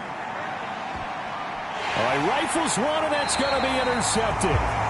Sauce Gardner picks it off, and the Jets are going to take possession as they've got it at the 42-yard line. He's had a fantastic rookie season, made a lot of lovely throws, but that wasn't one of them. Well, we got to give him one, don't we? I mean, with the year he's having, a lot easier for he and his teammates to accept that throw because for the most part, what they've seen, it's been pretty sensational. Good starting position for the Jets as they come up 1st and 10 at their own 42.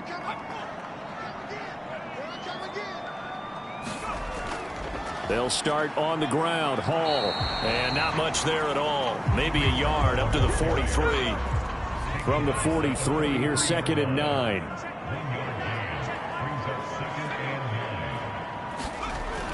From the shotgun, he'll look to throw. Oh, what a catch by Hopkins. And he gets us to the other side of midfield across the 45 before going out. So the 14 yards actually takes him from one 43 to the other for 1st and 10. Now they'll throw here out of the gun. A short one there to Freiermuth. They'll wind up getting just a yard out of it, and that'll bring up 2nd down. Looking to throw. Eason. He dumps this one off here to Hall. So the completion good for 6 yards. And now we've got a 3rd and 3.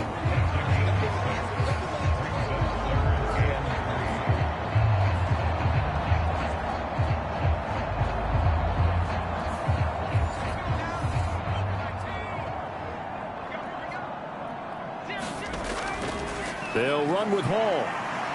And oh, he's just going to be short here, barely. Maybe by a half a foot. It'll be 4th and inches. Well, praise has to go to the guys on the offensive line because they've had a very nice, productive day running the football. How about that poor defensive line? They've been knocked around the entire game, and while they slowed them down on that run, can they continue to do so? Because they haven't had much success throughout this ball game.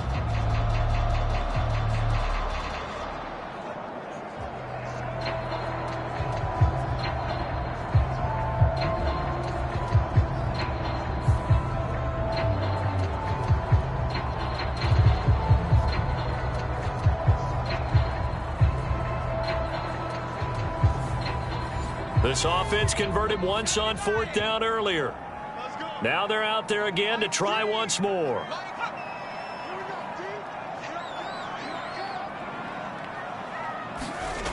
Back to throw. Eason. And it's incomplete. They cannot convert, and they turn it over. The Jets try it, but the 4th down play doesn't work. And the Falcons' defense stands tall. They'll get the football back. Well, their first 4th down attempt earlier was successful. This one backfires for a turnover on downs. I like their aggressiveness. I like what they're doing. They got it the first time they went for it. Why not a second time? I don't think they'll be daunted from attempting it again. If you're on the defensive side of the ball, though, any 4th down stop is a big momentum play. The Atlanta offense out there for their next drive. I kind of feel like they've reached a do-or-die point in this game, Charles. If they're going to try to pull off an impressive comeback, it has to start right here, right now. Yeah, now they've got a final chance to get out of this situation, but they also understand they've got to move the ball and move it fast. In addition, they need to save as much time so they can get 2 more possessions. Well, they certainly aren't letting up today, partner, because they've forced big turnovers already, and it's been incredibly tough for them to get yards against, let alone put points up on the board. This offense in desperate need of a conversion as they come up on 3rd down. Option play. Here's Robinson. And he brings this up to the 46. Good enough for the first. They're able to convert with a gain of 4. I don't know about you, but that almost felt like old-time football there. 3rd and 2 is not necessarily just a running down anymore. A lot of times they want to throw the ball. They went back to the roots and powered forward and got the first down.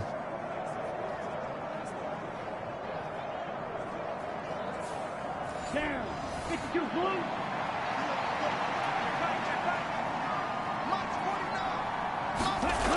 On 1st and 10, Elam. That's complete to Disley, the tight end.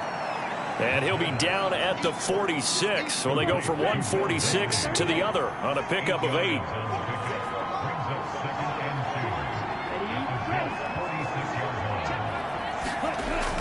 To throw on 2nd down.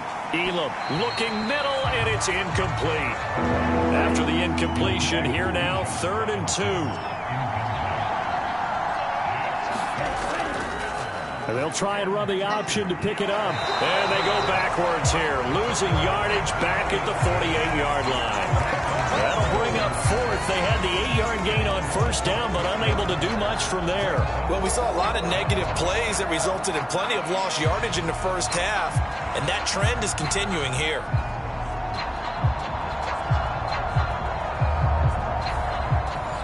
And the punter's on the sideline. Here's the field goal unit now to try an exceptionally long one.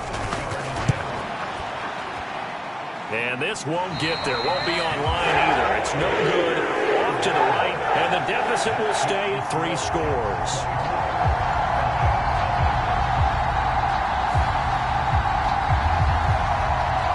And New York set to take the field. Well, kind of a lucky break on the prior drive, Charles. The turnover on downs that the offense had didn't come back to bite them after the other side. Their defense came through, was able to hold them without any points. I would agree with you, partner. A little bit of a lucky break indeed, but you know what they'd say to us? No luck, just pure skill. We rose to the challenge, and we didn't permit a score. That's how we roll. Well, I'm kind of curious, Charles, if they might temper their aggressiveness now offensively if they get in that 4th down spot again. Yeah, one would think so, but maybe because they held them, they might go for it again. Eason on 2nd down. He'll go right back to St. Brown. That one a 1st down pickup of 8.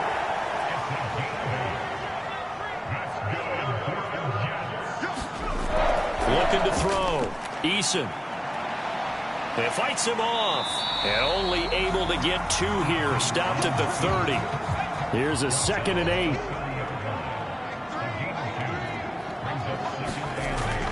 Back to throw. Eason buying time to his left. And he'll slide to a halt here. Still a little shy of the first down marker. 6 yards there off the scramble, but it'll still leave him with a 3rd down.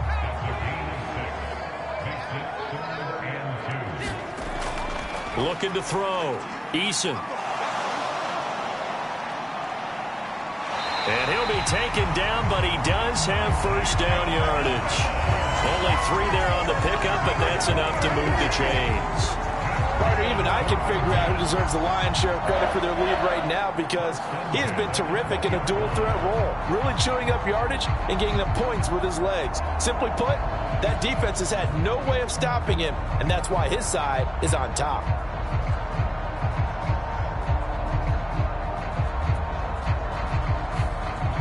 So 1st and 10, and if they score on this drive, might have to start digging into our second half blowout material. They'll give to Hall. Michael Walker there to bring him down. Coming up on a 2nd and 6.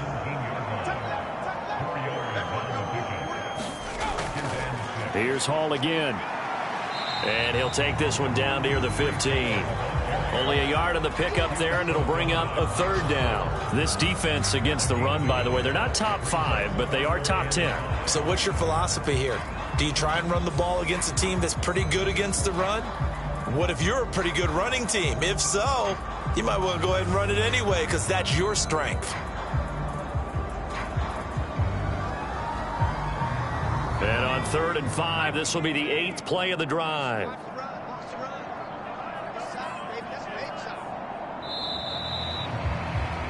And they're not going to get to the line to run another play. So we will switch ends as the 3rd quarter has come to a close. We'll return with more after this break. You're watching the NFL on EA Sports.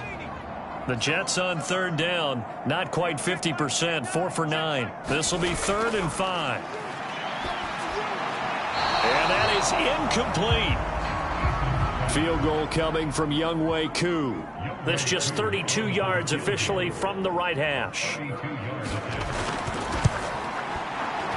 Koo knocks this one through the post. And the lead increases even further. It's 27-0 now.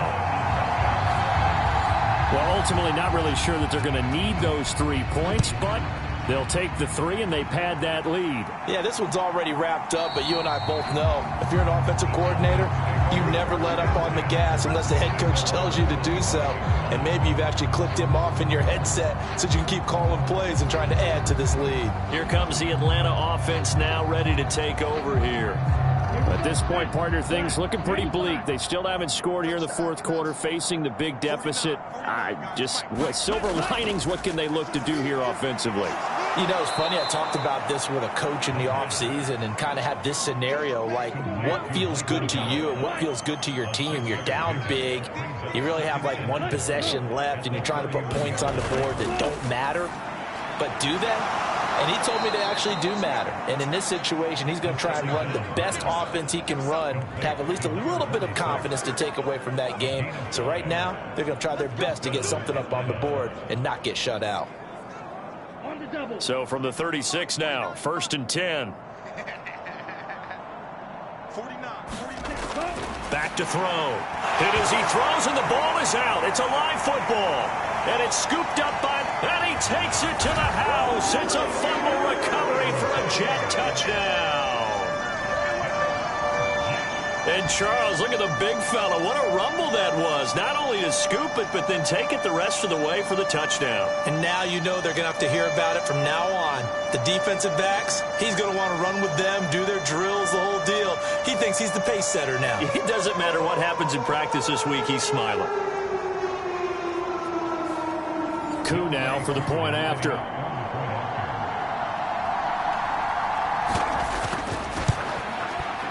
Now this one was over a while ago as they just add on to their big lead. The scoop and score, always an exciting play in football, and we witnessed it there. Grabbing it off the ground, And then rumbling it into the end zone for 6. And you can bet they're preaching 2 hands on the ball here as the kick's away following that fumble return. And this will not be brought out. It's a touchback. Atlanta now coming out on the field. Well, I hate to say it, but at this point, I don't really know that they're playing to win with this deficit in the fourth quarter. They're just trying to erase that 0 on the scoreboard, Charles, and get some type of momentum to carry into the film session tomorrow. If you get any type of points on the board, it'll count as a moral victory, although no one will talk about that in the post-game press conference. That's not something you mention in the NFL. And this loss, it already stings and will for a while, but everyone on that offense knows it'll sting a lot worse if they don't put some points up on the board. Now, fourth quarter, certainly not enough time for a comeback, but nice to see them making use of the time remaining to try and make this one a little more respectable. Yeah, I think the ultimate goal, good execution, be crisp, be sharp, and find a way to put some points on the board to make this thing look just a little bit better. Throwing on first down. Elam. He'll be taken down. The Jets get in there for the sack. Aaron Donald.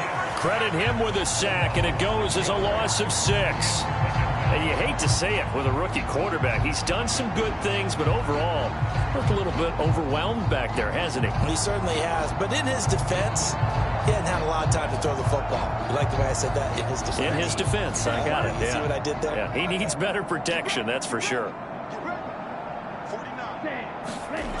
Looking to throw on second down. Elam. Here's a screen for Robinson. Only a yard there. Sniffed out well defensively, and it brings up third.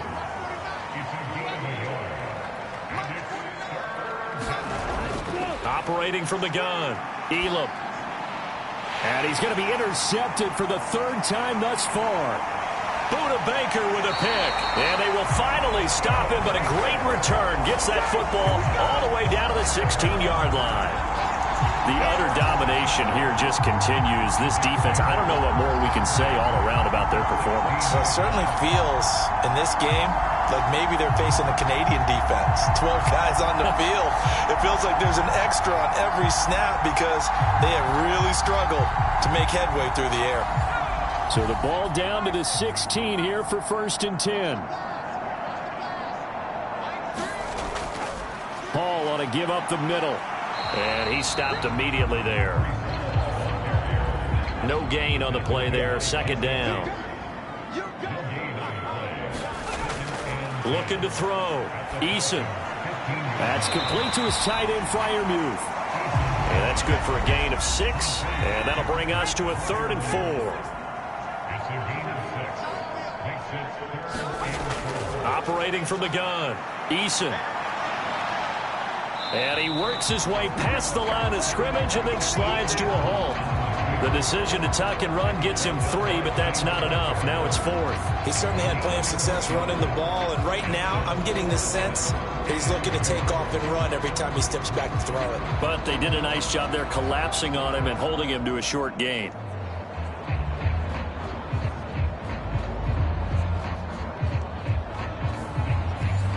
Field goal coming from Younghoe Koo. From the right hash here, should be an easy one. Koo knocks this one through the post. And that will extend their lead even further. Well, they come through with 3 after forcing the turnover. But CD, second half, you're starting inside the red zone. Obviously, they would have liked 6 out of that. Absolutely, because that's all you're thinking is how do you get it into the end zone? You want the field goal to be the last resort. In this case, they gave it a great try, but did have to settle for 3. Here comes the Atlanta offense now ready to take over here. It's been a tough go for them. It's still without any points here in the fourth quarter and a big deficit, Charles, but they moved the football on some drives. They just haven't had any points. Yeah, and I know in their minds they're thinking the game plan has actually been working. We just haven't scored points. Well, isn't that the bottom line, partner? To put points on the board? So if you're moving it and you're not scoring, is it really working? Right now, they've got nothing left to lose. They might as well go for broke.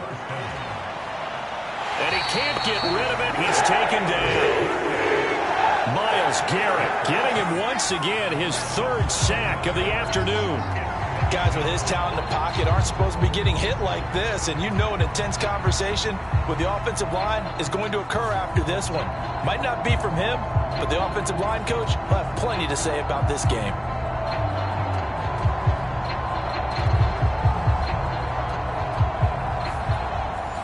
Don't need it all back at once, but you figure they're going to need something here. 17 yards to go on second down. Back to throw. Elam under pressure again, and down he goes again. Myles Garrett in there for sack number 127 in his great career, moving it past Kansas City Hall of Famer Derek Thomas on the all-time list. But one thing I do know, these guys on defense, they don't want this game to end. They're winning by multiple touchdowns. They've shut down the opposing quarterback in a big way, and they're still picking up sacks as we approach the end of this one. The offense on third down, not so hot. 2 for 9 to this point. This will be third and a mile. They take a shot downfield there, but it winds up falling incomplete. And that's another play that's painting the picture of this game overall. It's been a blowout. It's been continually fueled by big turnovers and stops for one side and an inability to advance the ball from the other. The punt team on now as Pinion sends this one away. A 40-yard punt, 1 yard on the return. And it will be 1st and 10 as they take over. The Jets offensive unit ready to get going here. And, Charles, we are in the midst of a very one-sided affair. I think this is where you and I have to fill a little bit. You want to regale us with old stories of your childhood in New Paltz, New York? I don't think anyone wants to hear that, but this is a perfect time for us to start listing MVP candidates, right? The best teams we've seen so far this year, the best games that we've called thus far, how we anticipate the season unfolding. We can go in so many different directions because the game certainly not taking us there. Oh, I hear the remotes clicking off right now. From the 42-yard line, here's a 2nd down and 4. Hall again.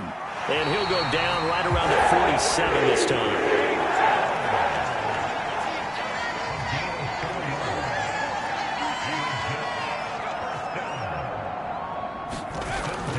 On 1st and 10, it's Hall. And he'll take this ahead for about 4. 2nd down coming up. Brandon, I've got to think this offensive line has got some smiles on its faces. And I know it sounds crazy, but they practiced for this back in training camp. They knew they'd be in situations where it'd be extra defenders in the box coming after them, trying to keep them from locking down a game. Right now, they want to show the world they're up to the challenge. And pretty good running as he'll be close to a 1st down at the Falcons' 44. It's a 5-yard gain, but they'll still be a yard short here with 3rd down now looming.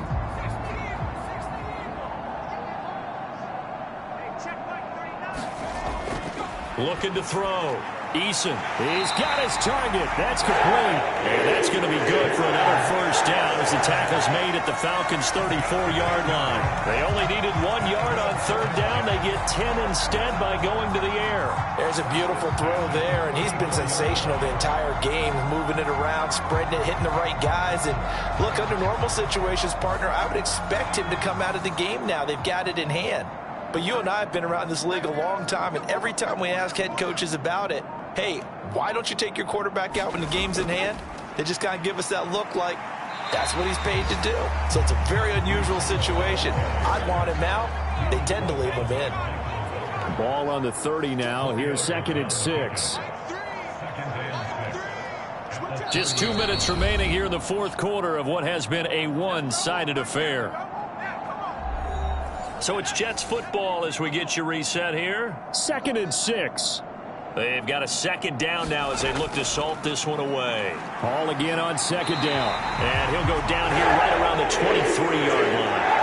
The 71 yards rushing now on 23 carries so far. I know we're in the era of wide-open football, a lot of spread formations, more space, but there's still a spot for power football. We just saw some of it right there. How about that run? Yeah, breaking the tackle, and, you know, late in this game, he wants the football in his hands. He's had a good day. Here's a give to Hall. And he can only manage to get a couple. 2nd and 8 coming up.